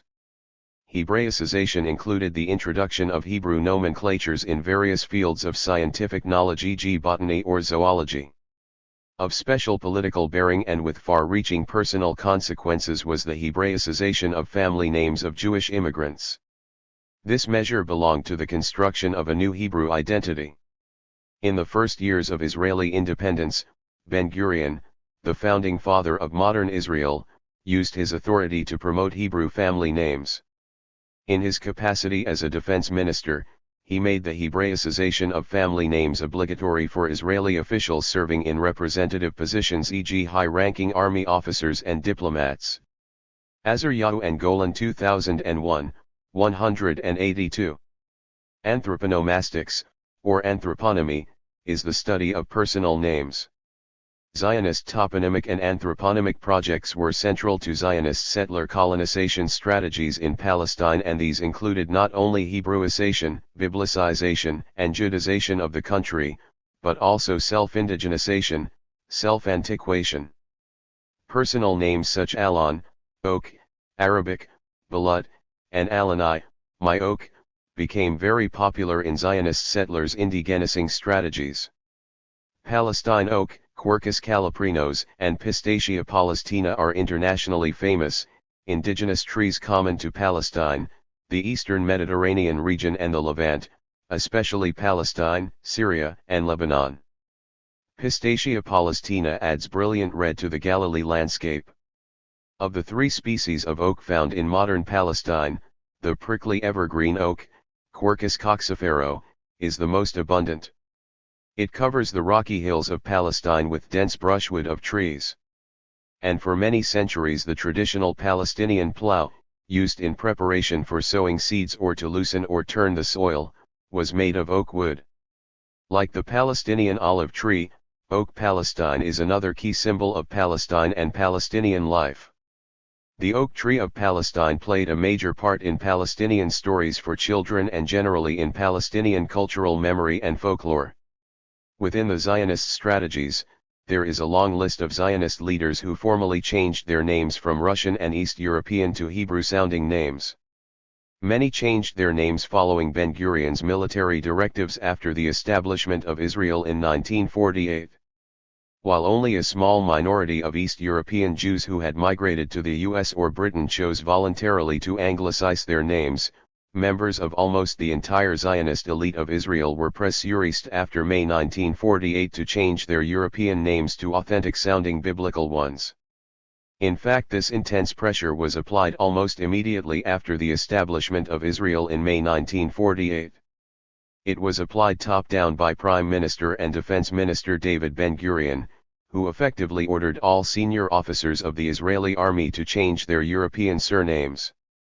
Yigael Skinik, Chief of Operations and Acting Chief of Staff of the Army in 1948, was the first to comply. On June 28, 1948, Ben-Gurion swore in the members of the IDF High Command, insisting that each one adopted a Hebrew last name. Since most chose their Haganah code names, Yigael Skinik became Yigael Yadin, Pesachov 1997, 220. The following biblicization list includes almost the entire political, military, and intellectual Israeli elite, left, right and center. David Ben-Gurion, 1886 to 1973, Israeli Prime Minister and Defense Minister, used the Israeli army after 1948 to impose general Hebraicization and purification of family and personal names. He was born David Grun in Russia. His mother was called Skindel and his Russian-born wife was called Pauline Munweis. When she met and married him in New York, she later changed her name to Paula. Moshe Sherrod was born Moshe Shertok in Russia in 1894, he became Israel's foreign minister in 1948, he chose to Hebraicize his last name in 1949, following the creation of the State of Israel. Golda Meir was born Golda Mabovich in Kiev in 1898, later called Golda Meyerson. Interestingly, she Hebraicized her last name only after she became foreign minister in 1956, she was prime minister 1969 to 1974. Yitzhak Shamir 27 was born Ikak Jazirniki in eastern Poland in 1915, he was foreign minister 1981 to 1982 and prime minister 1983 to 1984 and 1988 to 1992. Ariel Sharon was born Ariel Shinerman in colonial Palestine in 1928, to Shmuel and Vera, later Hebraicized to Dvora, immigrants to Palestine from Russia, he was Prime Minister 2001 to 2006. Yitzhak Ben-Tzvi was born in 1884 in the Ukraine as Yitzhak Shimshilevich, the son of Tzvi Shimshilevich, who later took the name Tzvi Shimshi, he was the second president of Israel. Yigal Allon, commander of the Palma in 1948 and later acting Prime Minister of Israel, was born Yigal Pekowitz in the settlement of Masha, Kfar Tavor. His father immigrated to Palestine from Eastern Europe in 1890. Menahem Begin, the founder of the current ruling Likud Party and the sixth Prime Minister of Israel, was born in Brest-Litovsk, then part of the Russian Empire, as Mieczyslav Begun. Yitzhak Ben-Tzvi's wife, Rahel Yanite, born in the Ukraine as Golda Lishinsky and immigrated to Palestine in 1908. She was a labor Zionist leader and a co-founder of the Greater Land of Israel movement in 1967. Apparently she Hebraicized her name to Rahel Yanite in memory of the Hasmonean king Alexander Jannaeus, Hellenist name of Alexander Yanai, 126–76 BC, a territorial expansionist, who during a 27-year reign was almost constantly involved in military conflict and who enlarged the Hasmonean kingdom. Her two sons, born during the British Mandatory period, were given biblical names, Amram, named after the father of Moses and Aaron, and Eli, named after the high priest Eli. Levi Eshkol was born in the Ukraine in 1895 as Levi Skonik, he was Israel's third prime minister, 1963 to 1999. Pinhas Lavan, 1904 to 1976, was born Pinhas Lubyanikar in what is now Ukraine and moved to Palestine in 1929, he was defense minister in 1954 and labor leader. Yitzhak ben Aharon, 1906 to 2006, was an Israeli politician who became a general secretary of the Histadrut and held a cabinet post. He was born Yitzhak Nussenbaum in what is today Romania and immigrated to Palestine in 1928. Dov Yosef, 1899-1980, an Israeli labor politician who held ministerial positions in 9 Israeli governments, was born Bernard Joseph in Montreal, Canada. David Remay was born David Drabkin in Belarus in 1886, he was Israel's first Minister of Transportation. Zalman Shazar, the third President of Israel, from 1963 to 1973, who immigrated to Palestine in 1921, was born in the Russian Empire as Shneur Zalman Rabashov. Pinchas Rutenberg, 1879 to 1942, a prominent Zionist leader and the founder of the Palestine Electric Company, which became the Israel Electric Corporation, was born in the Ukraine as Peter Moiseyevich Rutenberg. Avraham Granat, 1890 to 1962, Director General of the Jewish National Fund and later chairman of its board, was born in today's Moldova as Abraham Granovsky. He changed his name after 1948. Fage Ilanit, 1909-2002, was an Israeli Mapam politician born in the Russian Empire as Fage Hinz, to Sheriga Hinz and Hanishkop. She immigrated to Palestine in 1929. Shimon Peres was born in Poland in 1923 as Szymon Persky. He was Israel's 8th prime minister and in 2007 was elected as its 9th president. Right-wing Russian Zionist leader Zeev Jabotinsky, 1880 to 1940, the founder of revisionist Zionism, changed his name from Vladimir Yevgenyevich Zabotinsky during the mandatory period, choosing a predatory name, Zeev, Wolf. Prominent labor leader Haim Arlozorov, 1899 to 1933, was born Vitaly Arlozorov. General Yigael Yadin, 1917 to 1984, the Army's second chief of staff and a founding father of Israeli biblical archaeology, was born Yugalskinik. He was ordered to change his surname by Ben-Gurion after May 1948. Ilyahu Elat, 1903 to 1990, an Israeli diplomat and Orientalist and the first Israeli ambassador to the United States, was born Ilyahu Epstein in Russia and immigrated to Palestine in 1924. Yisrael Galili, 1911-1986, was an Israeli government minister. Before 1948 he had served as chief of staff of the Haganah. He was born Yisrael Burchenko in today's Ukraine. Meir Umit, 1921-2009, was an Israeli politician and cabinet minister and head of the Mossad from 1963 to 1968. He was born in Mandatory Palestine as Meir Slutsky to settler parents from Russia. Meir Argov, 1905-1963, Israeli politician and a signatory of the Israeli Declaration of Independence, was born Meir Grabovsky, born in Moldova, then Russian Empire, and changed his name after 1948. Pinchas Rosen, 1887-1978, the first Israeli Minister of Justice and a signatory to the Israeli Declaration of Independence, was born in German as Felix Rosenbluth and changed his name after 1948. Abba Hushi, 1898-1969, an Israeli politician and mayor of Haifa for 18 years, was born Abba Schneller, also Abba Kaushi, in Poland and immigrated to Palestine in 1920. Mordecai Bentov, 1900-1985, was a politician and cabinet minister. He was born in the Russian Empire as Mordecai Gutgeld and immigrated to Palestine in 1920.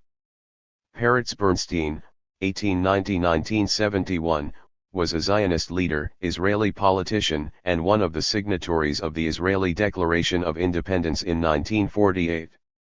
He was born in Germany as Fritz Bernstein, immigrated to Palestine in 1936 and changed his name after the establishment of Israel.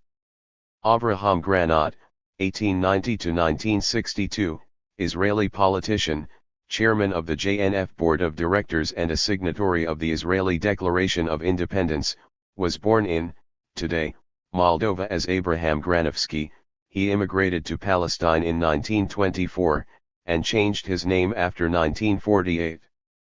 Mordecai Bentov, 1900–1985, Israeli journalist and politician, was born Mordecai Gutgeld in Poland and immigrated to Palestine in the Mandatory period. Herzl Vardi, 1903–1991, Israeli politician, a signatory of the Israeli Declaration of Independence and editor of the Israeli daily Yediot Aharonot, was born Herzl Rosenblum in Lithuania and changed his name after 1948. Professor Benjamin Mazar, co-founder of Israeli Biblical Archaeology, was born Benjamin Mazlar in Poland and was educated in Germany. He immigrated to colonial Palestine in 1929 and Hebraicized his name. Yitzhak Sadeh, 1890–1952, commander of the Haganah Strike Force, the Palma, and one of the key army commanders in 1948, was born in Russia as Isaac Landsberg. General Yitzhak Rabin, the first native-born Israeli prime minister, 1974–1977 and 1992–1995, was born Nehemiah Rubatsov in Jerusalem to a Zionist settler from the Ukraine. General Yugal Alon, 1918–1980, commander of the Palma in 1948, government minister and acting prime minister of Israel, best known as the architect of the Alon Plan, was born in Palestine as Yugal Payakovich. His grandfather was one of the early East European settlers who immigrated to Palestine in the 1880s. After Israel was proclaimed in 1948, he changed his name to the Hebrew Alon, oak tree.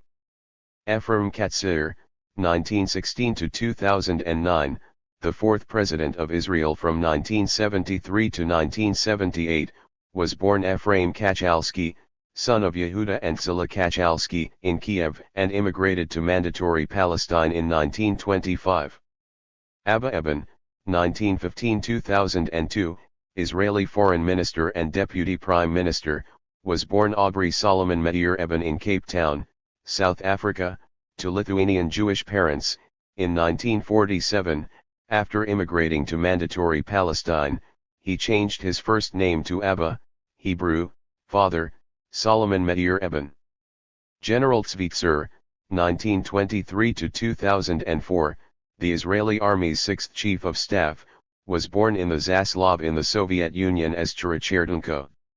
General Chaim Bar-Lev, Army Chief of Staff in 1968–1971 and later a government minister, was born Chaim Brotzlowski in Vienna in 1924. Ben-Zion Diner, 1884–1973, Israel's Minister of Education and Culture in the 1950s, was born Ben-Zion Dienaberg in the Ukraine and immigrated to Palestine in 1921. General Moshe Ya'alon, former Army Chief of Staff, was born in Israel in 1950 as Moshe Smilansky. Prominent Israeli author and journalist Amos Elon, 1926–2009, was born in Vienna as Amos Sternbach. Yisrael Bar Yehuda, 1895–1965, was an Israeli labor politician who held a number of ministerial posts. He was born Yisrael Eidelson in present-day Ukraine and immigrated to Palestine in 1926. Israel's leading novelist Amos Oz was born in Mandatory Palestine in 1939 as Amos Klausner. His parents, Yehuda Klausner and Fania Musman, were Zionist immigrants to Mandatory Palestine from Eastern Europe. Gershom Scholem, a German-born Jewish philosopher and historian and the founder of the modern academic study of Kabbalah, Jewish mysticism, was born Gerhard Scholem. He changed his name to Gershom Scholem after he emigrated to Mandatory Palestine in 1923. Moshe Kol, 1911–1989, Israeli politician and a signatory of the Israeli Declaration of Independence, was born Moshe Kolodny in Pinsk, Russian Empire, and changed his name after 1948. Avraham Nissan was a Zionist political figure in Mandatory Palestine and a signatory to the Israeli Independence Declaration in 1948. He was born Avraham Katz Nelson in 1888 in what is now Belarus and changed his name after 1948. Tzvi Shaloa, 1911–2000, an Israeli labor, MAPE, politician, who was one of the founders of the Whole Land of Israel movement after 1967 and served as a member of the Knesset for Tehillah in the 1980s, was born Tzvi Langsam in the Ukraine and immigrated to Mandatory Palestine in 1932. Ben-Zion Sternberg, 1894–1962, a Zionist activist and a signatory to the Israeli Declaration of Independence, was born Benno Sternberg in the Austro-Hungarian Empire. Yugal Tumerkin, a German-born Israeli artist known for his memorial sculpture of the Holocaust in Tel Aviv, was born in Dresden in 1993 as Peter Martin Gregor Heinrich Hellberg. Israel's greatest poet, Yehuda Amichai, 1924–2000, Hebrew for Praise My People Alive, was born in Germany as Ludwig Pfeffer.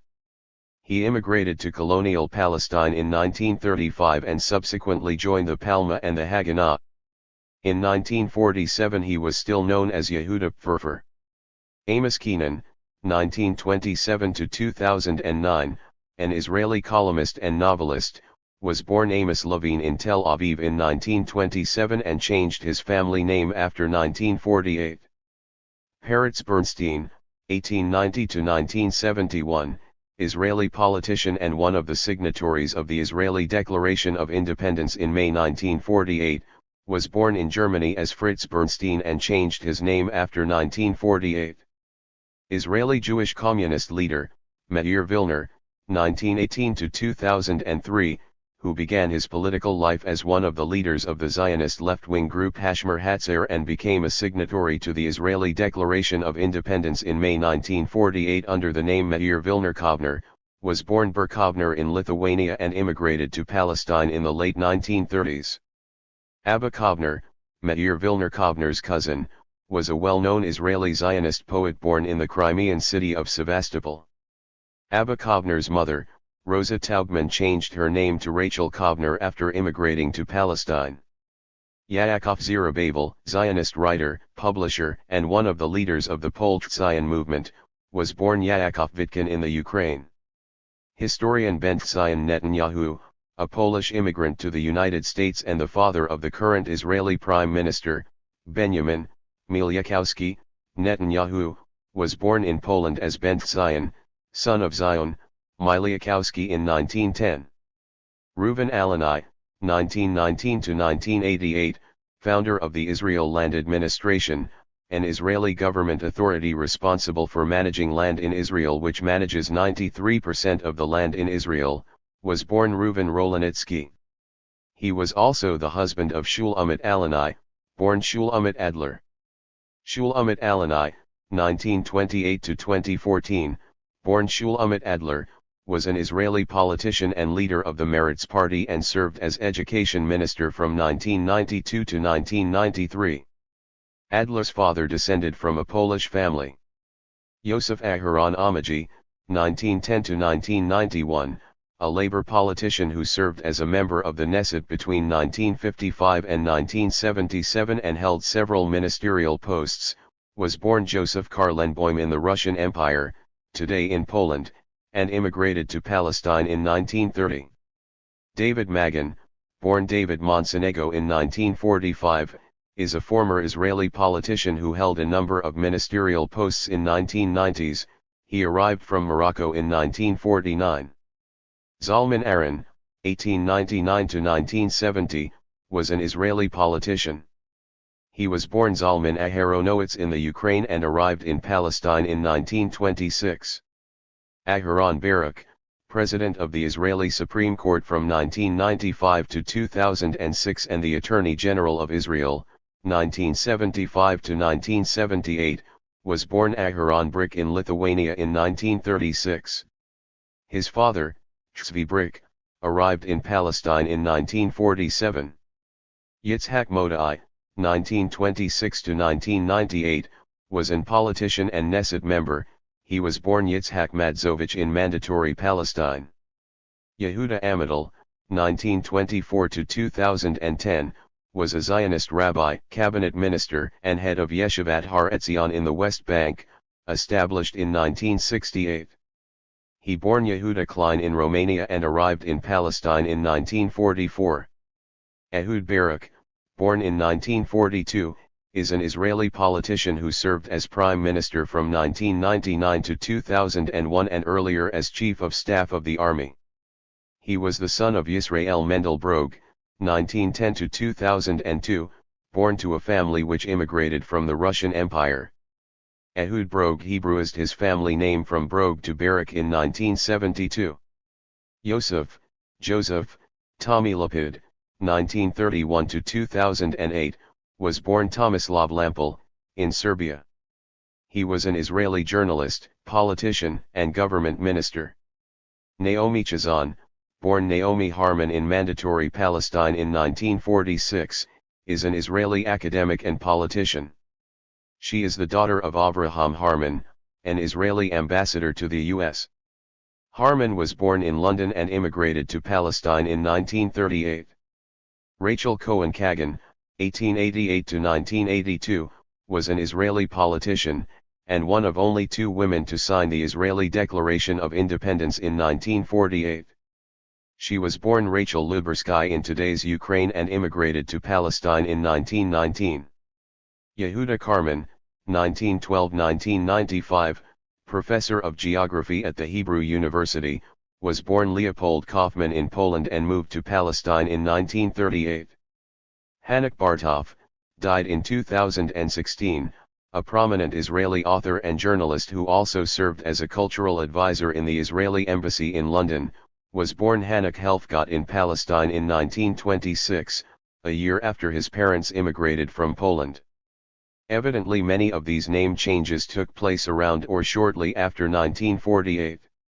During the mandatory period, it was still advantageous for individuals to have their original European names. The above list also shows senior officers and army chiefs of staffs, Hebrew, Rav Alofs, adopting Hebrew-sounding names in the post-1948 period.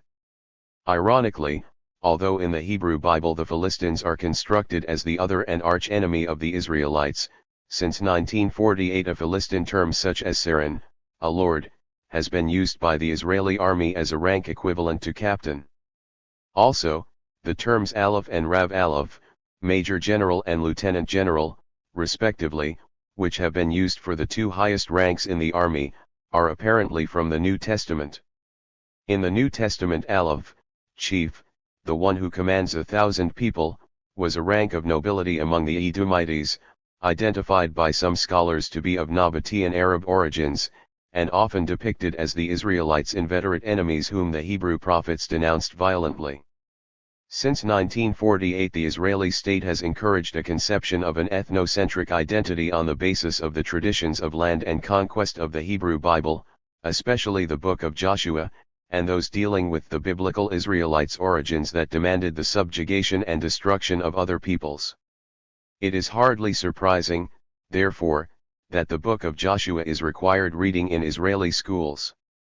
In fact, the Book of Joshua is a work of fiction and the Israelite conquest was not the blitzkrieg it is made out to be in the Book of Joshua. But this book holds an important place in the Israeli school curricula and Israeli academic programs partly because the founding fathers of Zionism view Joshua's narrative of conquest as a precedent for the establishment of Israel as a nation, Verge 2003, 82.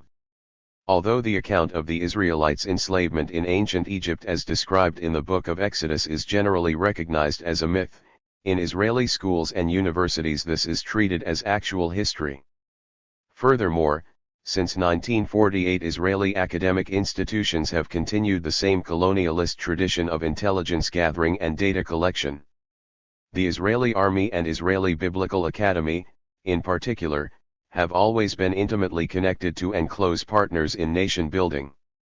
Engagement in nationalist mobilization, using the Bible and myth-making through spurious scholarly activity involves a large number of Israeli academics and social scientists, in particular archaeologists, political geographers, and Orientalists.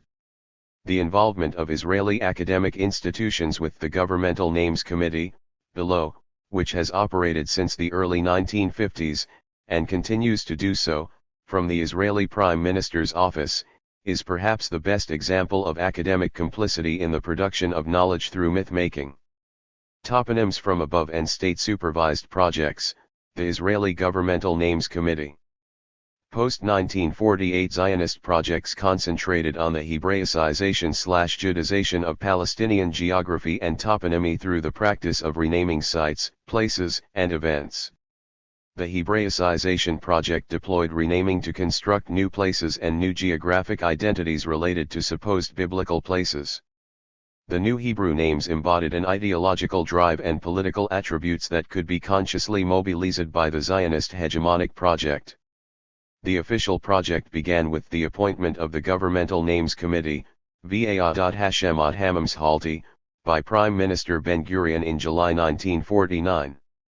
Ben-Gurion had visited the Negev/Negev in June and had been struck by the fact that no Hebrew names existed for geographical sites in the region. The June 11, 1949 entry for his war diary reads, Eilat, we drove through the open spaces of the Arava, from Ein Huzb, to Ein Waba. We must give Hebrew names to these places, ancient names, if there are, and if not, new ones. Ben-Gurion 1982, Volume 3, 989. In the immediate post-Nakba period, Israeli archaeologists and members of the Israeli Exploration Society on the Governmental Names Committee concentrated their initial efforts on the creation of a new map for the newly occupied Negev, Abu el-Hajj 2001, 91-94. Commissioned to create Hebrew names for the newly occupied Palestinian landscape, throughout the documents produced by this committee were reported references to foreign names. The Israeli public was called upon to uproot the foreign and existing names and in their place to master the new Hebrew names. Most existing names were Arabic. Charged with the task of erasing hundreds of Arabic place names and creating Hebrew names in the Negev, the committee held its first meeting on July 18 and subsequently met 3 times a month for a 10-month period and assigned Hebrew names to 561 different geographical features in the Negev, mountains, valleys, springs, and waterholes, using the Bible as a resource. Despite the obliteration of many ancient Arabic names from the Negev landscape, some Arabic names became similar-sounding Hebrew names. For example, Seal Imran became Nahal Amram, apparently recalling the father of Moses and Aaron. The Arabic Jabal Hara'ef, Mount Hara'ef, became Har Harif, Sharp Mountain. Jabal Dibba, Hump Hill, became Har Dlaat, Mount Pumpkin.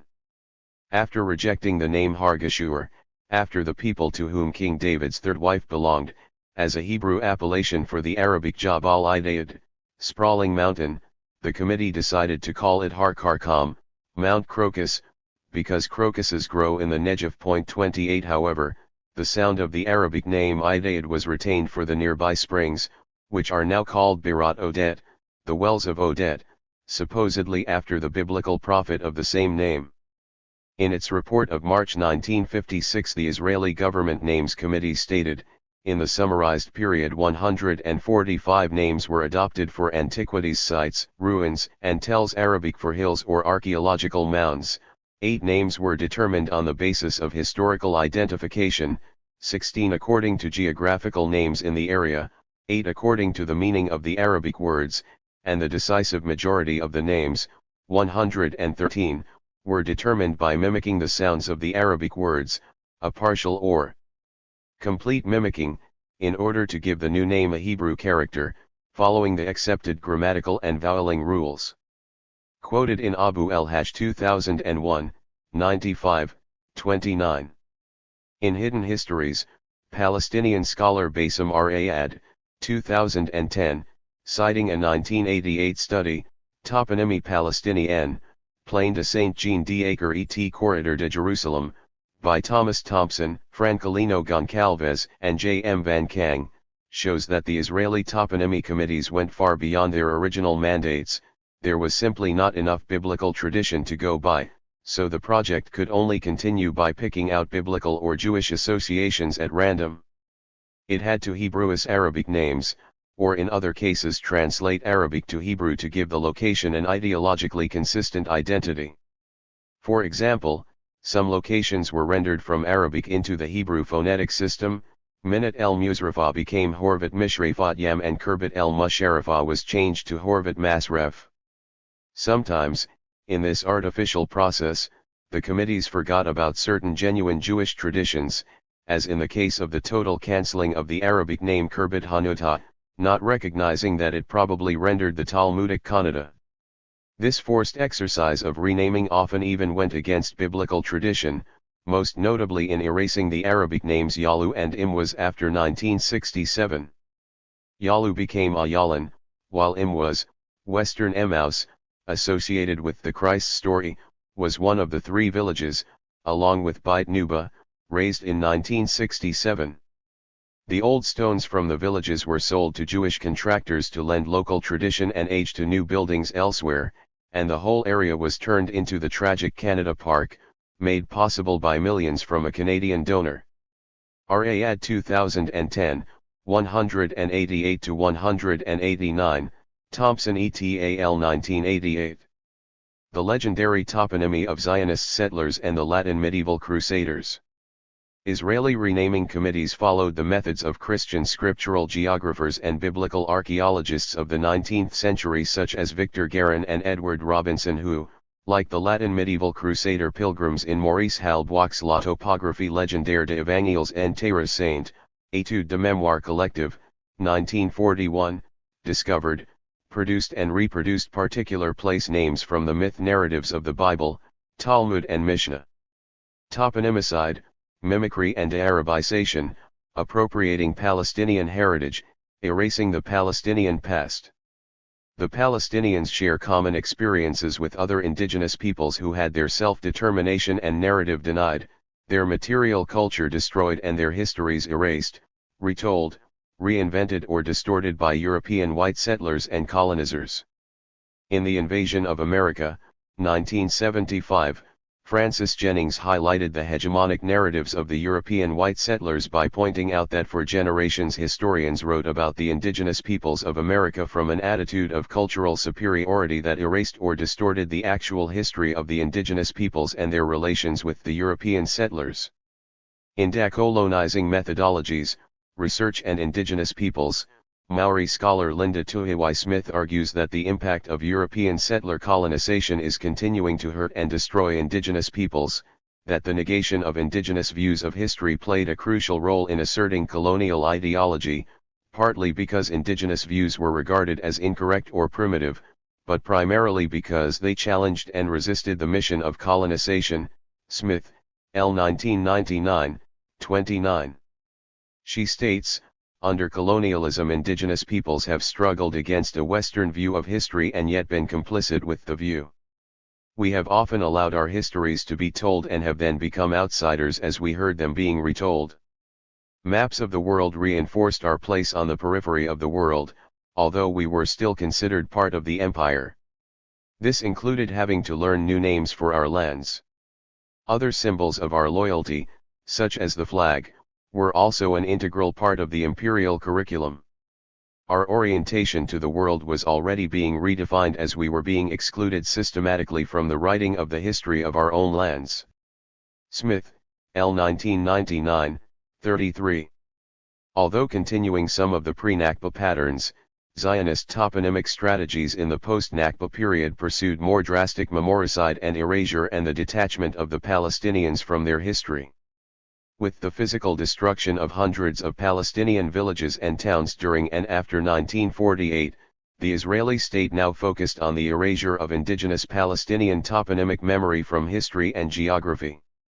The physical disappearance of Palestine in 1948, the deletion of the demographic and political realities of historic Palestine and the erasure of Palestinians from history centered on certain key issues, the most important of which is the contest between a denial and an affirmation, said 1980, Abu Lughod et al. 1991.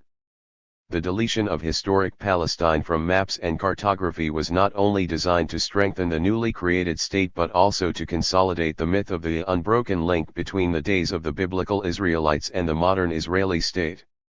Commenting on the systematic silencing of the Palestinian past, historian Elon Papp, in The Ethnic Cleaning of Palestine, deploys the doctrine of cultural memoricide, where he highlights the systematic scholarly, political, and military attempt in post-1948 Israel to de-Arabize the Palestinian terrain, its names, spaces, religious sites, its villages, towns and cityscapes, and its cemeteries, fields and olive and orange groves, and the fruit called saber, cactus, the prickly pears famously grown in and around Arab villages and cultivated in Arab gardens in Palestine.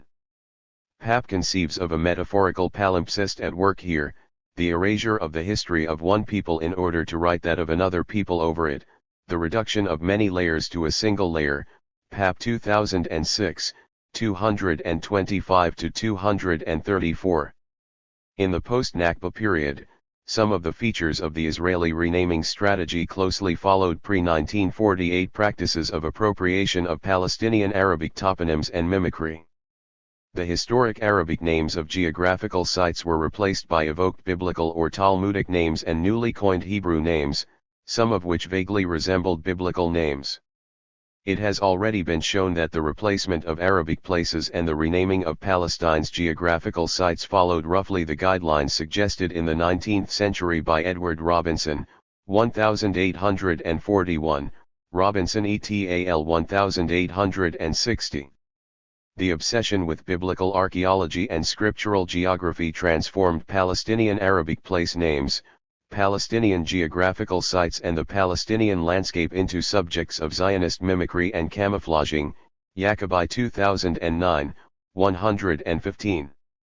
From the 19th century and throughout the first half of the 20th century Western colonialist imagination, biblical landscape painting, fantasy and exotic travel accounts, Orientalist biblical scholarship, Holy Land archaeology, cartography and scriptural geography have been critical to the success of the Western colonial enterprise in the Middle East, recreating the Bible lens, reinventing a historical primordial Hebrew ethnicity, while at the same time silencing Palestinian history and Arabicing Palestinian toponymy, Masalha 2007, Witt Elam 1996, Long 1997, 2003.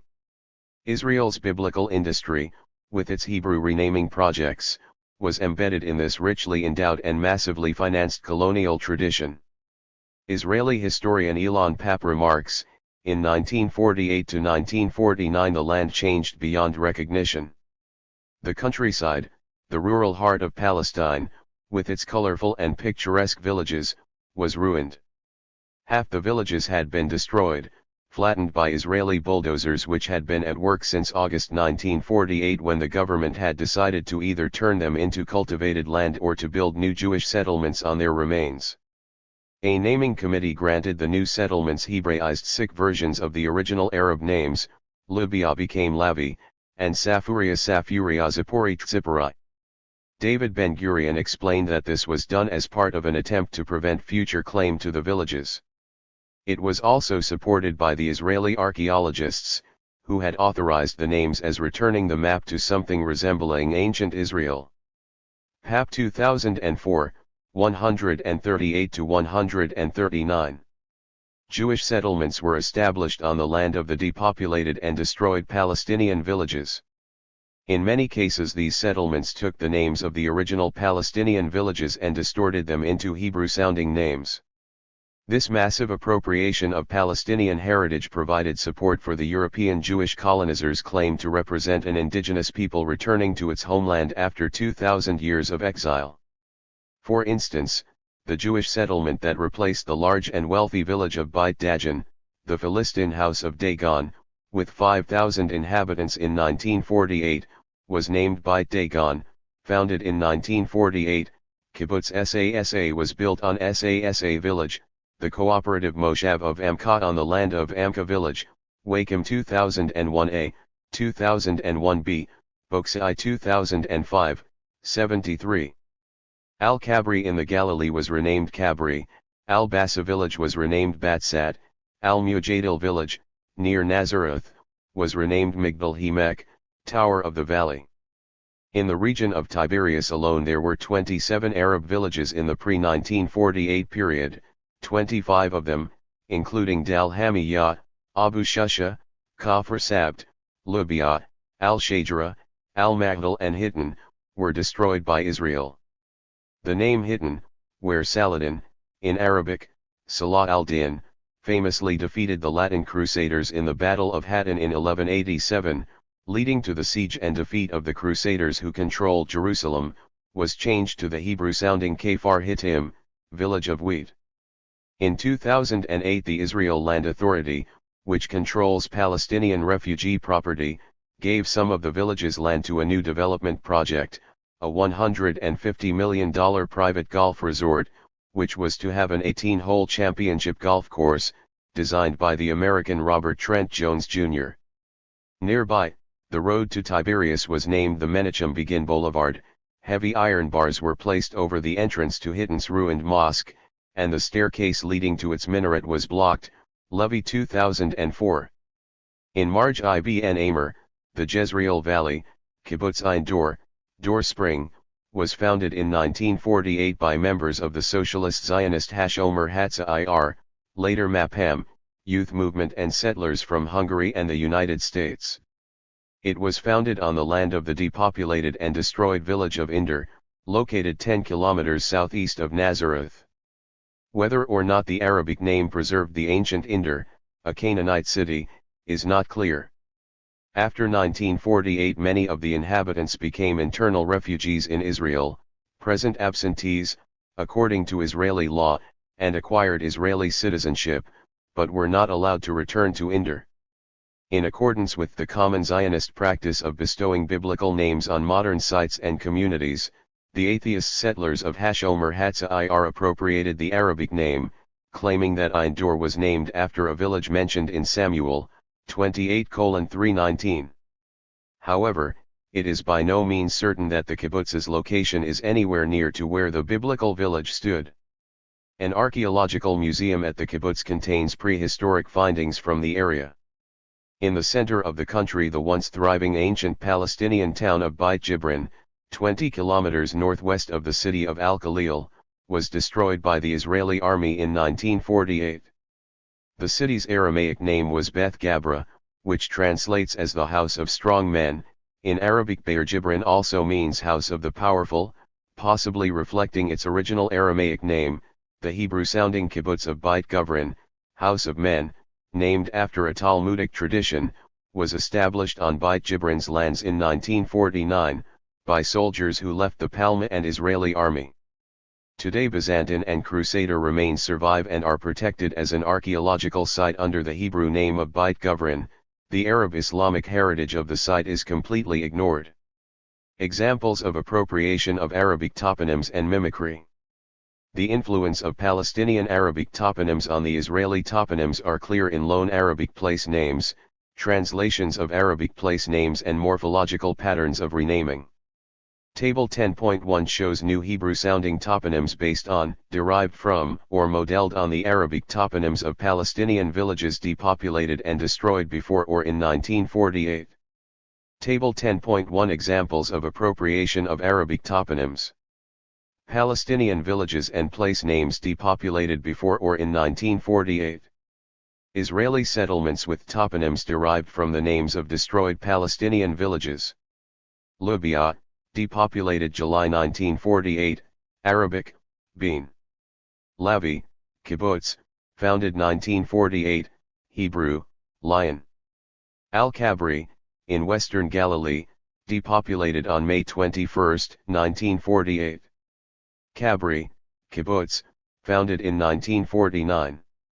Alma, in the Saydad district, depopulated on October 30, 1948. Alma, Moshav, founded in 1949. Birya, depopulated on May 2, 1948. Birya, Moshav, founded in 1971. Amka, in the Acre area, depopulated in October 1948. Amka, Moshav, founded in 1949. Sigra, Lower Galilee, depopulated July 1948, Arabic, Tree Ain Zaytun, Western Galilee, depopulated, Arabic Spring of Olives. Ilaniya, Hebrew, Tree Ain Zaytun, Kibbutz, Hebrew, Spring of Olives, originally founded in 1891 north of the Arab village Ain Zaytun, abandoned during the First World War, 6 Muslims and 1 Jew were recorded there in 1931. Living in 4 houses, the Jewish settlement was re-established in 1946. Indar, Marj ibn Amr, depopulated in 1948, Arabic toponym possibly preserves Canaanite site, Enderfuli, depopulated 1925, Arabic, Fava bin Tal al-Adas, Arabic, Lentils Hill.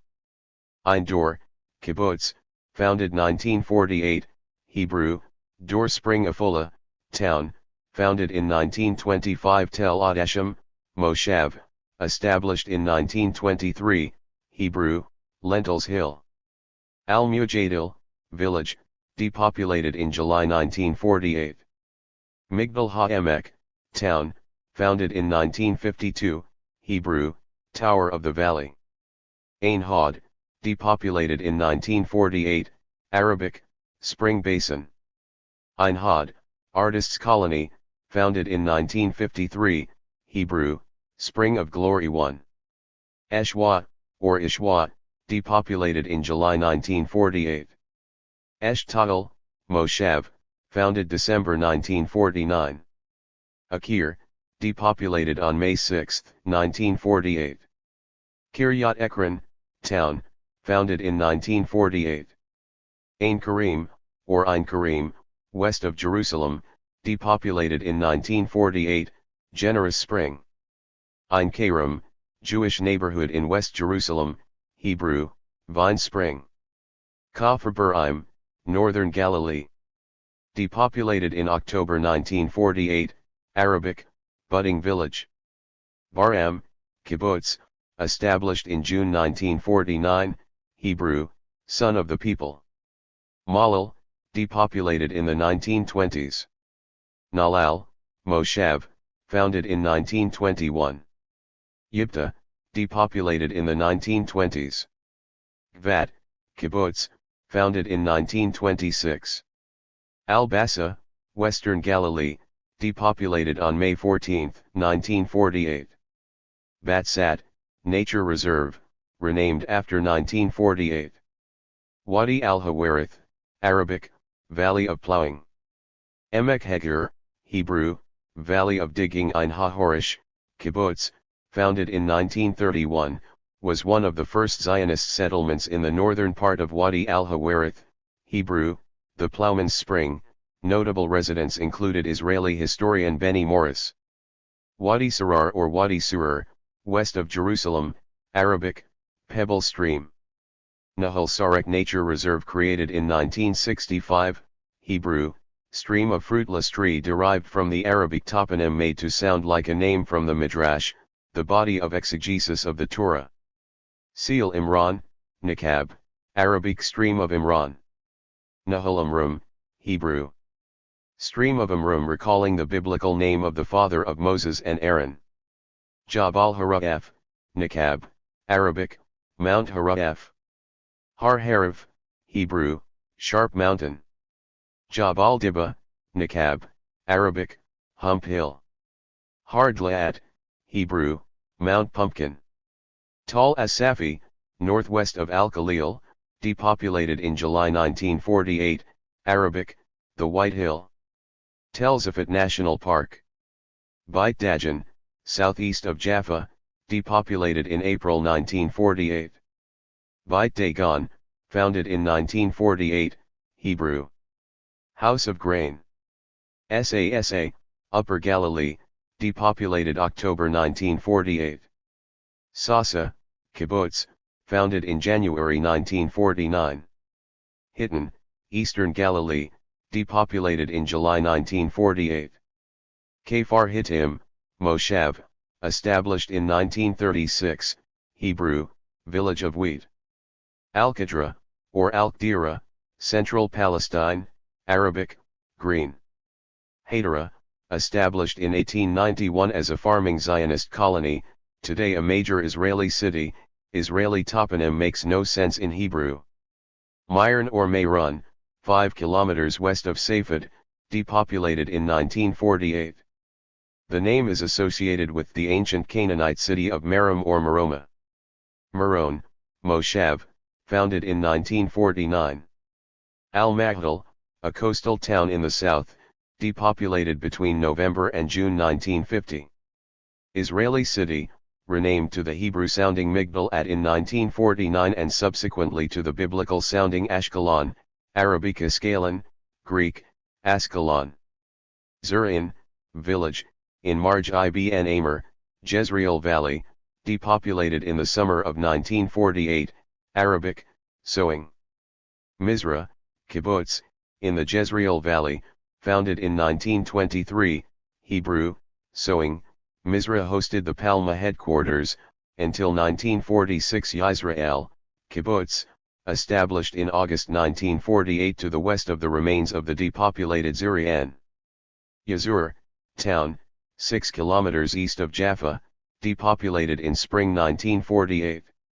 Azor settlement, the historic Palestinian Muslim mosque/shrine was turned into a Jewish synagogue and renamed Sha'arit Zion, Gates of Zion. 56 years after the Nakba, in March 2004, Israeli journalist Gideon Levy wrote, "The Zionist collective memory exists in both our cultural and physical landscape, yet the heavy price paid by the Palestinians, in lives, in the destruction of hundreds of villages, and in the continuing plight of the Palestinian refugees, receives little public recognition." Levy 2004. Levy adds, "Look at this prickly pear plant. It's covering a mound of stones. This mound of stones was once a house, or a shed, or a sheep pen, or a school, or a stone fence. Once, until 56 years ago, a generation and a half ago, not that long ago. The cactus separated the houses and one lot from another, a living fence that is now also the only monument to the life that once was here. Take a look at the grove of pines around the prickly pear as well. Beneath it there was once a village.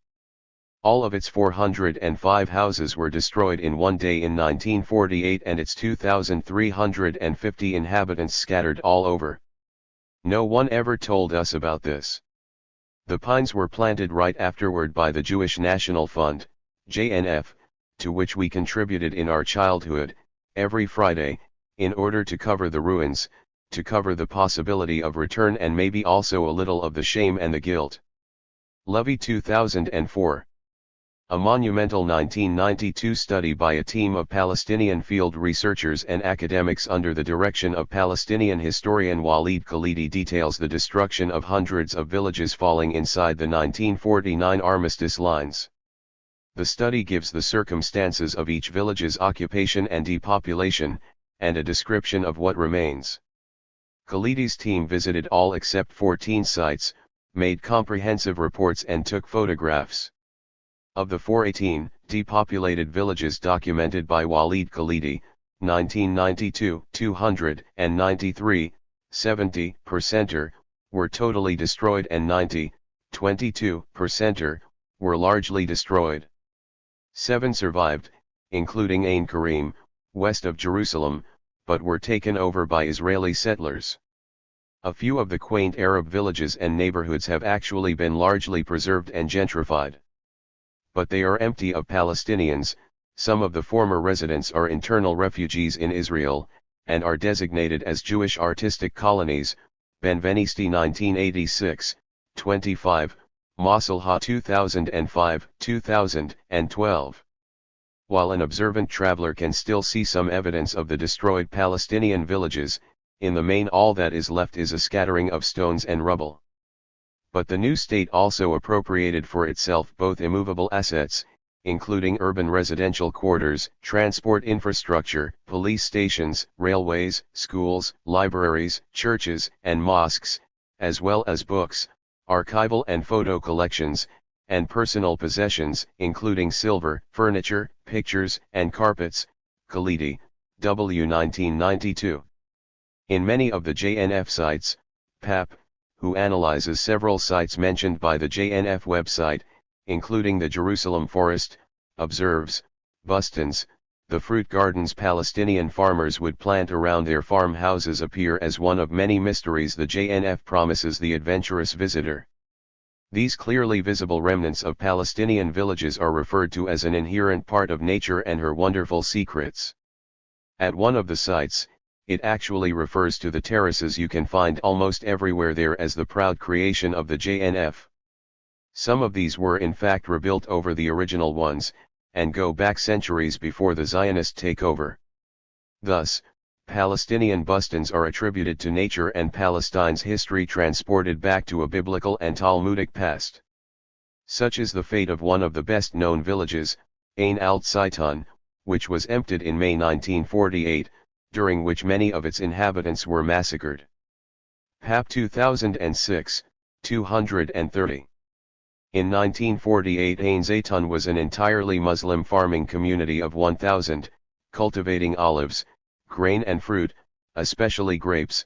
The village name was the Arabic for Spring of Olives.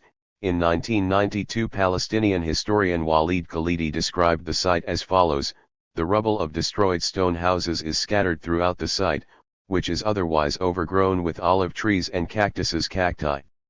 A few deserted houses remain, some with round arched entrances and tall windows with various arched designs. In one of the remaining houses, the smooth stone above the entrance arch is inscribed with Arabic calligraphy, a fixture of Palestinian architecture. The well and the village spring also remain. Khalidi, W. 1992, 437. Today the old stone mosque, parts of which are still standing, is not mentioned by the JNF website. In 2004 the mosque was turned into a milk farm. The Jewish owner removed the stone that indicated the founding date of the mosque and covered the walls with Hebrew graffiti. Pap 2006, 217.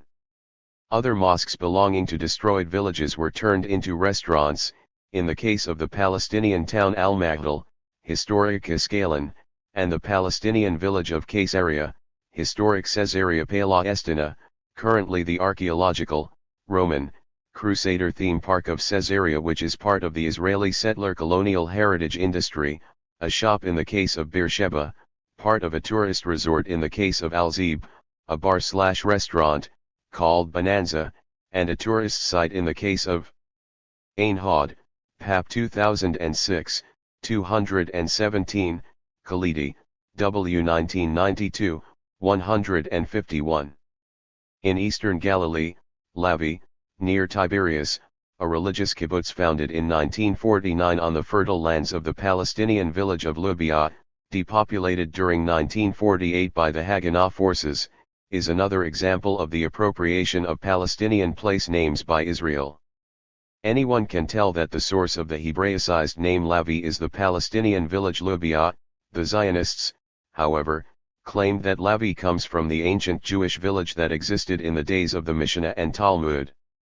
Yet the appropriation of the Palestinian toponym and choice of the new Hebrew name Lavi, lion, rather than Levi, the ancient Jewish last name, and a Levite member of the priesthood, reflected the self-identity construction of the European Jewish colonists, the New Jews, and Zionism's new relationship to nature, political geography and tough masculinity.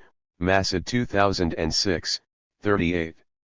Moreover, at Lubia the JNF put up a sign, South Africa Forest. Parking. In memory of Hans Riesenfeld, Rhodesia, Zimbabwe. The South Africa Forest and the Rhodesia parking area were created atop the ruins of Lubia, of whose existence not a trace was left. Commenting on the gentrification of several former Palestinian villages, like Ain Karim, and neighborhoods, like those of Lydda and Safed, and their transformation into Jewish-built environments, Israeli architect Chaim Yacobi, of Ben-Gurion University, writes, "The Palestinian landscape is a subject of mimicry through which a symbolic indigenization of the Zionist settlers takes place. As in other ethnocentric national projects, such mimicry may be described as an obsession with archaeology, which makes use of historical remains to prove a sense of belonging. The obsession with archaeology and history, as well as with treating them as indisputable truths, is clearly evident in the texts that accompanied the design and construction of the gentrified Arab villages and neighborhoods.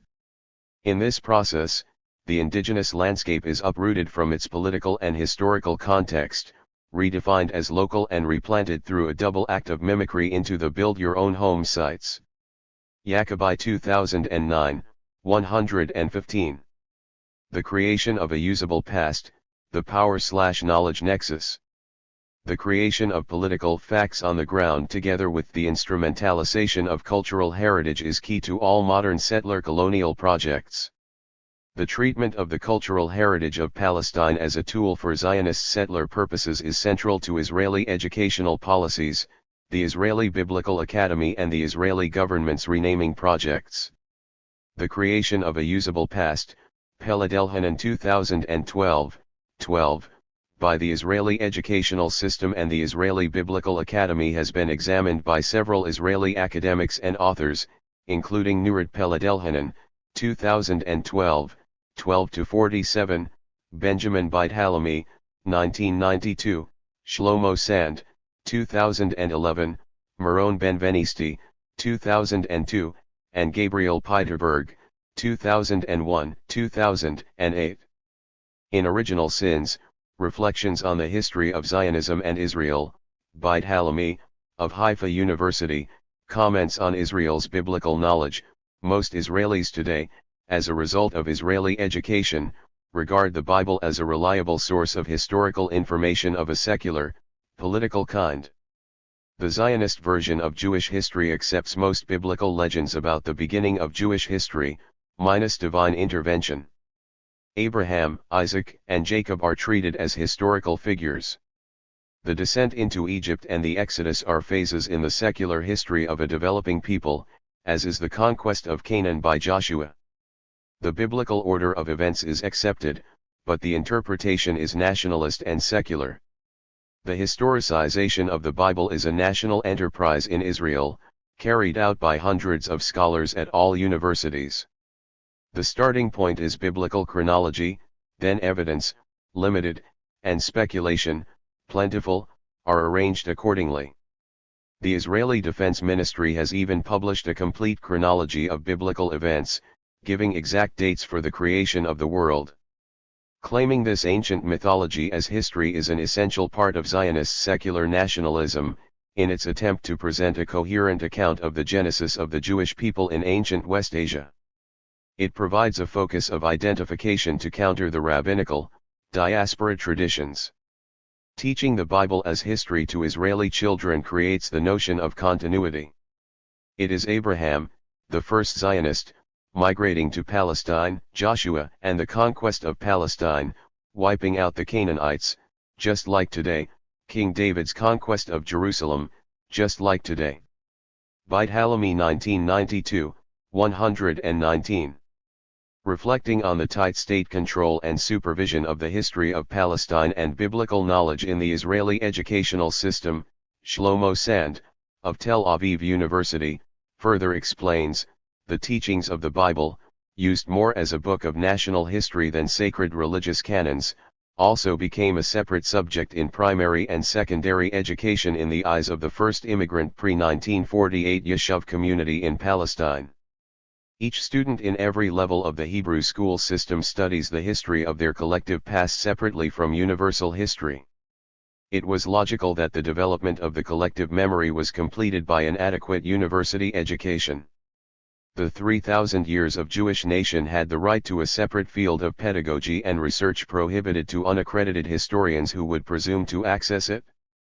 One of the most striking results of this original approach was that from the 1930s to the 1990s, no teacher or researcher from the various departments of history of the Jewish people in Israeli universities considered him or herself to be a non-Zionist historian.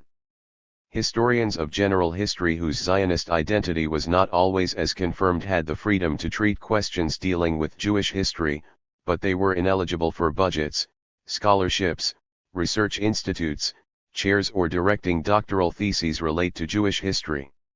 Sand 2011, 159-160.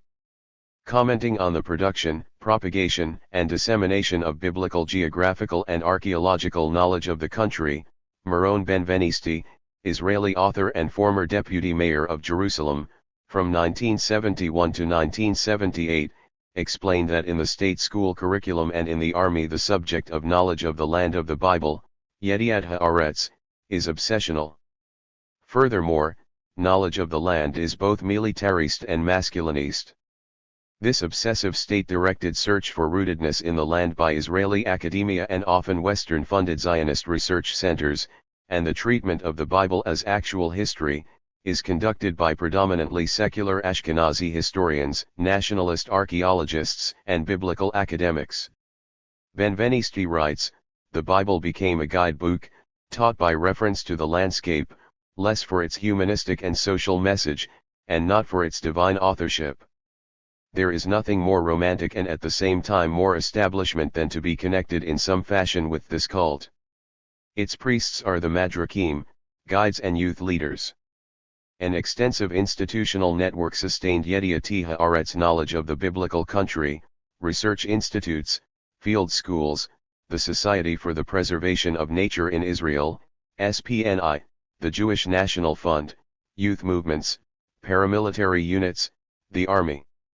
Benvenisti 1986, 20, also 2002. In Zionism, the selective reconstruction of antiquity and manufactured biblical memory was part of the historical mission of reviving the ancient national roots and spirit. Selective antiquity became both a source of legitimacy and an object of admiration. Zerubbabel 1995, 25.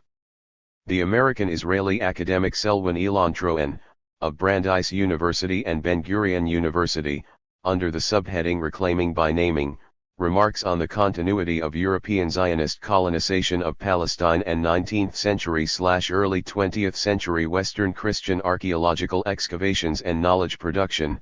Zionism also set out to reimagine and reconstitute the country's landscape. The process actually began with Christian explorers and archaeologists and Bible scholars from Europe and the United States who visited Palestine from the mid-19th century when the country was under Turkish rule.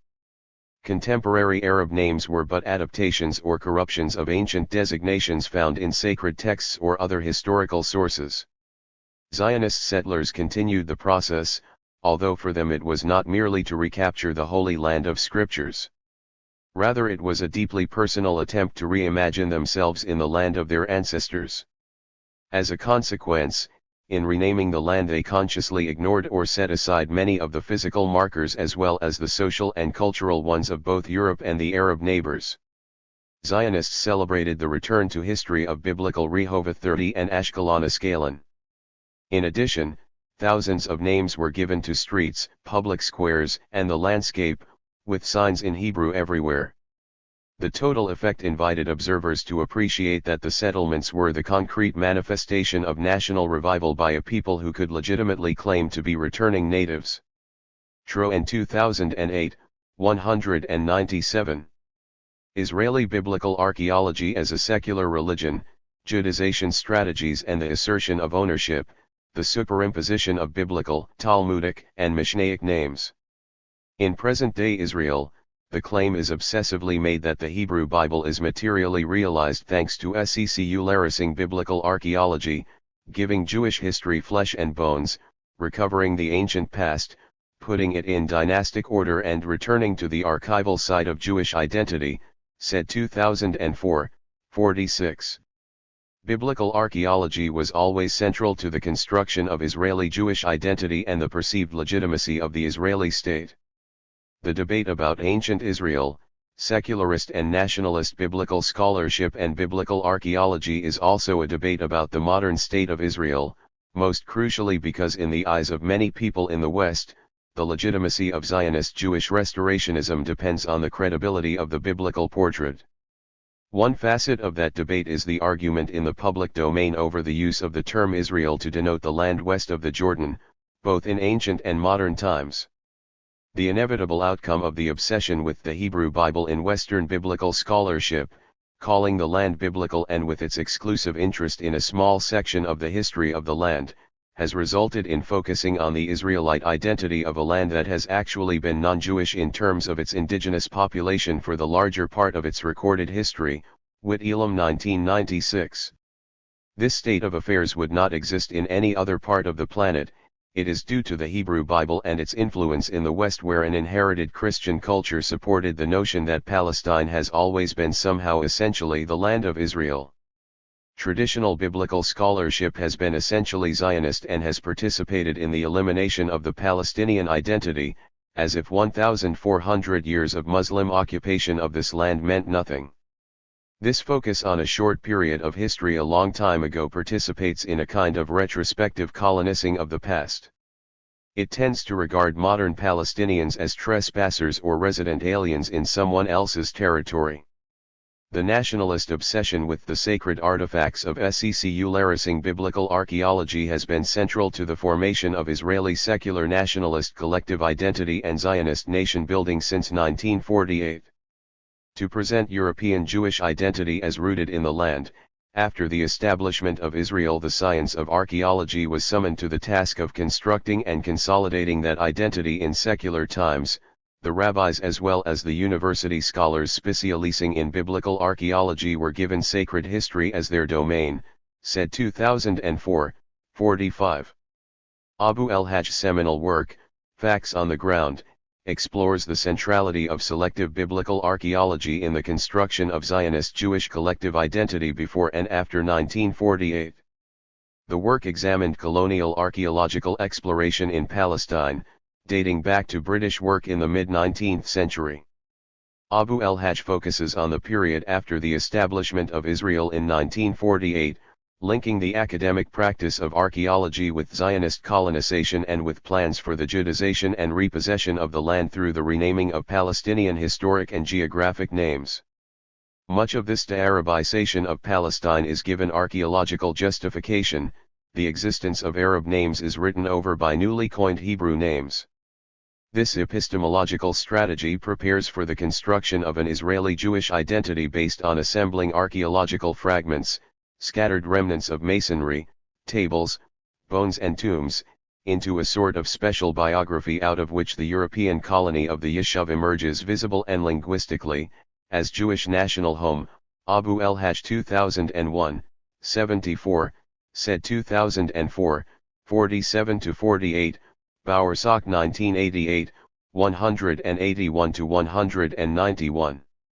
A large number of Israeli experts on and practitioners of biblical excavations, from General Yugal Yadin and General Moshe Dayan to even General Ariel Sharon, have remarked that biblical archaeology is the privileged Israeli science par excellence, said 2004, 45-46, Kletter 2003. Magen Broshi, a leading Israeli archaeologist, and a current member of the Israeli Government Names Committee, noted, "The Israeli phenomenon, a nation returning to its old new land, is without parallel. It is a nation in the process of renewing its acquaintance with its own lands, and here archaeology plays an important role. In this process archaeology is part of a larger system known as Yediat Haaretz, knowledge of the land." The Hebrew term is derived most probably from the German Landeskund. The European immigrants found the country to which they felt, paradoxically, both kinship and strangeness. Archaeology in Israel, a sui generis state, served as a means to dispel the alienation of its new citizens. Quoted in said 2004, 46. The Israeli historians, biblical scholars, archaeologists, and geographers, Meron Benvenisti argues in Sacred Landscape, The Buried History of the Holy Land since 1948, have reinvented and reconstructed a history and chronology of ancient Palestine based on Israeli identity politics, so as to emphasize the Jewish connection to the land, adding designations such as the biblical, Hasmonean, Mishnaic, and Talmudic periods.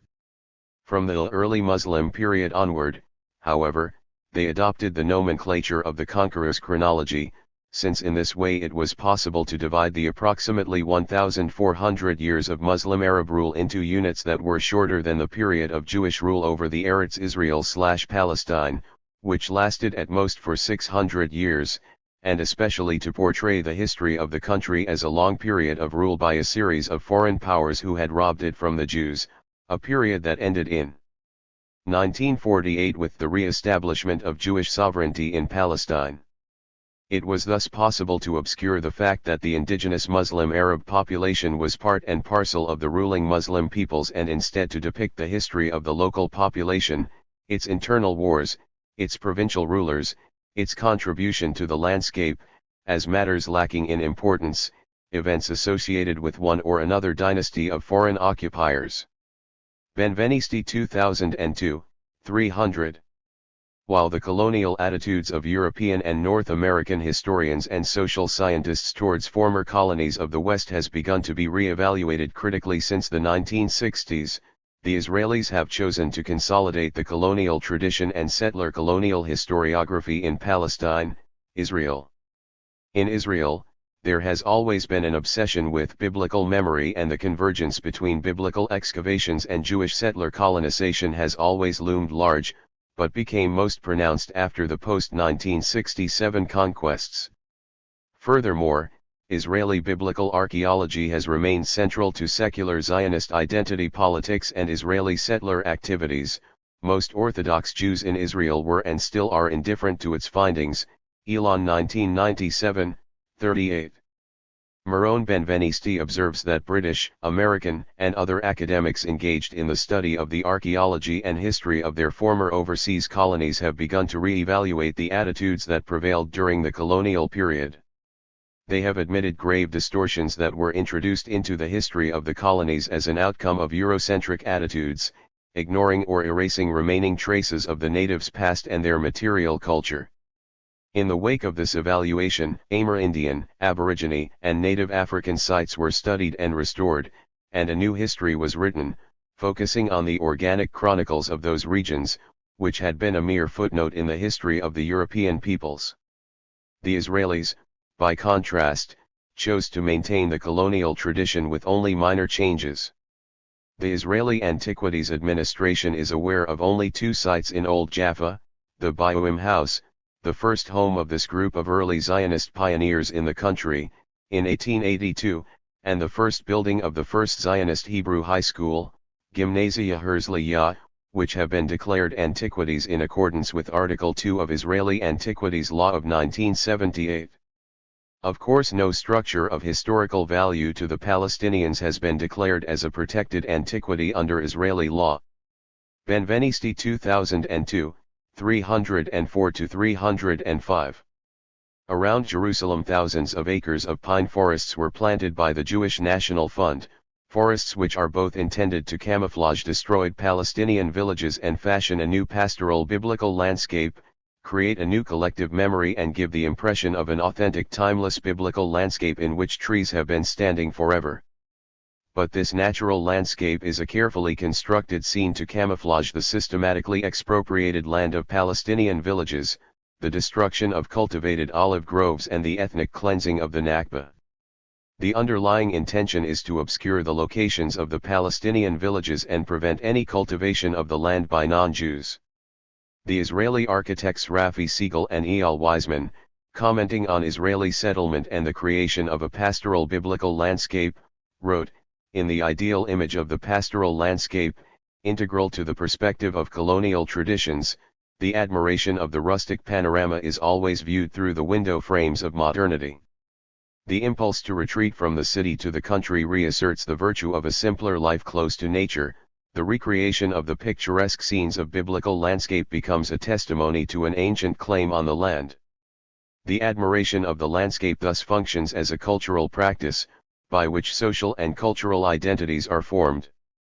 Within this panorama, however, lies a cruel paradox: the very thing that renders the landscape biblical or pastoral, its traditional inhabitants and cultivation in terraces, olive orchards, stone buildings and the presence of livestock, is produced by the Palestinians, who the Jewish settlers came to replace.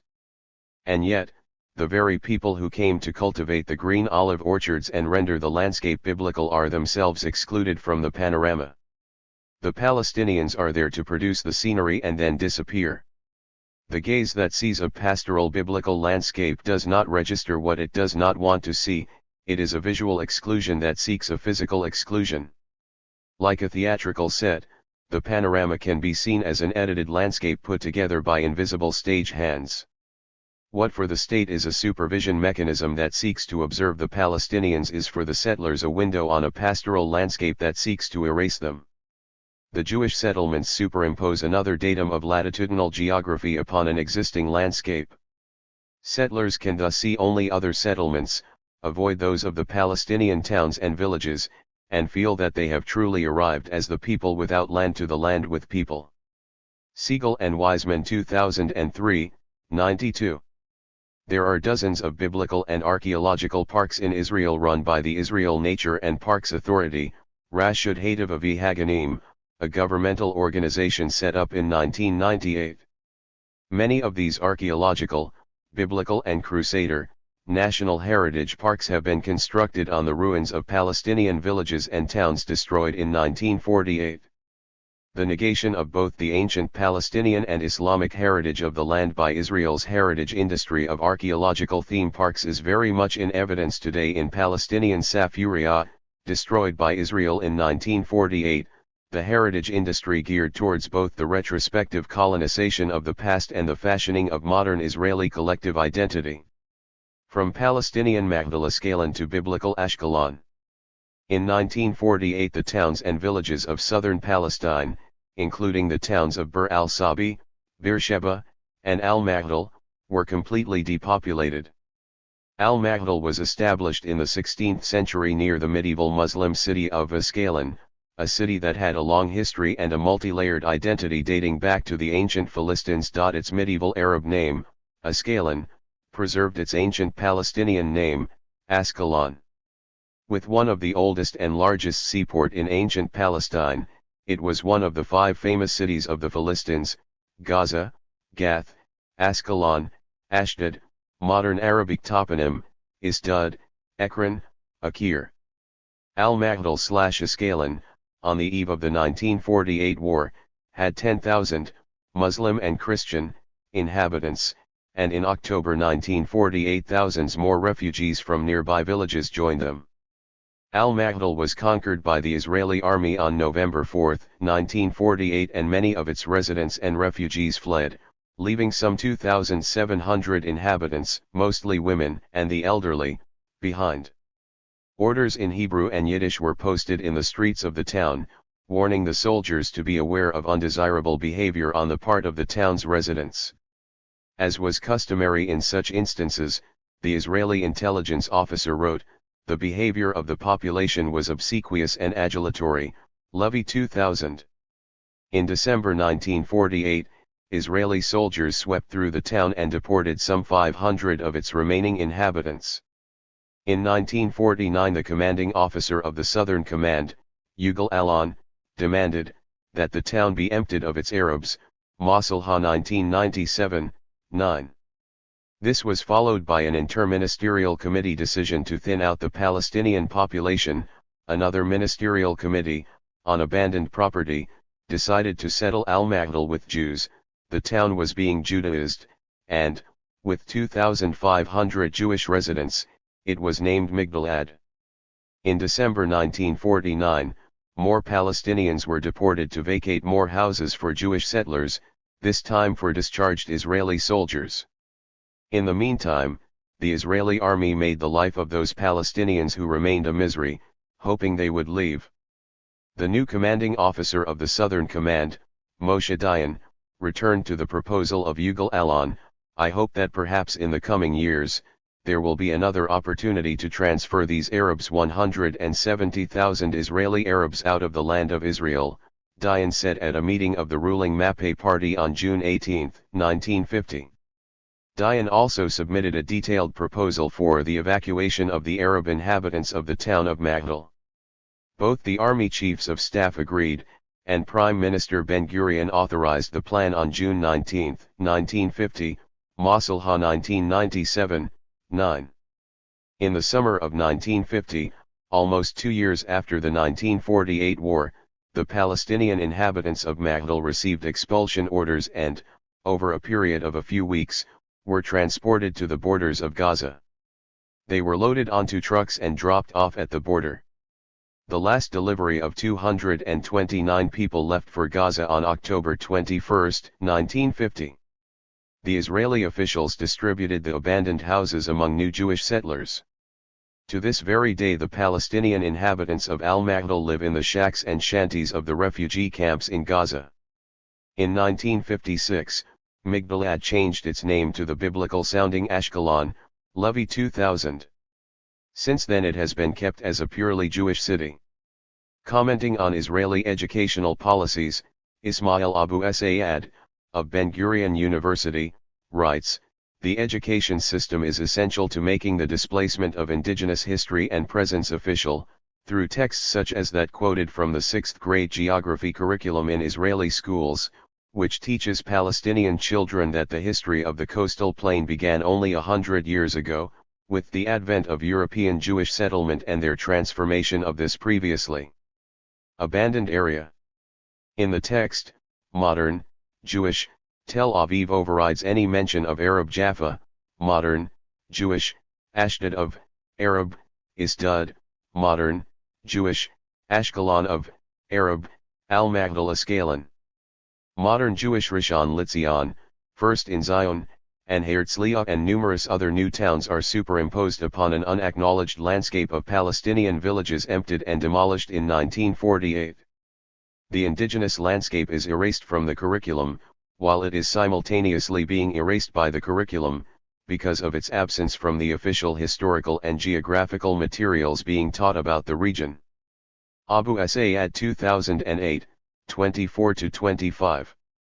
The erasure of the heritage of Palestine and the Palestinians, physically and culturally, was summarized by Israeli political geographer Oren Yiftikel in 2008 as follows: "The act of erasure had been led, for many decades, by the Jewish state's apparatuses, those that aim to erase the remnants of the Arab-Palestinian society that lived in the country until 1948, and to deny the catastrophe that Zionism inflicted on this nation.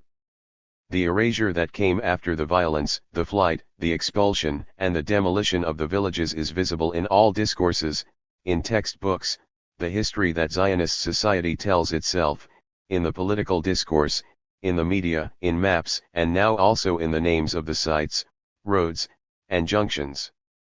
Palestine, which lays under Israel, is disappearing from the Israeli Jewish physical reality and discourse. 31.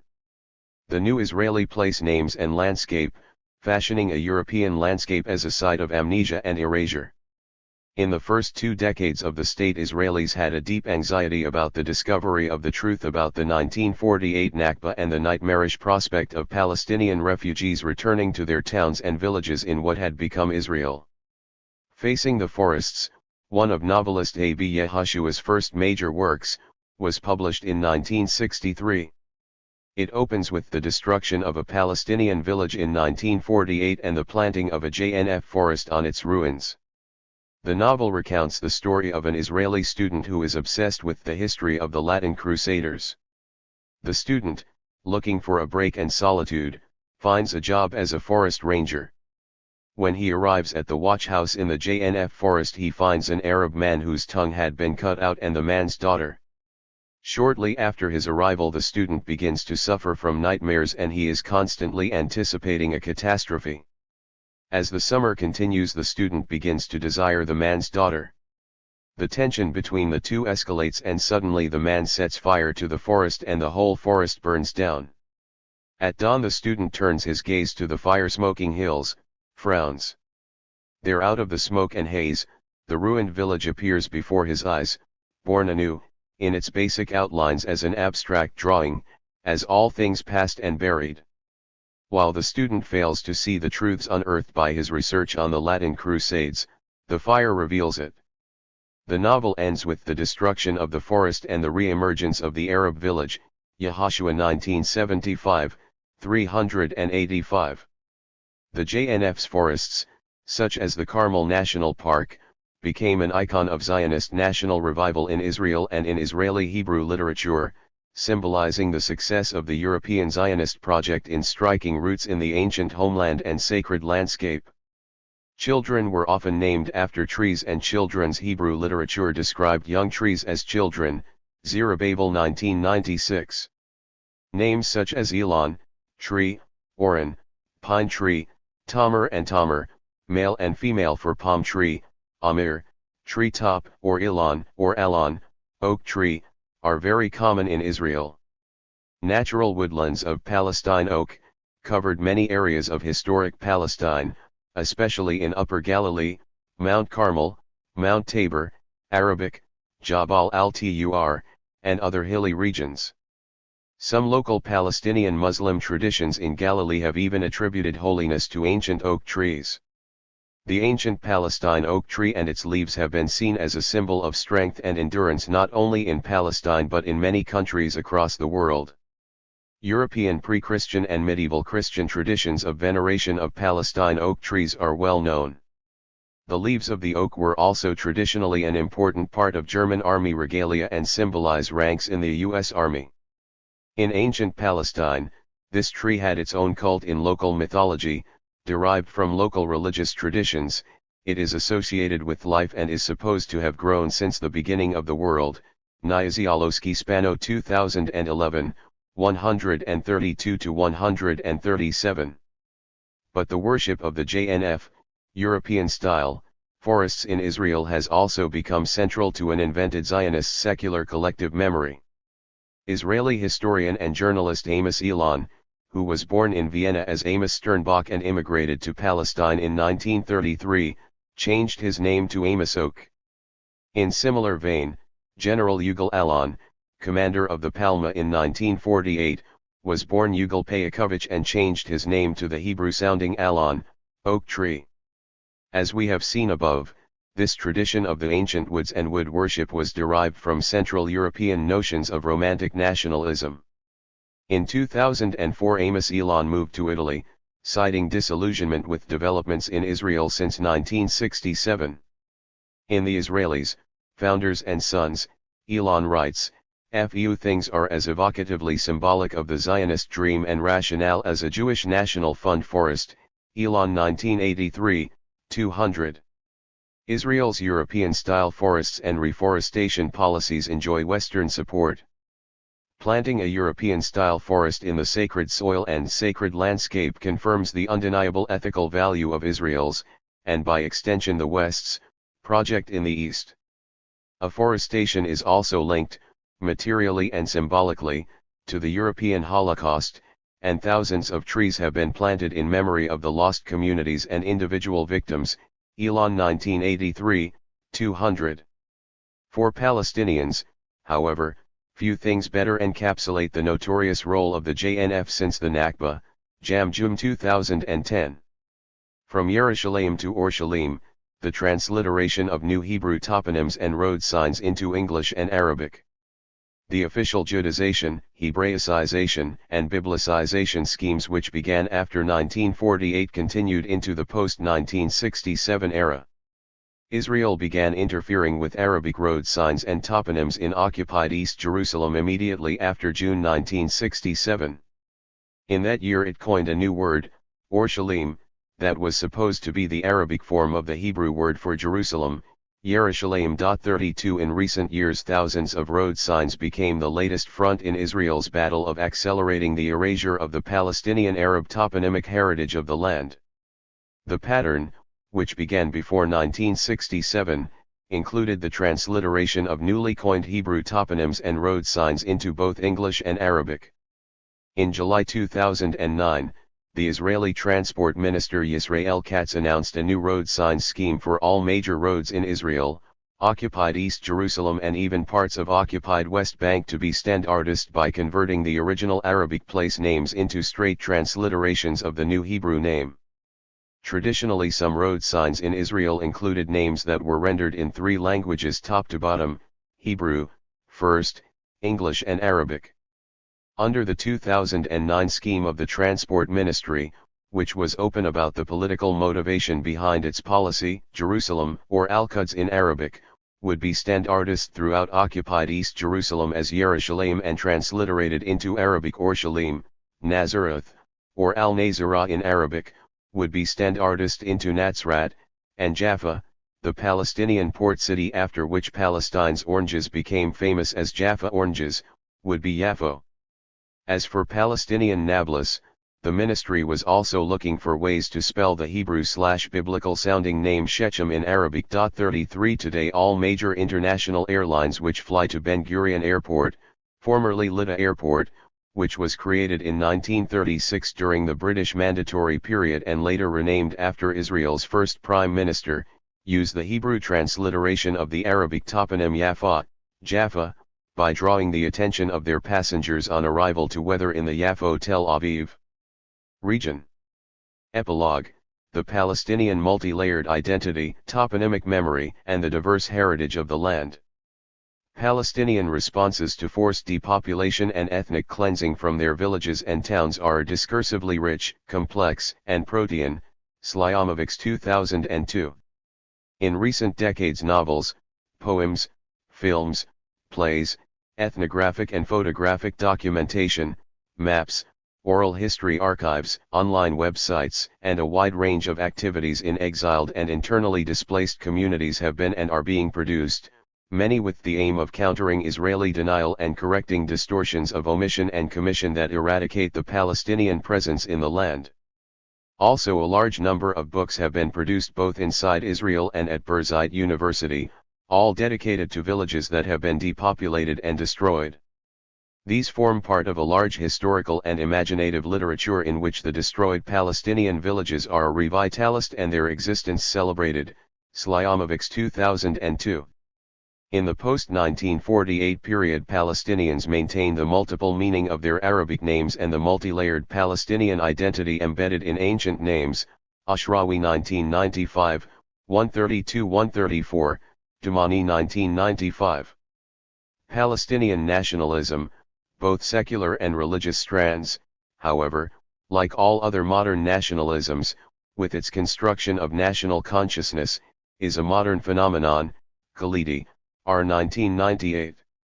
But this must not be automatically conflated with the Palestinian social, cultural, and religious identities, which are deeply rooted in the land as well as in the ancient history and toponymic memory of Palestine.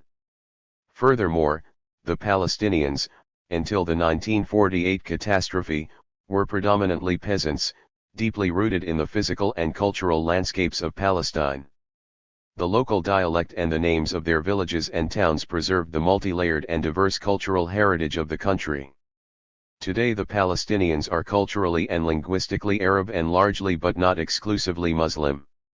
The Palestinian Muslim population was mainly descended from local Palestinian Christians and Jews who had converted to Islam after the Islamic conquest in the 7th century and inherited many of the social, cultural, religious, and linguistic traditions of ancient Palestine, including those of the Israelites, Canaanites, and Philistines.